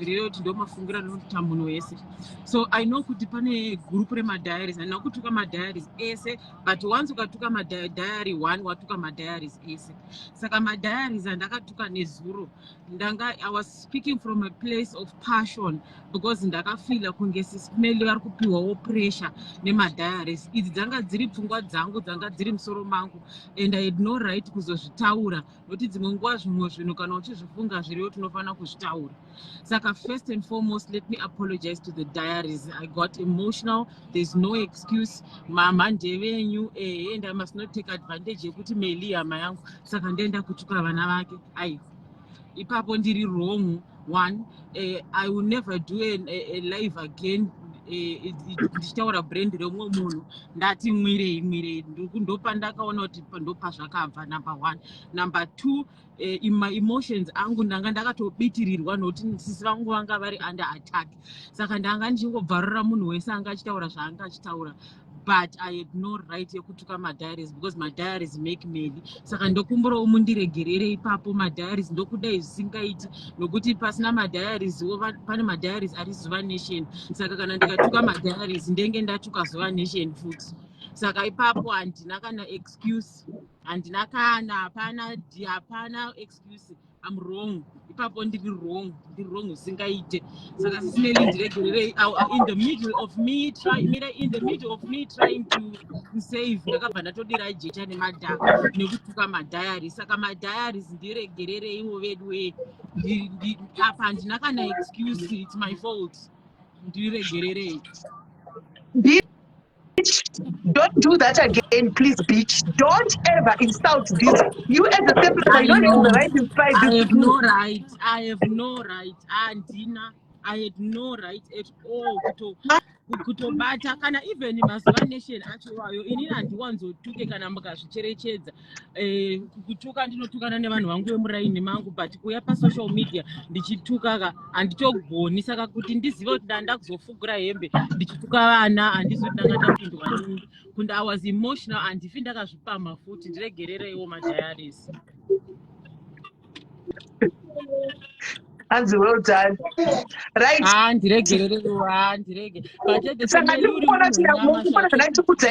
matter zvanozotaura zvimwe zvotanobuda musaka akadhakwa but panotaura I pick one or two things andimazvona ndaishaura kuti auya akato apologize like zvandatozoitawo inini zvainditi you have to apologize atouya akatoleadawo by hello dear taura yeni Makadisi Sisimeli. Aiti kono muri sei? Tiri right. Tinozvitenda kana apologize Zuva just because nezuro takangopesera tangobhopa life yacho. Takapesera tabva palife yacho tatoona kuti nokutodhashiwa tikati regai tidone. Ende Sisimeli tokumbira kuti mudzokere zvamaiva kare muchiita nyaya dzevanhu muchidii mamusina kana problem. Ende zvaitonakidza sei? Zvaitonakidza sei?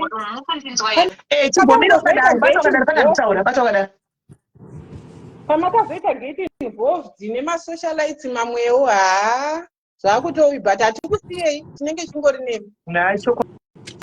Tinenge chingori nemi imomo mumadhaka macho imomo chingori nemi asi zvimesiyai Sisimeli. Purunai. Amen. Purunai Sisimeli. Tinokuteverai zvakadaro itai nyaya dzevanhu kunoti dzemasocialite. Right. Thank you very much, caller. The getting was one for you. Precious, hello. All right. Precious, hello. Precious. Hello, sister. Yes, takukunzwa. Tinongotenda sisizuva paapology. Sisimeli tinofara nekudanana kwenyu kwamunoita musaparadzaniswa nevanhu. We love you so much. Ini mukavengo inbox zvimwe chingosiyai musatevedzera zvinhu zvisina basa. And obviously Sisimeli munopindura muri munhu anopindura anokurumidza mutama. Pamwe pacho mukangoitawo mazogara mungorealizai kuti zvamaita hazvina kunaka, then you come back and motaura kuti ndakanganisa kosokoti hatidi kuti izvezvi toti hamuchapinduri munosangana nezvimwe zvakubhowai motaura. We are a human being handiti. Saka da munhu anongotoka zvakare achingototi pakati ndokurarama kuti kuita, but we love you. Don't stress about anything. Thank you. Thank you very much. Hey, my old kapota popota my old kaba afuna katama zuva. Ndafila ndikatoti apa maold kago popota nema golden girls. Vedwe munoziva Sisimeli ndinogara nditaura nezvenyaya yeold kago ndotaura nenyaya yegolden girls. But ndiye ndichitaura mune zvakanaka tichiwanzirana kuti old cargo golden girls. Yesterday I weaponized it. I can't even blame alcohol because ndinombodhakwa asi handirasi muromo. Zvasangana nema-emotions. Saka I blame myself. Please turn left. You're turning left. I blame my emotions.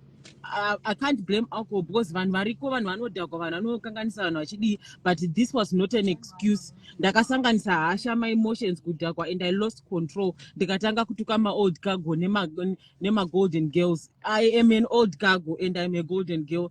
Hapana excuse, motongondiregerera. You're supposed to turn here. Okay, so atainzwa ndiregerereiwo hapana ma-emotions hasha zvese ndiregerereiwo vedwe. Sisimeli. Hello. Hello. Ndakwirira zuva ende ndakakugumbukira. Ndakakugumbukira Sisimeli. Aiwa yezvizvo ndakuregerera. Ndikati ndistep mother verudzi vakadaro. I am your stepmother, but I'm not an evil stepmother. Melindo muda zvekutombodaro. Ndomira naye. Ndatokuisa stepmother vekunhu kunonzi kuyu. Vekutemu. Vekwamutukudzi.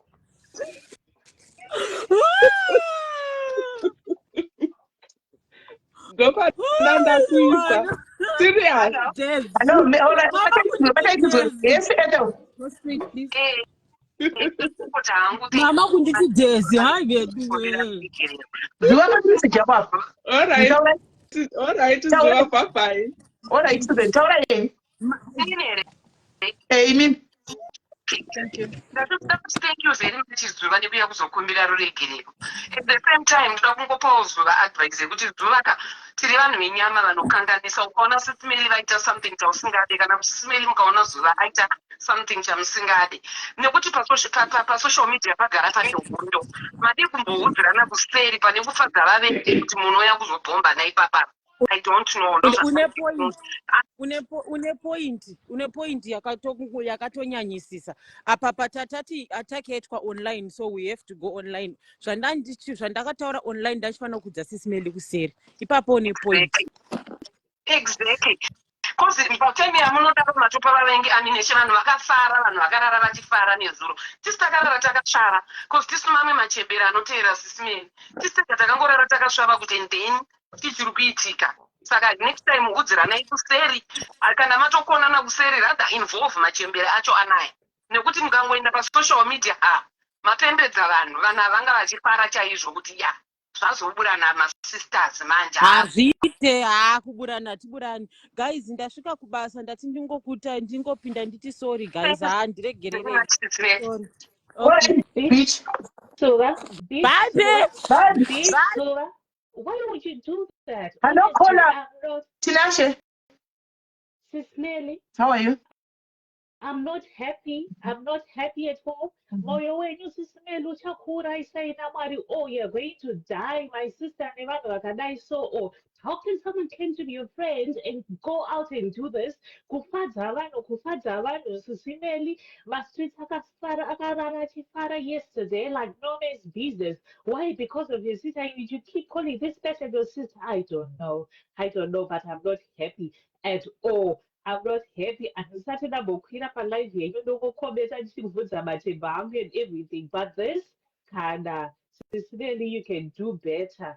Take clearance of these people. And that's why let's not talk us around. Yeah. Thank you very much, caller. Pakaipa, guys. Pakaipa. Ni moyo wangu ndakaufunga ka. Hey, naneno guys. Moyo wangu ka. I don't know guys. Anyway, anditi apasina pa mwandache kutaura ka guys. Tatandara tiende ndifunga vamwe vanoda kuchava meno kuti vamwe kuchabaya oma life avo moenda nyumo notandara. So yeah. Ini wacho kuna ziva kwacho guys musakanga mokuti I'm not perfect too. I'm not perfect too kwaari wofuti. Iye she's not perfect to me. No, andisi munhu anogona kuzozvitaura ake pavanhu. Anditi maona ndazosiyana naye iye anogona kubuda musaka ina handizogoni ndozozvidzora. We are not perfect to each other zveshuwa kumasuro zvese to both to each other she knows, but hey, ameno kola. Hello kola. Hello.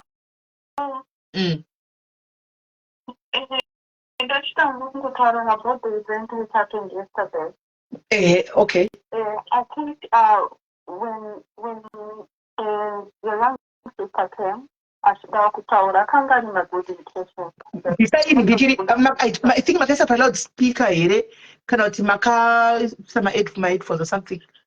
Ndo vakubuda akimusaka kupedzisira akazoenda offside, but at the same time I think pane mapoints to 1 or 2 or 3 akataurawo ane musoro. It's just not just major on minors.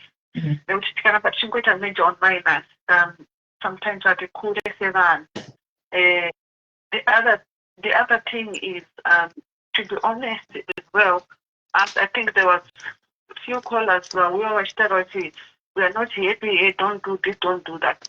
You as a human being as well, you need to be allowed to make mistakes, because at times we say cage murietodla muri munhu mukuru anotora brain drain. Amfango kunzi mungonzi 10 left 10 right 10 this. Obviously you can have my advices, but the moment we start, I think this is one of the things which Munina was complaining about. You not control too much, but it might not be the case. But we also say that don't do this, don't do that, don't do that. You need to be allowed to go out there, make your own mistakes, and then you learn from those mistakes as a human being. Because I've asiri mutadzi wacho panapa ndiani, munhu wese anotadza. So munofanirwa kukwana that opportunity yekuti munge muchitadzawo mega muchizvikoreka muchitodzidza. That's how you learn from making those mistakes as well as a human being, just like anybody else. In Pamuri, you're not a saint, I'm not a saint. No, none at diary is a saint. So it's a matter of making mistakes and learning from those mistakes. Right. Thank you very much. Thank you very much, Kola Basa. Thank you. Right. Kola, hello, on Facebook. Hi, Sis Melly. Hi, how are you? I'm fine. Firstly, Sis Melly, thank you for acknowledging your wrongs and for apologizing. You can never be the only one who's wrong, but you coming to say sorry, you're being the bigger person. So thank you for that. And also allowing others to come and talk, people like myself. I was hoping I would catch Zuva, Sis Melly, because in what Zuva Shawakataura, Achishandisa dementia, Shwakantibata.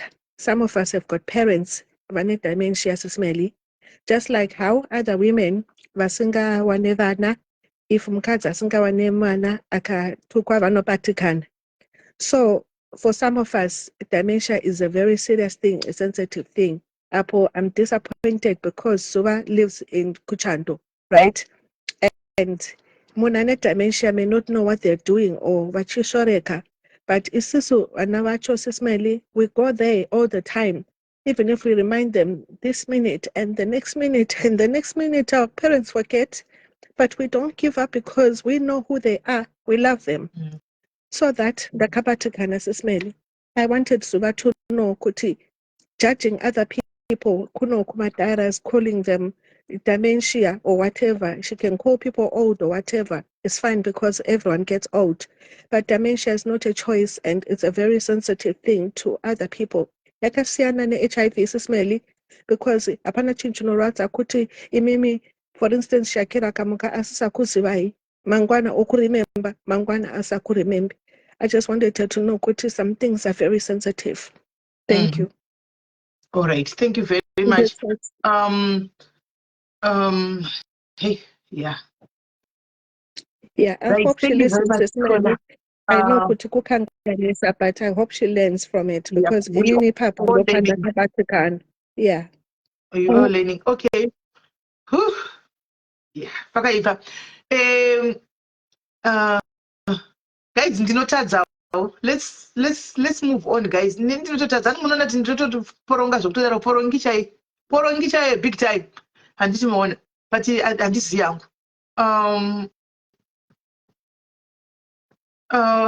Ndikureceiva message panapa. Ndikunzi Swagacha anoda kujoina live yenyu. Anoda kukwira apa. Saka handisi kuziva kuti account yacho ndeipi anoda kushandisa. Let's hear her out. Let's hear her out. Let's hear her out. Swaga I said to somebody else kuti aise message ati anoda kukwira.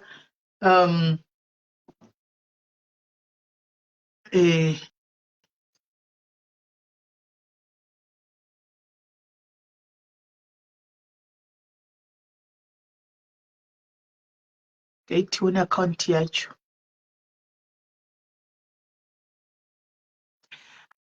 Hi, Gloria, Victoria.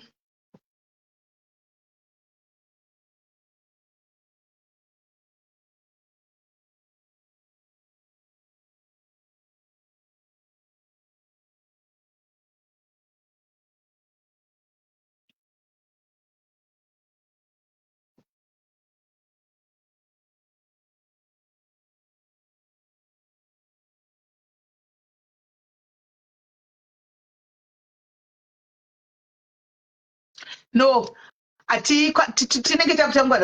guys. We did say we are allowing people to come and say, right? Let him come and say what he wants to say. And let's hear him. We are now being biased. And yes, we've got the whatever that is going on. But he was here, ne ghost account. That will not be fair for us. Toda kuzo unblocka vamwe vakablockwa vekuma street uku. We start afresh now. Handika unokazongo blockwa usauye uchitanzi ndakablockwa. Handiti ndadaro handitika ndikati unblock them akauya akati ndakablock. Saka ndikuda kuti akwire. tinzwe. Let's act mature, guys. Let's act mature. No, I must understand. Akuda kutaura zvandigaiti munzwe ada kutaura anditika obva ainda ana peji rake. Aya. Adeza kuita kuvava video.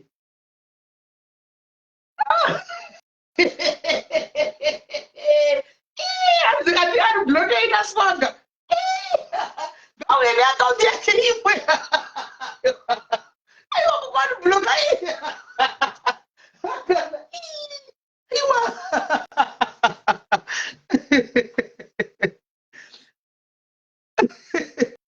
Kwaitani block ipinde na swanga kana ndapedza muzobloka yenyu. Swanga pinda neghosti rako. Pinda neghosti rako apa. Pinda neghosti rako. Andoda kukumbira sorry. Swanga haiti sorry. Swanga will never say sorry. Swanga will never say sorry. Kukumbira sorry swanga. Swanga akumbiri sorry. Swanga akumbiri sorry azviiti. Haibudi guys. Because chataona chatadzidza chekutanga inini pisi dzemasocialites ndedzekunyepa guys. Zvekwamwari chaiko pisi ndedzekunyepa dzemasocialites. Miraitoni. Pisi dzemasocialites ndedzekunyepa guys. Zvekwadi.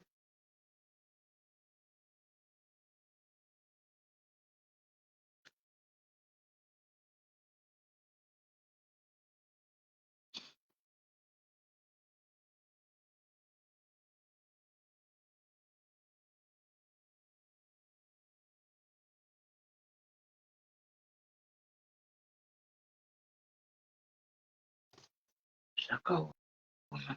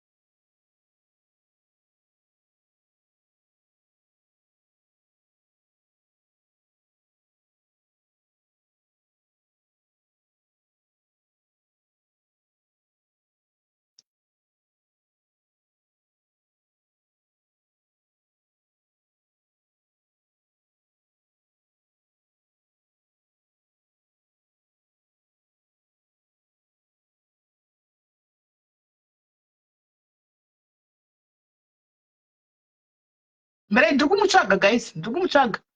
Kwene ndobloka munoti block view yangu inonakidza chino yakaoma sei? Yakaoma block view yangu ndikumutsvaga. Ndikumutsvaga.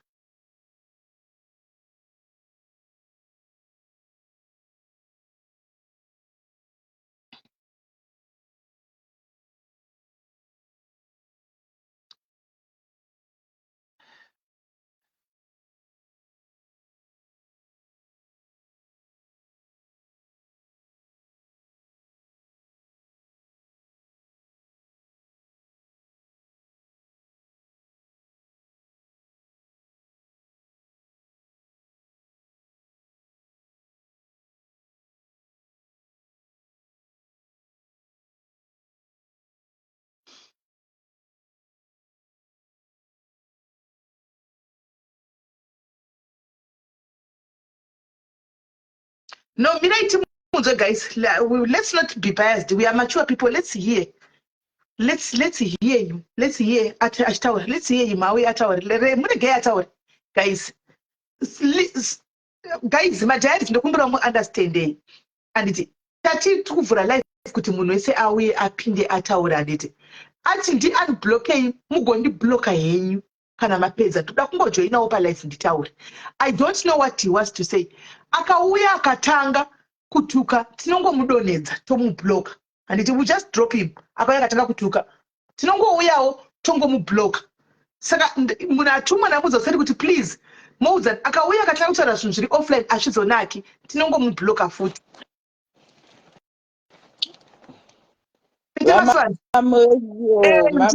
Pane message yandandisipa kuseruko yabva kuno mumwe munhu yati kwanzi anzi Simeli, why downgrade yourself like that? I'm just trying to make guys hamusi kuunderstand. Understand man. Ukaona hapana munhu anoda munhu. Pane nepeace guys munhu wakuita zvake zvakanaka guys. After all we don't know what he wants to say. And we don't know what he wants to say. Anofana kupuwa mukana, ngapuwa mukana plus futi munhu wese ane rudo, munhu wese anotya Mwari, anongoda chinhu chinonzi peace. Anokudai anoda chinonzi peace pamusoro peupenyu hwenyu. Chete. Kuningikire musazviterere. This could put asi shamwari yangu guys. Let's hear what he has to say. Kutombotuka kana chinhu chinonzi peace neruregerero, love one another, ruregerero nepeace. Kana Jesu akatiregerera zvitadzowe zvedu wani. Zvitadzo zvedu peace ndo yakakosha muupenyu, inoivandudza, inoendesa kumberi, pamberi nerudo nepeace. Aiwa hapana kuti chiko. Nai. Aiwa musadara ska. Musazodara. Zvinowanika. Musati chembomira timbonzwa kuti zvakamira sei first. Ndada kuti chi. Hanzi chi? Hanzi from ari kuti chi? You promise that Gavandi Janine. You're not missing the point guys. I am not going back anyway. And I just want to hear what he wants to say.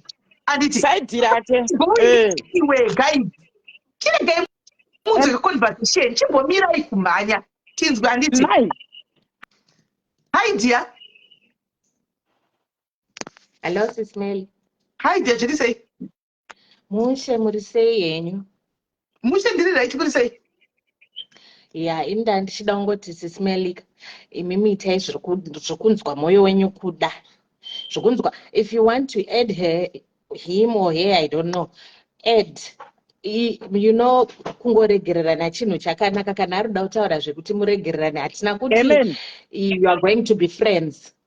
Chinhu chinongonzi ruregerero chinhu chakanaka kana makaregererana, that's it. Kana even musingazoenderana kumalive or anything else, vanhu vanotadzirana out of zvinhu zvakasiyana siyana. Pamwe anenge aine mupfungwa make inini she's not my fan, but pamwe anenge aine zvaaona ega kuti I think I should do this. Just add monzwa kuti arida kuti chi kana imimi moyo wenyu uri kunzwa kuti nekuti hatingaswere tichingokukontrola kuti yowe nekuti akazoti Jesu chaiye akaregerera wani zvako ko isu vanhu munzwei kana atuka just drop and forget about him. Exactly. Peace is needed. Toziva kuti nhasi munoita na peace mangwana zvotanga futi. Peace is just needed. Chete. Chingwa imimi just be a bigger person. Moita peace yenyu zvakanaka. Iye kana imimi tatokunzwa matokumbira handiti. Iye kana afunga mufungwa dzake kuti ndoda kuenda kunovaita mheno zvaarida kuita. Kakatsinzwe. Exactly. Saka imimi munzwei kuti ari kuda chii, and that's it. Hapana tatinombobva. I don't know hangu tete masanda but kunzi tarisai zvaanyora 1 hour ago. Ndiye munhu amuda kunzi I don't know what was written there. I don't know. Aiwa, izvo ngatichisiyayi, ngatiitei izvo zvaari kuda kuvinga pano tinzwe amamoyo.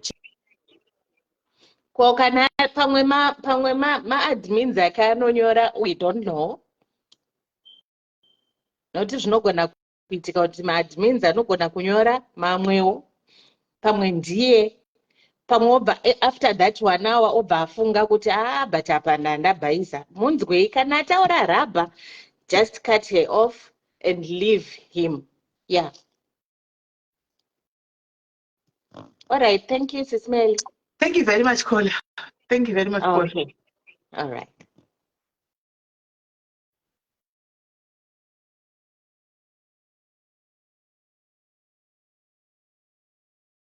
Munoshonga kuireka tipedze tinzotatu tishi. Mary.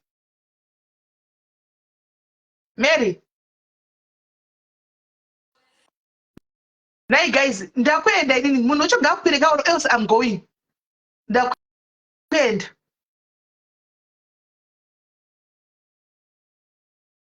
Because into zangu kuti sorry anga achinzi airamba.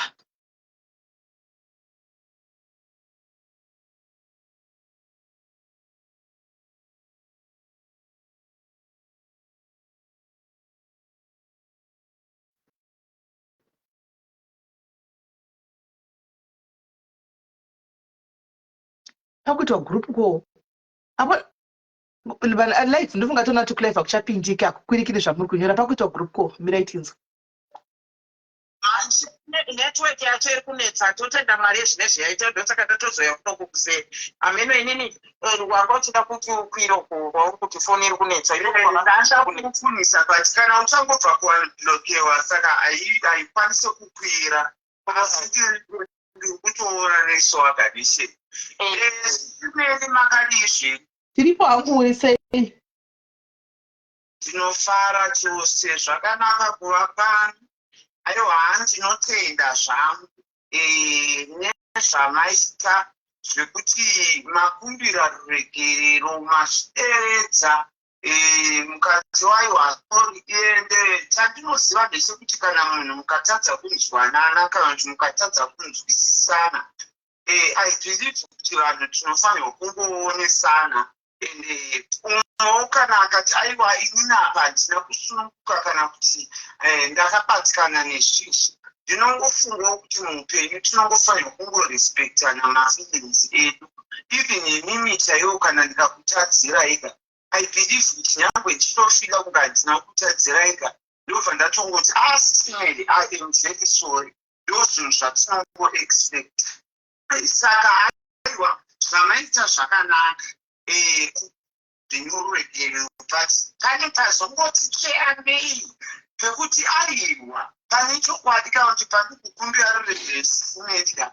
inini ndikaona kuti like kubva tisitanga kuzere sisimedi handisanda kukudedzai mazita emadomoregwa handisanda kukudedzai mashoko ano ndichikuudzai mamwe mazita but mazita anozouya patinenge taakutukana handiti saka pamazita iwe pateichitukana we understand kuti nguva yekutukana but pane nguva yekuti ndaakuchikuapologizai I should have that respect yekukudedzai nezita rekuti sisimedi ndinokumbirawo ruregerero even zvamaita izvozvizva neniwo taachangosara ndichikuti inini ndinofurawo life ndichitaiwa neniwo sisimedi ndinoda kukumbira ruregerero on 1 2 3 things zvandakakutadzirai. You understand? Handisafanira kuseenzesa mazita aya andakafunga ndichikudedzai patanga tichitukana kana patanga no but wedzere kuti naiwe swaga ndire kuti zizi wedzere kuti zizi nderei rorenei kuti muroyere anakatisetsa ini ndachiwedzere kuti zizi rakandipedza rakandisetsa kokunerorevei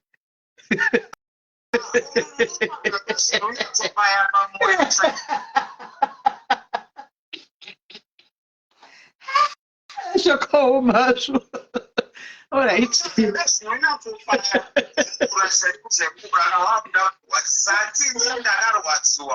Saka unongotsvaga panonyatsobaya chaikuziya senemini ngechidzisisi zita risidzimeri takaikatiraiika saka aiwa chimwe chindoda kutaurira simerika ndechekuti kazhinji musawanzoteerera zvinotaurwa nemadhayaris most of the time, because inini I never ever dream kuti ndisauya kutukayo. Since ever I come to social media, you know, kuti ndine that respect yandanga nditonayo for you, but not kuti pese pamwe pacho chaikanondirwadza ndakwira hangu panapa kuti ndinyatsokudza zvinhu zvakandirwadza izvo zvakaitika kudhara zvazvisina basa. You understand? Kuti munyatsondibata chinhu chakandirwadza ndechekuti isusu kuseri imimi neni natete Masibanda tati mabhisti muri kunzwisisa vekuti aiwa muchitodipo maadvice muchitoonesa sisimeri inoita sei sisimeri aibring light ichisiwirira chakanaka ichokuti matotaura kuti swaka aiwa kana indaapteda palife ndaimubvota sauri palife but ndatotomboendawo palife. You understand? Neniwo kana ndikaonoti asisimeri vari palife nendondokundotodzikana kusikosimeri because ndaichengetedza ukama saka yamakazoi starpati matiri kuzoti kutanga natu nguva yestarpati kusvika kunze kwoedza muri ngori palife zvakandibata. Then akaita mati ipo paya pamukuti makazoti muda kundiitira starpati makazvitaurira kunzwani kwabhoni 7 kwabhoni 7 ndopamakazvitaura singuva pamapakwa mashoko nevanhu vekudhayasi ndopamatondibhlokera ikoko. Muri kuona manje mandibhlokera ikoko patakazoenda kwandodoko mabva matanga kunoita zvipisi zvenhema tikataivo kuvanhu vakuita pisi esipini ndindangi mutaxi ko mtandatadza chii nekuti ndariektopa ndaunotapa ndaugonya sisimira ndautana kuputukai handambotanga nekuputukai ndakanzonareta nyaya yangu guys inini I feel like sisimei sometimes even panoenda papublic avanondiita kunge munhu asina basa she will look fun of me kuvanhu but kuseri vanditiradza kuti munhu anondida ende munhu anondifarira. So what is the reason yekuti vandide kuseri asi kana pari pavanhu ndetichiita kunge munhu asina basa. These are some of the things zvaindirwadza izvozvo, but dai kuri kuti makamboti aswaka handakuziva kuti that's how you feel. I am very sorry. Ndaimboita move on akatotanga kutondipisa kutaura zvakafudai but it's great sisimei. Sometimes pamunonzwa mukugarisana it's not like kuti ndoda kuva close to you kana ndoda kudzoka mulife menyu zvandikuona kumadhayaris achindituka. I don't need that. I am myself. You are yourself. But sometimes it's good kungovawo nepisi kungotiwo vanhu at mangwana chaivo tinosangana usambwe ndikakumbira mzee kumwana ndikadonha ndikafenda mukandibasira ndobvesemwo kwandiri ndozvisingazikanwa mulife nemadhayaris. That's all. You understand? It's not like that ndoda kuzoita noise but handizvo handiti munhu anopenga like that. I know there are good things Sisimeri has done to me, but also there are bad things that she had to listen when I said zvanaita hazvina kundifadza, and also she take a responsibility of that. Simple. Zvatopera.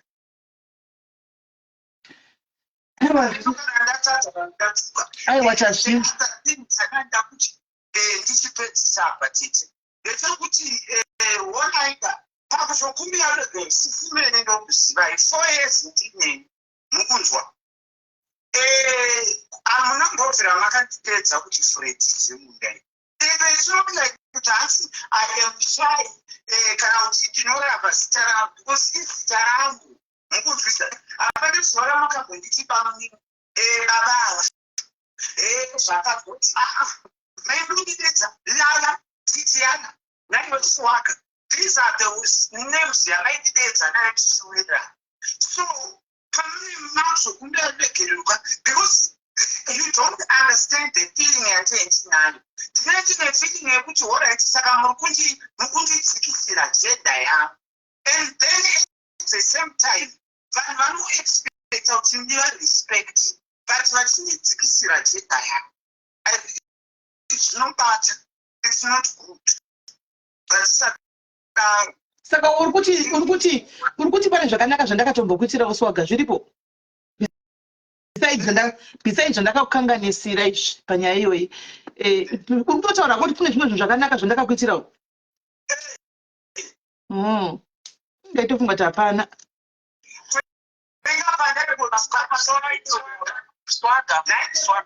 ndasingataure zvakanaka zvavakandiitirawo waitaura asi tokukumbirawo kungotaurawo zvangu pamusoro eSisimeli pamusoro eSwaga ndatiri kungokumbirawo apa panguva inoita hoku Sisimeli vakumbira regerero iwewo pamwe nokutaura kwako ukaona pamwe kuti makumbiro avaita ivo haana kukufadza asi vakukumbira regerero saka pari zvino takatarisa kuti Sisimeli vako vauri kutaura ve4 years 4 years is not a joke handiti nezvakanaka zviya zvaunogara uchitaura even palive unogara uchitaura zvavakakuitirawo zvakanaka mukati meupenyu ende kutadzirana mukati meupenyu kuriko futi saka zvino kana ndakatarisa Sisimeli ndingangoti ezvezvi Sisimeli ndendichitoona seinini iwo maonero aunotiita inini ndo maonero anofanira kuita Sisimeli because ipapa hatina kumbosiyana kure pamakore edu kana takuda kutonyatsoenda chaizvo pawakauyawo kuZimbabwe ukasvona mwana wangu musikana uya munotoda kutenderana pamazera Swaga tinotomutora semwana saka mukutadzirana kwamakaita kuya pane zvawakazoenderera semwana zvawaisafanirwa kundotaura zvatisinove zvatisinguna kunzwa futi panapa saka iwewe uri kufanirwa iwe kuchitawo kuna mai mwana kana akanganisawo amai vanogona kukanganisa but kana mwana akakanganisa anoziva zvekuita kuti anotaura sei naamai vake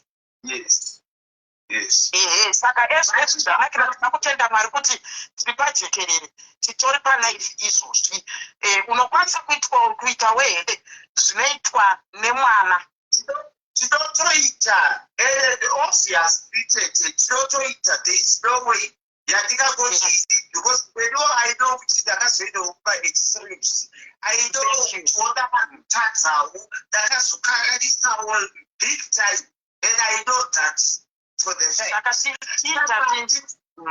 it's not like but tete tiri kuda kuti iwo Sisimeli vachoka vakaoacceptawo pandiri kutaura kuti aiwa apa kana tichidawo tichida kuita pisika ngatingovewo nerespect on each other and we do things before for me kuti ndinyatsonzwisisa kuti aiwa maybe taitawo pisa handichakwanisa kuuyawo ndichitaura zvakaipa then nochitaura kuti Sisimeli inini ndinokumbirawo regerero nekuti inini ndakazoenderera mberi ndikati zvakati ndikazotaura zvakati ndikazokutuka ine zvakati ende zvese izvo zvondoda kukumbira regerero so for me kuti ndiito izvozvo teteka I even see kuti Sisimeli pane here pavari kuacceptawo kutadza kwavo for me kuti ndichizvideredzawo kuti ndikumbirewo regerero kuti Sisimeli I'm sorry on this and that Swagalala Titiana I am very sorry nekutadzira kwandakaita kubaya life kugara palife pano uchiita star party yako I'm very sorry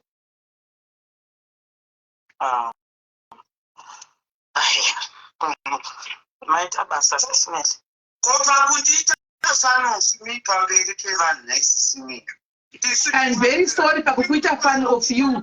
I am very sorry Titiana Swagalala.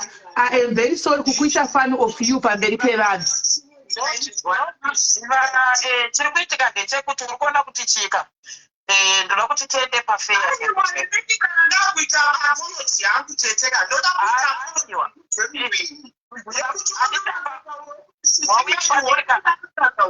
three things ndakakanganisawo apa ndakazoendererawo apa so for me to do that we should understand each other so Lala ini nango you don't need to apologize ndakakuregerera kudhara ini Lala ndisina choita chikumbu I'm very sorry kukudzisa pamberi pevanhu I'm very sorry tapedza here Lala tapedza because ndoda kuibika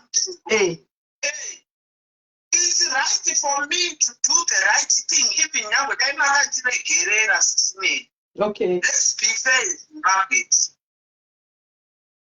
Katingolayo senu ya Ishaskani.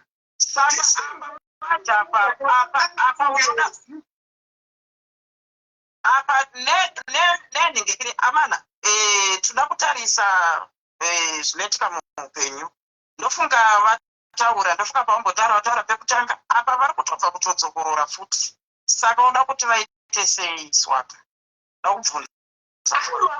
Zvinenge zvaakuitika ndezvekuti inini pamwe ndaivafuremera according to her. Nditaura the way I was feeling and the way things I was seeing. Swaka ndakuda kuenda. Ndakuda kubika murume nemajimaji. Ndataura kuti ndofunga ndataura nditi kana zvaungo uchida kuti ndiapologize the way wauchida iwewe yaungo usina kusikana neyangu yayi. Ndazoita yako ndaapologize. Saka anochida kutaura wotaura ndiwane kudi kuti ndindere mberi nekubika.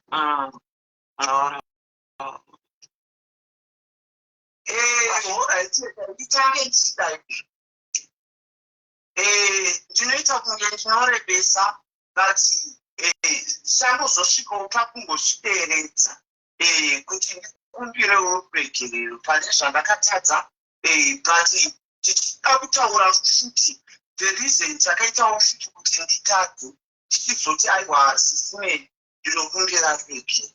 Sisimeni number 1 ndoda kuti munyatsokunzwisisa ende mubva maziva izvozvo nyange dai pamwe muri kuona kunge hamuna kutadza. Kupinda kwandanga ndichiita inini kwakazondipa kuti ndiende kumaextremes. I think zvakaitika at first and you even come polite mukatoapologize at first but zvinhu zvokuti zvinhu zvakatopera kare kare zvandasingafane kuita bring back pazvinhu izvozvo zvakaitika kare nokuti takatopfuura pachinhambo chacho ichocho but kana vanhu makurwa zvinodzoka kumashure. Sisimeni chamakanaita chekutanga musati mandibatsira as you claim. Sisimeni chamakakanganyisa panyaya yangu inini nakuti mukadzi aigara makanifonera ndikakuudza sisimeni how can you business this girl because ndiye aigara mbari year and 2 months. Saka because of her coming to you achida kunyenderai, you were not supposed to believe that kuti ndozvozvo ende pasina kana NV11 ramakaona izvozvo zvakandidonedza ende even kambalaife ndichiti mapisa wiki maita sei ndo number 1 tapedza ikapo. Number 2 hold on ndaita interest apa hold on ndibvunzewo ndaita interest apa uri kuti mukadzi wayo gore rewo kuya kwandiri achitaura kuti iwe wakandisa muhari anditi maigara mese yanga iri shamwari yako maiita mafuta mese zvinhu zvenyu akati uye akati makaiswa muhari so I was not supposed to believe because ini pandakazvitaura palife ndakabva ndakudonedza nekusenda kwandakaita ndizvo. Sisimeni pai mukadzi uya abuda achikuudza izvozvo makandifonera mukati ndo zvamuri kunzwa ndiri kunyeba ndizvo chaizvo. Yes, ndikakuudzai kuti sisimeni mukadzi uyu ndiye angatindiparadza andidonedza bhizinesi rese. Onai kuti mari dzese dzanga dzichipiwa dzanga dzichitorwa dzevanhu and you even mentioned I think mazuva apera muchiti kune vanhu vaikuita sei. Ndikakuudzai ndikati one of the late akatorwa 9.5 weku-UK guys madiaries musandituka muchiti ndiri murwere because this is the reality. That's where the problem is coming. Because tiri kuzama kuti tionesane nekugadzirisana. Guys, musatuke vanhu guys, musatuke munhu ndiraitinzwe guys, musatuke munhu please. Musatuke munhu regai tinzwe. There is no need of insulting me because tikutaurirana kuti gadzirisane.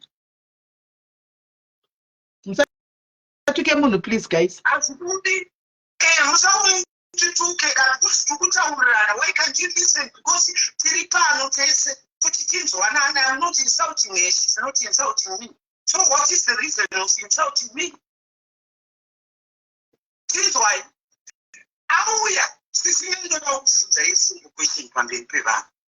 Musikana wangu akupa here anything chinoratidza kuti chishuwa ndine haya akakupa here evidence neproof kuti anozvisiwa ndaipisa muhari akangangotudza kana kutudza asi nandizi yangu tikuindepi nenyaya ndokuti kutaura usisimei one zvakaina dhumeni ouya pamuri otokutaurira kuti swaga ouya kuti sisimei vane hari vane mishonga vane nyoka do you know kuti Jumebi right now ndaifamba naye ndaitombodya naye at some point akabuda achitaura kuti sisimeni vakarara nemurume everybody will believe him. Do you know that?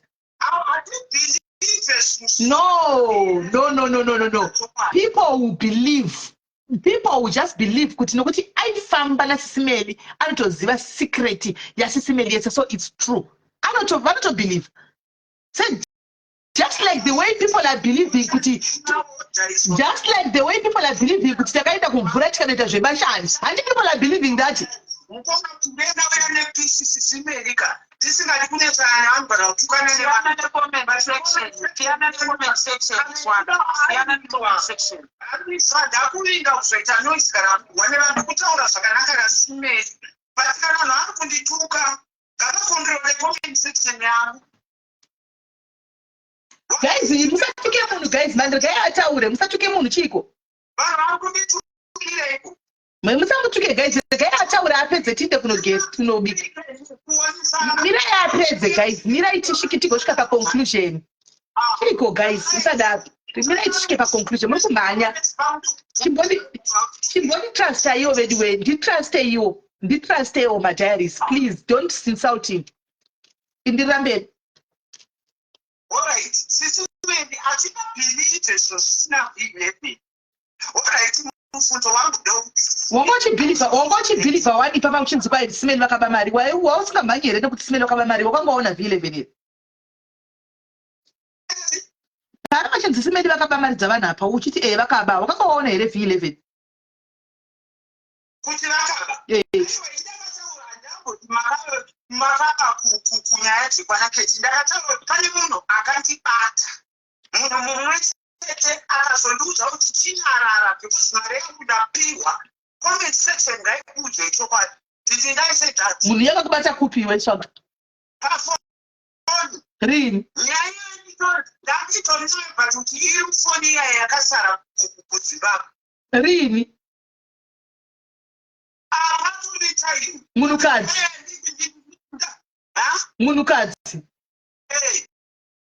inini wangu munhu anga ari murume ini swaga saka mhene akagoya kwauri inini wangu munhu rume aripo pacomment section apa wangu ari pacomment section apa ndotomudedze zvangu munhu ari murume aripo pacomment section apa sisimeni ndatinokukumbira kuti comment section yesenyu isanditukewo guys please havasi kutuka vanhu guys musamutuke dadirai don't.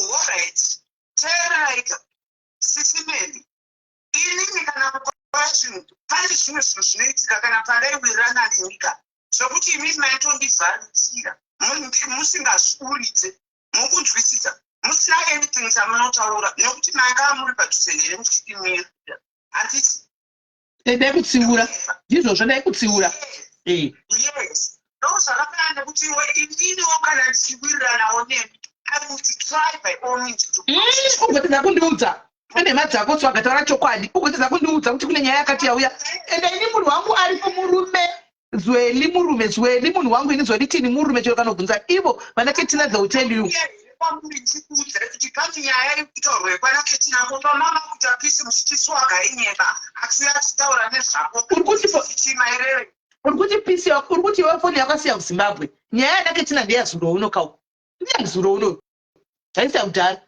iwe wakabva kuzimbabwe rini saka ndiri kuona kuti zvacho inyaya dzakatosiyana idzodzo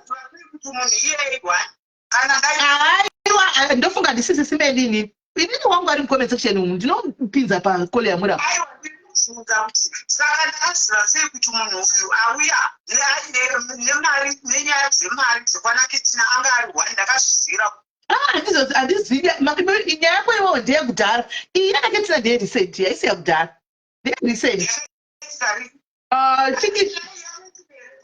pakanodzwa naketina kuti ndikutora vanhu Ana inini ana yakaita I think it's Mira September, October, November. I think end of September. End of September ndabva kuZimbabwe, ndabva kuSouth Zimbabwe, kuAfrica.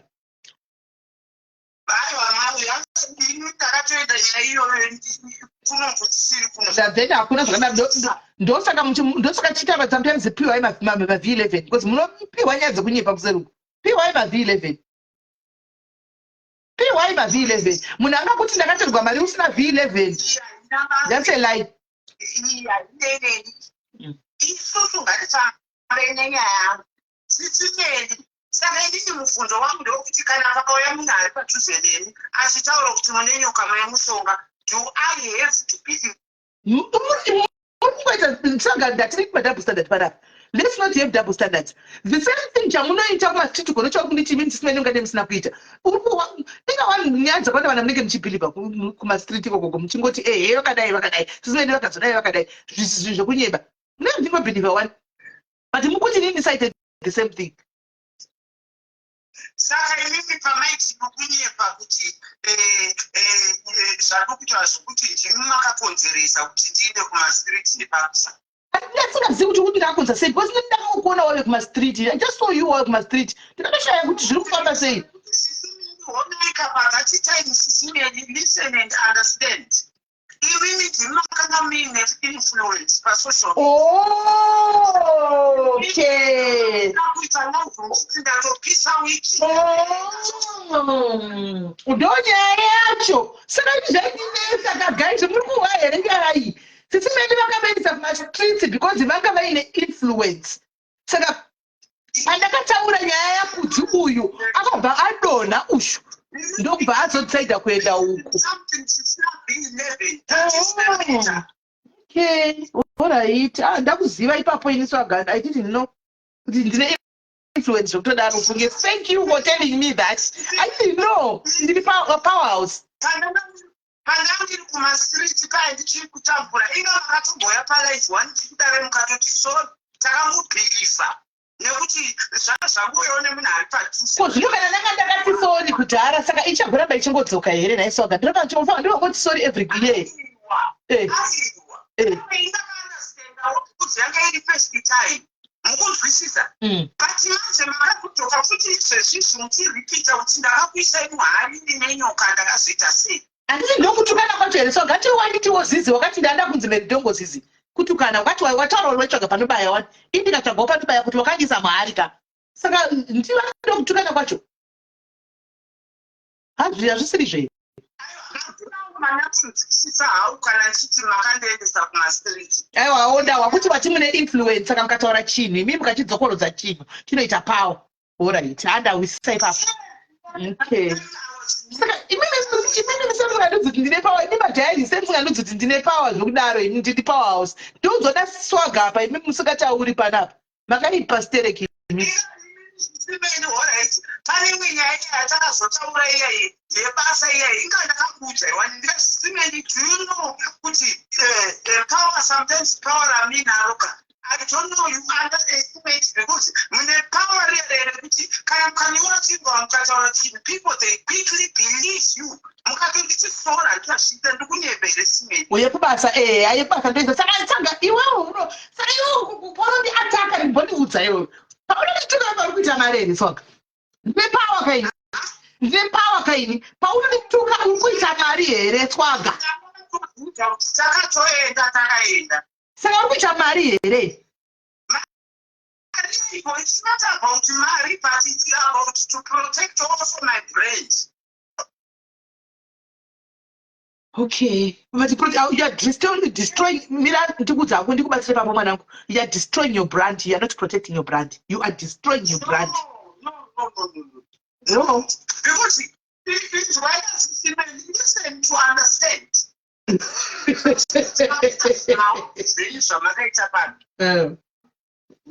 Mukandiisa vanhu vati masocialite asina kana impact.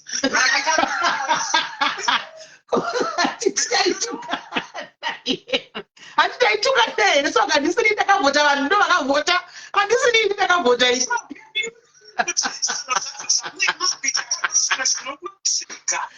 ndakunzwisisa ndakunzwisisa aiwa ndakunzwisisa. I must just stop talking about my socialites, guys. As much as we want peace. Asi vanhu ka ndimakataura swaga guys. Ndimakataura swaga idini vadivi. Zvakaoma. Ndimakataura guys idini.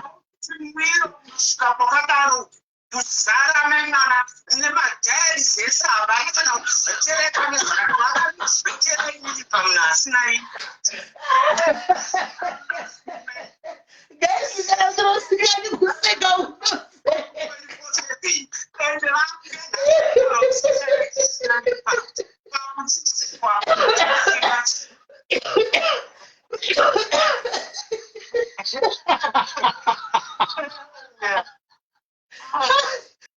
madhari zikuzadza kunosvika kwai madhari zimakazadza bha kunosvika uko muchibhota. Aiwa ngatiti pakatakamusika ipapa madhari zimusadaro mukazadza bha shuwa muchibhota here musadaro guys. Unosingadi kusika unosika guys.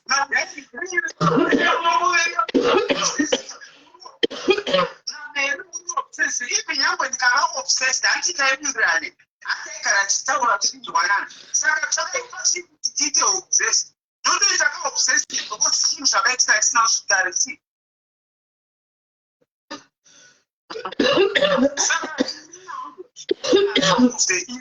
tainondibhoa zvangu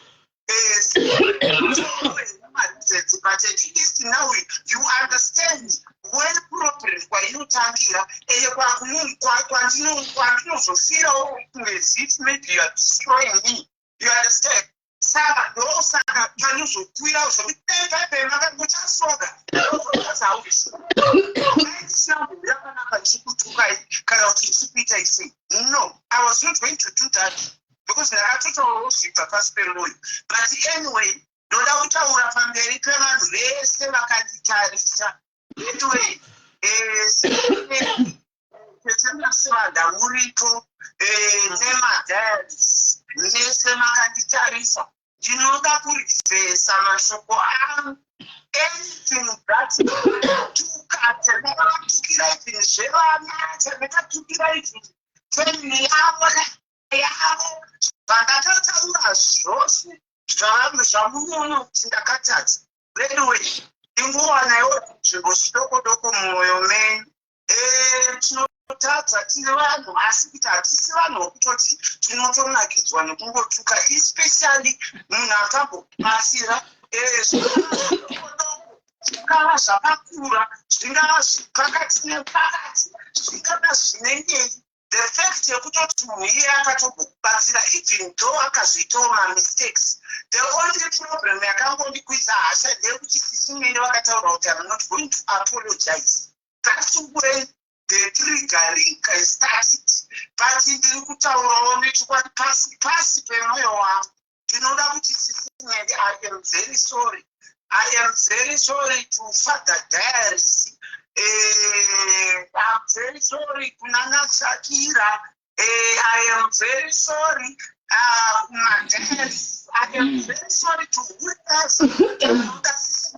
Please, the reason being ndakaendawo kuma-extremes nekuti she did not acknowledge my feelings kuti zvesiwo ndinobatsikana somehow the way she was doing on me. Saka please forgive me. Aiwa soga ndakunzwa takunzwisa. Thank you very much. I really take your apology as well. And neniwo ndakatadza newe ndakatadza aiwa ndatifara kuswaga tave nepisi yedu asi just kuti timaintain nepisi iyi nokuti sevanhu tichatrigana futi. Anditoona toramba titrigana futi titrigana futi. Yes, that's exactly that. Ndo pana ndoda kuenda kuti iwe woita zvako zvanenge uchiita kupeji kwako, ini ndichiita zvangu zvandoita kuno navanhu vangu. Anditi that way we maintain that peace inini handitauriwo nezvezita rako pano, iniwo hautauri nezvezita rangu. Kana uchida kukutaura unobvumidzwapo kana uchianalyza nyaya dzaunenge wahwawo ako zvakanaka chose nokuti ndo basa rako iwo konenda kwendikuanalyza handiti isusu hedu tinoita dzimwe nyaya dzedu panapa. I think that way that piece iripo nokuti paupenyu chandinoziva paukama inini handitika kunonzi sira pamangwana swaga. Ipapo ndo pawaifanirwa kugara kwafunga kuti no possibility yekuti nhasi ndikaenda dona ndarwara chaiko chaiko chero ndatukana ndakonana namai avo handika vanogona kundiitira something ndibatsirikane. Wanga wavhara all the gaps. Chinoitika mafollowers they run away manje handitiona unogona kusara nevanhu tu handitiona unofanira kusiya pamangwana. And the next time toga tichitaura pano kuti kana wafunga kundibvarura aiwa ndibvarure left right and center vana vangu it's off limit, muri yangu it's off limit. That's all. Uchinati even chero ndipadaitaura nezvako hapana patakambobata mhuri yako hapana, because ndinotora kune maboundaries. Konde papi kutaura zvokuti hanzi mwana wako aiwa swaga ndaka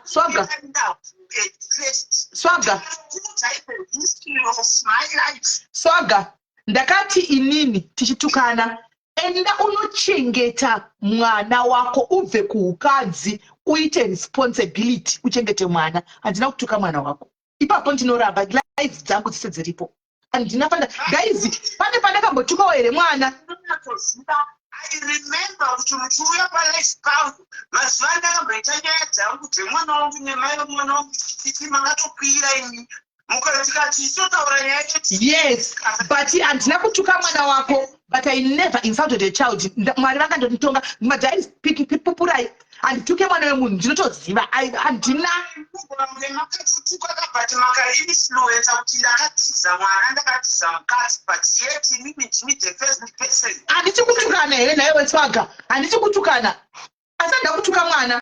Ndakangoti wakatiza mhuri ndachengeta mwana asi handida kutuka mwana wako swaga. Iwe wakanga uchitotuka vana vangu of which that is wrong. Hatichadzokeredi kumasure. Ina handida kutuka takati ndanochengeta mwana wakatiza mwana because aitukana but handina kutuka mwana wako kuti mwana wako hure kana kuti mwana wako I didn't. Namai mwana wangu wakatiza vakaenda nemwana nanhasi.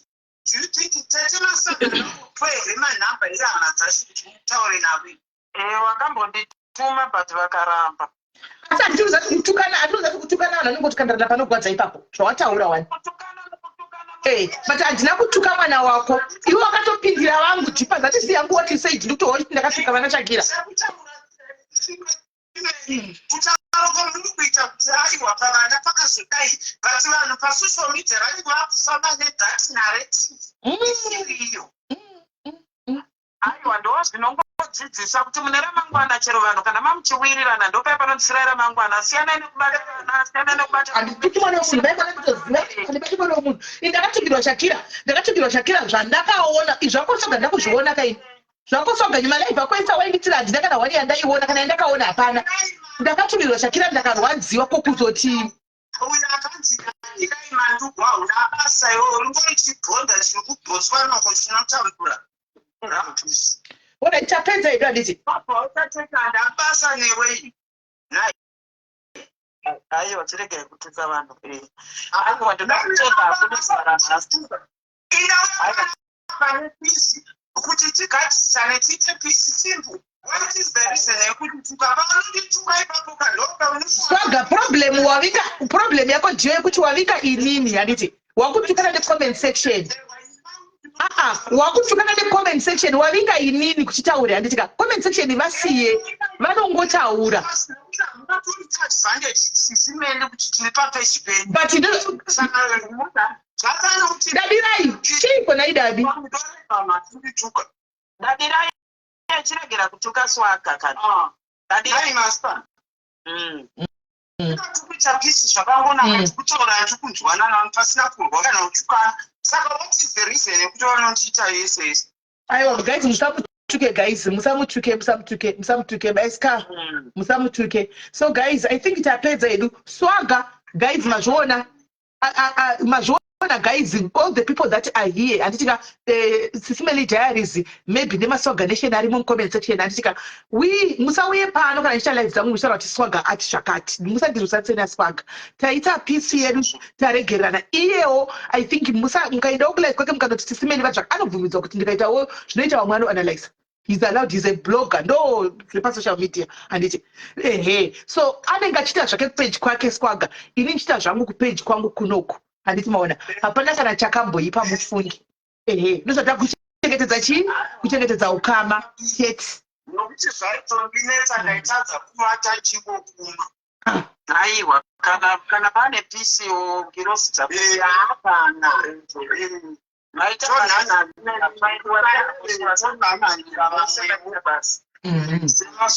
Asina impact kudai tofanavira vamwe tonokweshana navo tichikoinda takainda. So ukutsvaga next kunokwesha. Aiwa akana zvangu kwete but inini haanda asina kutonyarari musina kuti sori ndinozausizimeri maibva manyanyonzidzivirira kutaura kuti hanzi kuna swagadi kumberi rwegiri ane madira andaipita nekukurwira ishwa padaita motauro kuti hanzi zvakahaiwa sisimeri sometimes munozomboita zvinhu tokungoonesa. Alright, aiwa pakanaka sagada kudzwa. Saka ndingachigona kuchikubloga hangu beki futi handitika. Kuita kuti ndinazozvitsvedza muromo, ndisazotsvedza muromo wobva wazviona. Iwe usati zvaunenge uchiita kana wafunga kuti tukandisazvioni. Mwana mutanga kutaura kazvimanike hatambasa nazvo. Musablokane mapedzi musaita sende kuti ndo basa repisi. Hamuna kuitira kuda kufadza vanhu. I think mese mataura zvazvichibva pasi pemwoyo kana masoro amaitana abva pasi pemwoyo. Hazvireva kuti mimi kana makablokana mapeji zviri kureva kuti makufanira kunge muchitaura mese. Aiwa, musablokane mapeji. Musablokane kukumbira. Ndo basa repisi yacho. Ndinoona zvinoitika netemasiranda. Kupeji kwa andimupona ini zvanga chiita malive anotaura taita everyday nandisingaoni ndakabloka nditi. Right now ndamu-unblock kuti auye because akumbira nditika. So ndodhumana nelive yake ndakumuona inenge achidzakaita kudhara zvachindituka ati temasiranda. Achituka vana amuoni kuti aibudi. Zvatopfuura statement. But malive anenge aripo ndodhumana nayo one day temasiranda. Kana kunana ziminoitsuko munogona kusangana. Andito don't the reason temasiranda munoziva chokwadi. The reason tisangosangana nazvo because anditooni ziminoidzi munozviziva ini. You know. But titange kurarama zvichakubva nhasi. Zvakare ndezvakare pasti yatopfuura ndosaka paitika maitana sori muri kuitana sori zvinhu zvanga zvichiitika izvi zvakudhara izvi. Anditi zvafanana kana izvozvo kana kuna neTube zvinenge zviriko. Handina basa kuti zviri kupi tetemasa zvakatorwa but the fact is kwacho kwazvinenge zviri handizvione. Handizvione. Vanoitira madiaries munobasiri. This is for me. Swagger, this is for me. This is for me. Put yourself in my shoes. Don't put your life apa. Mira, terera unzwe.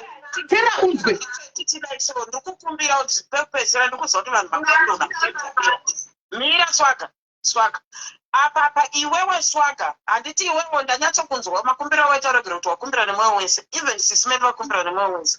Swagger iwewe unokwanisa here kuenda kunodhilita mapost ese zvawaituka Sisimeli. Kunodhilita, ndonodhilita. Unokwanisa here kudhilita zvavaitita. Avati zvazvinoita paupenyu. Hapana apa Swagger, isatina handichengeti isu pano. Handichengeti ndinonyora ndodhilita ndina ini chinhu chako pasi. Ndina chinhu chako ini. Chengeta apa. Pane zvinhu zvakatenda musoro ndikatoona pasisina. Iwo Sisimeli kana asida kuti ndidhilite whatever that I said. Havasi kuti dhilita asi kuti ndini ndoda kuedza kupagadzirisa ipapo kuitira kuti musarambe makablokana. Anditi saka ndosaka ndiri kuti iwewe since wakumbira regerero zviri pasi pemwoyo iwewe unofanira here kuti uchienda kuchinodhilitawo ndinakana trust me ndikabloka munhu handidzokeriko handina chandinotomboziva kana ndosaka waona kuti kana dai ndozondokatuka vanaka pamwe dai ndakatombokupindurawo. I didn't. I didn't. Because yawe inotowapa 48 hours kuti vashandia kubloka futi. Ko kana ndiri ndichatanga ida uchida kungoita kunge munhu wese asina basa iri. Ndozvonetsa madiaries. Munyatsofunga kuti muri nyatsori special zvokubva matoita special zvokutanga munhu wese. It's bad. Musadaro kani muri vanhu mani. Makaitwa sei? Block. Izvizvi kuti vandibloke pamberi kwa48 hours. Saka indogona kuvatangira kuvabloga futi. Saka musabva manyanoita kunge ziti tiri matofo like that. That's bad. Nine. Just as baby, you no control as similar muchivaita chigupi. And that's true. Because the way you pari kuitwa peace kuti pagadziswa. Tiri kuti the festival kunyanya kutaurisa. Muri kutaurisa munoziva pataiwirana, munoziva zvataigwira. Chamukubva manyanoita even musadzikisira vanhu mutoro iyoyo madiet. I'm telling you, tadaro. Guys, ndipirewo ganda revasikana uyo namba yangu. Ndipirewo ganda revasikana namba yangu. Ari kumbira namba. So anyway, hapana kuipa. Thank you so much. Taita peace ndatida kumbira regression kumadiaries achane. Chirega kuva address, don't address them. Don't address them. Wakumbira regero kwavari. Why are you going back and address them? Zvinogoitika comment section unoiziva iwe hausi munyowani wauya nhasi pasocial media iwe. Unoiziva comment section uri kutaura neni sena nekuverenga comment section.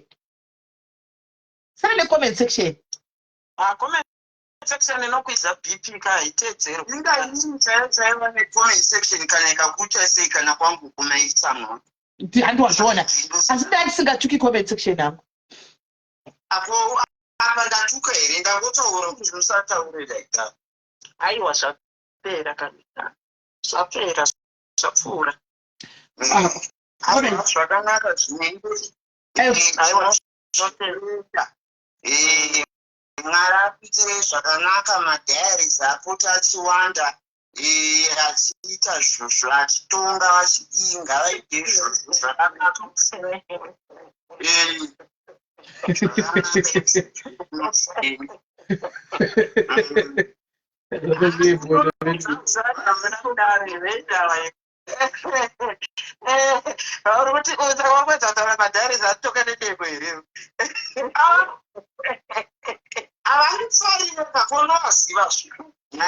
But vaikufarira manje. You made them. Tete Maswanda, ndopa ndataura papa kuti paati nocheredza brand ndikati uri kuuraya brand because vanhu ava vaimusapota, madiaries aimusapota. Madiaries aimusapota Tete Maswanda. Ava vanhu vaimusapota, madiaries aisapota Swagger ushu. Aisapota vakataka kutukirira vakati vakataka kuunfollow vanhu vaisapota Swagger madiaries. Zvandotoziva ndoga ini.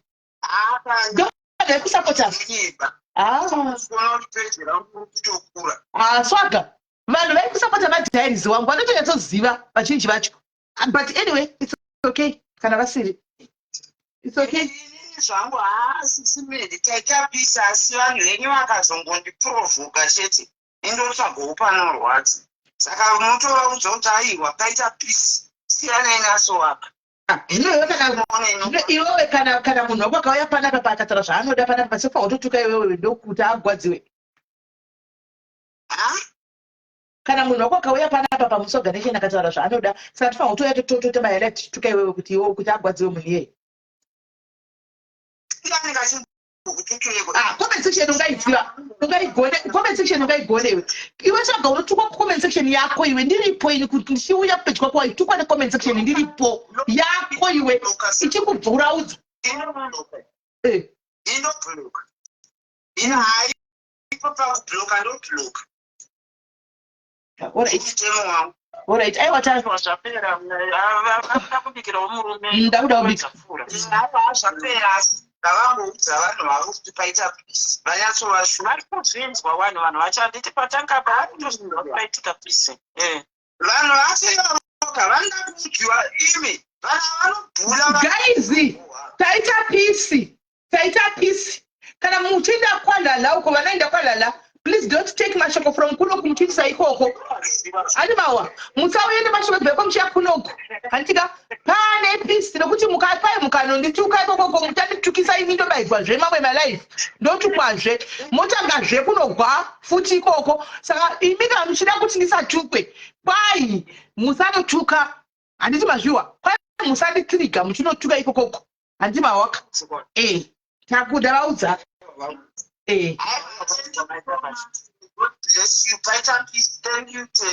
aiwa pakanaka ari kubasa aiti wacho maita basa timasanda maita basa tirega ididiki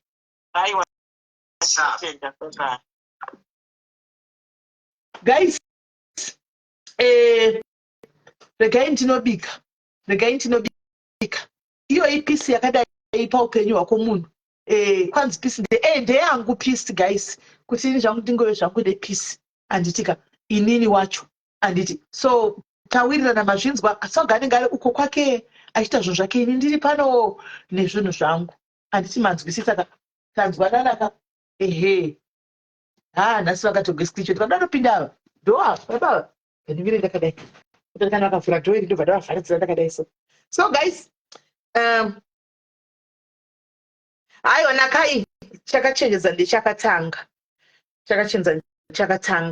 saka guys ndakuenda tinouya pano tichiita malife edu pano tiseka please refrain from bringing me things that are being done in the city ndokumbirisa handiti handizvioni malife ese akunzi akaita tara timuzive chokwadi kana kumaona ndanisina kana mbobvira ndakamaona hai ndasina mbobvira ndakamaona ndatonzwa zvangu kuti apa pane zvakadai zvakaitika so aisi nyaya guys inini let me go kubika zvatopera so now hamuchina midhe kunofaitana nevanhu kumastreet handiti because vamuchida unofaita handitika patove nepisa kuchisina kunofaita nemunhu taakuuya pano handitika tichiita hedu zvinhu zvedu pano handisi ndizvo saka did it go wrong no hazvina kuitika hazvina kuitika zvakaipa zvaitika zvakanaka tiri pano tichienda takaenda takadaro ndandiri kuda kuita kanhingirikiri hanzi akauya panoba haui anenge ari kwake kokoko haui hanzi juzi rine chiheti rine chiheti rine chiheti chinzwai guys pane uyu wanachida kuti ndipinze apa but now regai titai kuona kuti mirai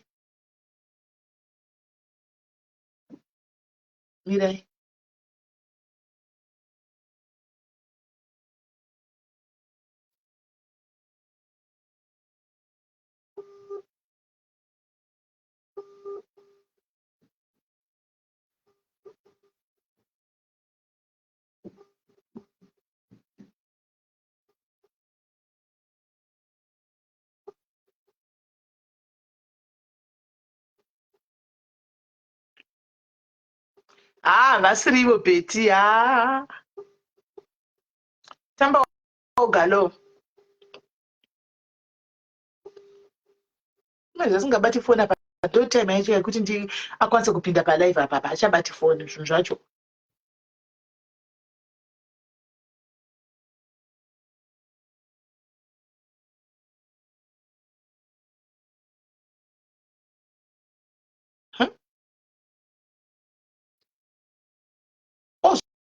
zouya ndapedza life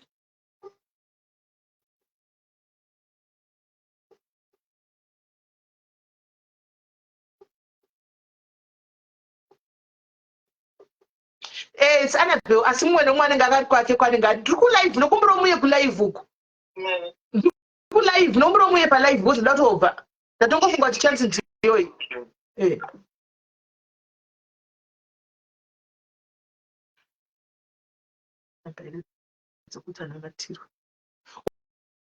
ndichampa I know Utilia, I know, don't worry. I know. My scar, handizi kuti ndichakudzidzisa sei my scar. Handizi ndichakudzidzisa sei. Panoda pampane pamboti you need to use wisdom. You need to use wisdom. You guys have been fighting my streets macho. And it now no more fighting. And it no more fighting. Toita zvinhu zvacho pano. Hamusi kuda futi. Saka modei. Muri kudei. You have been fighting left, right and center. Zvichitondirwadza. Ndichitonzwa nemajinections vana venyu vari kugwama street mhondo dzisingaiti. Now tave apa patiri apa taapari bho modei futi. Handisi shamwari yaSwaga. Handisi shamwari yaSwaga guys. And taita wisdom. Taita ningekiri chete. Taita peace. And it's Swaga isi shamwari yangu guys anymore. He's not my friend anymore.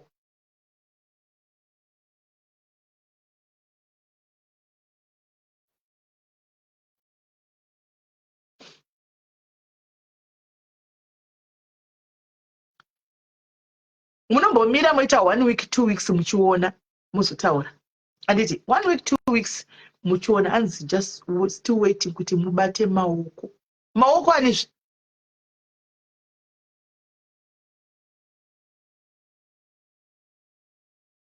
Yes.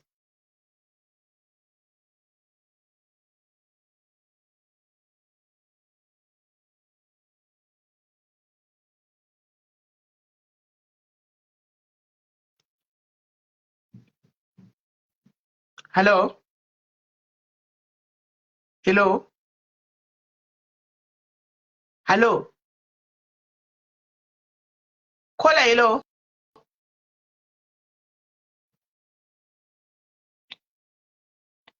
Eh. Imi budai mudzoke.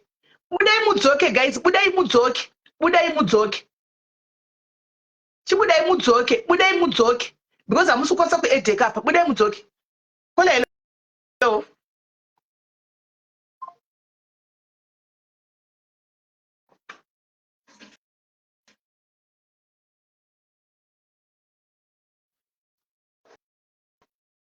Ava ndivo manje vari kuvhura dhoa.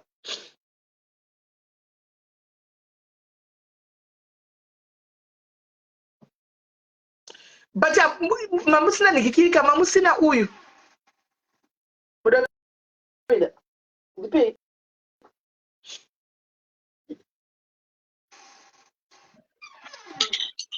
Hello? Hello, Sisimele, Mose. Kuri sei? Tino nane yedu, kuri sei koko. Aiwa ndine ndatokuona kamukana kadoka ndinako because ndinoda kutounga tagarisa palive kubva makuda saka ndatina kuita kana 4 hours chaidzo. Ndatonoti kamukana kadoka ndinako rega tokashandisa. Handiti right guys, tine nyaya panapa apa. Neyanzva dzedu namukoma gift apa. Pane nyaya yakaitika GoFundMe iya yakaiswa muGoFundMe yakacreatwa kuGermany. Handitika kwaitwa GoFundMe iya ava vanga vabuda mari yavo last week ndizvo. Yes, chokwadi ndizvo last week. Vanga vabuda mari yavo last week. Saka vabuda mari yavo last week ndobva tati una admin ngachivapa mari yavo back. Ndokubva achivaudza masteps ekuti vaite.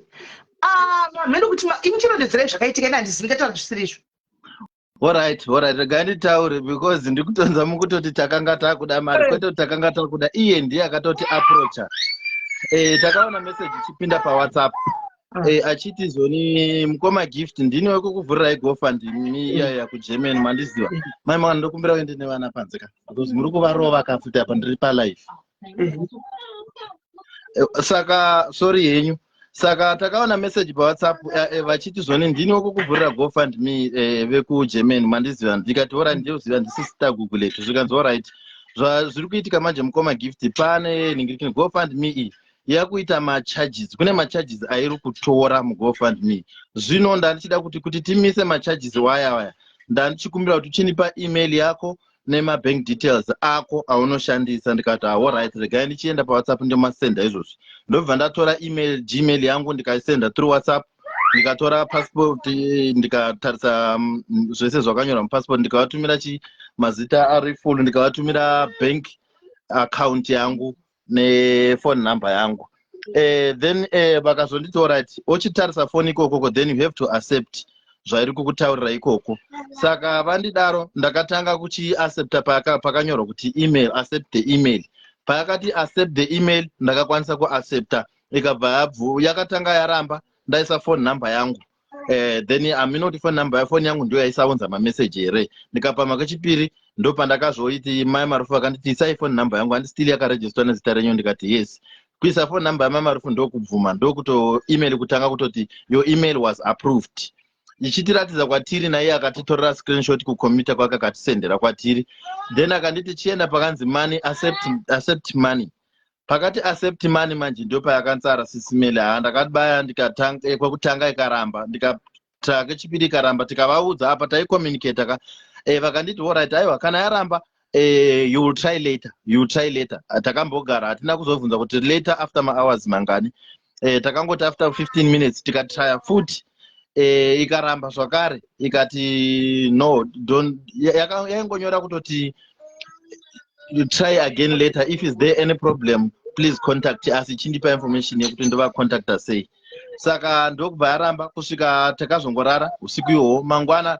makuseni kamuka zvakangofanana takazonotaura navo manheru futi vabva kupi kubasa vakati vatumira futi imwe invite nditry kuaccept another invite saka pandaitira kuaccept that invite invite yaitaura ndeyekuti accept man ndio yairamba ichingoramba ichingoti try again later kusvika Saturday ndazvobuda ndikaenda kubasa kwandioridza music kama weekends kwandonoenda nemaspika saka ndadzoka kwandakaenda ndakaswera ndisina wifi makuseni atinga akatanga kutaura ndisina mai Marufu kuti mai Marufu ndasenda imwe new invitation itai kuti muaccept iko kwava vakamuti aiwa vaipo havapo waenda kubasa vanenge vakuzoita kana vadzoka manheru pandakadzoka manheru ndichitoudziwa ndo pandakatira kuti ndinotarisa kunhingirikira ndadzoka kandapa wifi kunotarisa gmail yangu kudai ndikuona invitation iya iripo but pakuiaccepta kudai iri kuramba iri kungoita the same thing saka ndo pavakatobva vatotanga kutotaura ipapo after a few minutes kuti aiwa yakutoramba I think we are late yakutoramba it means yakutondi ndo pakatanga screenshot mamessage yekutoti yaitonyora kutoti GoFundMe has refunded back the money to vanhu vakadonate saka nekudaro tichinobayalingire GoFundMe kuti tichekewo kuti ndizvo here kubayalingire GoFundMe kudai yanga atonyora 0 kuratidza kuti mari yose yadzokera kumaindividuals saka nekudaro I think takakanganisa ipapo then manezuro ndo pandakazoti ndichiita mavidhio ndichingoisa kuFacebook nelive ndakamboita mavidhio ndichiisa kuThe Marufu Family ZW ndichitaura neshona rimwe ndakambotra kuda kutaura nechirungu ndichiti ndokumbira kuti ndikuudzei kuzivisei vanhu vasve kuti mari yakadzokera yeGoFundMe I think takakanganisa pamwe pamadetails pamwe mistake yakaitwa neni kuno kubaya kwataita foni asi yakadzosera mari kuvanhu vese ende vamwe vari kuUK vakatondisendera message in fact sister Google tachinsendera uku kune mumwe akatondisendera kuUK ndakanda ndiri friend naye kuTwitter akatonditi I saw this GoFundMe refunding me. How did you lose this? Ndichitanga kumutsanangurira ipapo. Saka nezuro ndaita mumwe akandisendera ofuta achiti GoFundMe has refunded donation to the guy in Botswana who lost his head. Can you please check why? Because they've lost all the funds raised. Can you contact him and find out what went wrong? True, exactly. That's the same message again akatouya futi kwandiri chisendwa nemunhu ari kuUK. Saka nekudaro ndakabva nezuro pandandichiita mavidhio ndichiposta ndichiti ndokumbira vanhu vaMwari vanokwanisa because kune vamwe hanzi yaitosenda email ichiti the money will be in your accounts after 3 days ndichiti vanokwanisa kusenda back mari yaya kana yakasvika kana muchida kuidzorera back munokwanisa kuchindisendera nemukuru madetails angu mukaenda paFacebook radio rakanzi Marufu Family Primrose tine madetails ataisai mukuru vanokwanisa kusenda munokwanisa kuisenda ikaiva nemukuru ndotokwanisa kutonoitora direct same day and message inotouya ipapo asi kwakasenda munhu 1 ndiye akatosenda 200 pula ndakanotora nezuro ari kuSouth Africa saka vamwe vasati message ayechekuti GoFundMe yakarifandwa kuvanhu ayo exactly ndiyo chaiyo saka guys uyu achanzi I was refunded too uyu akati futi I got an email I was refunded too saka now ndosaka tauya kuti mari dzakadzoka kumaaccount kwenyu I'm happy kuti you are confirming before it was said mari yakahliwa so you are confirming so tikukumbirawo guys hanzi namaipada yes I got refunded as well thank you so guys what can be done is tachikumbira kuti mari chomumutumire direct can you please pin in your details ipapapa hanzi naHoly Christians I also got my refund too okay ngatitei kuti idzokere back because he really needs the money so kutumira nemukuru I think kuri nani regai apine madetails so that you guys can get the detail anza vana amuna PayPal here ni PayPal tina ndovapa ndokupa ichi Gmail PayPal is easier isigwa PayPal ora saka ndisende ku WhatsApp kwenye zvizvi nyora ipa papa PayPal pamuri baba mu comment section nyora ite sorry nzwaini ndikuti nyora gara zviyawo gononyaso nyora ndi rega ndinyore ndamtatore yangu phone ashandise iyo asende mu comment section PayPal I think PayPal is easier I think it's cheaper it's easier I mean sorry it's easier inodhura kutora macharges right PayPal inodhura but anzi rega yanga mari yakare 1,346 pounds. Pounds. Guys, 1,100 and something. Wakamubata Maria yakawanda chayakanaka chose. Ngatizoserei guys. Isai PayPal. Ngatizoserei. Alright, ndakutoita. Ngatizoserei vaone kubatsirikana. Ngatizoserei. Alright, ndaisa iyo ameno kuti muri kuiona here pakanzi ndoipina sei ivo vachaipina imimi ndimi munoipina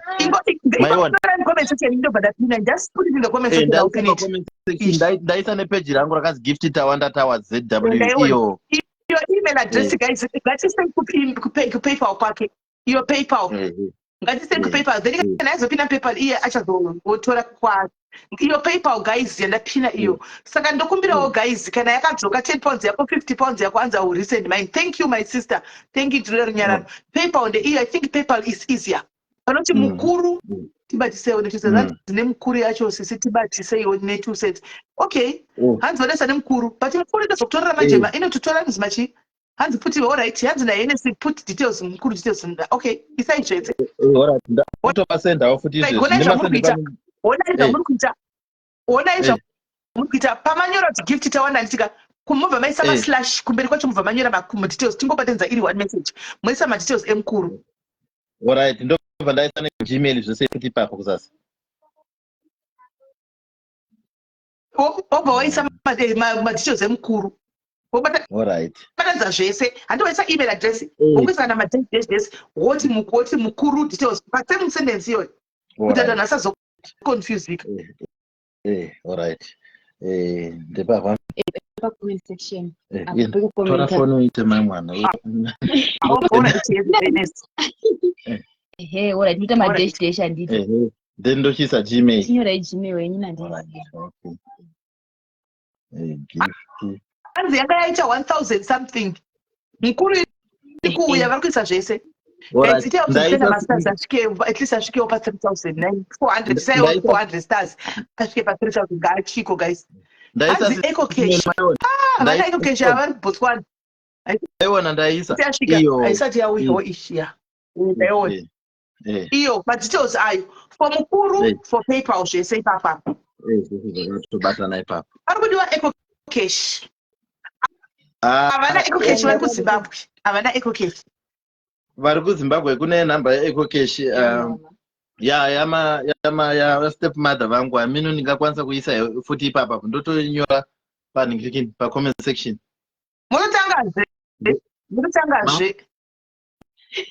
munotanga zvitonyora ndida kutobva pana ndakatomiswa nemi chitoitai alright ndoiza iri mufoni mangu mufoni munongu manje vanenge vakutoziwana kuFacebook ndokwanenda kuzoiisa tenge takuzoikanda pa comment section ipapo because iri mufoni imomo yandiri kushandisa kandai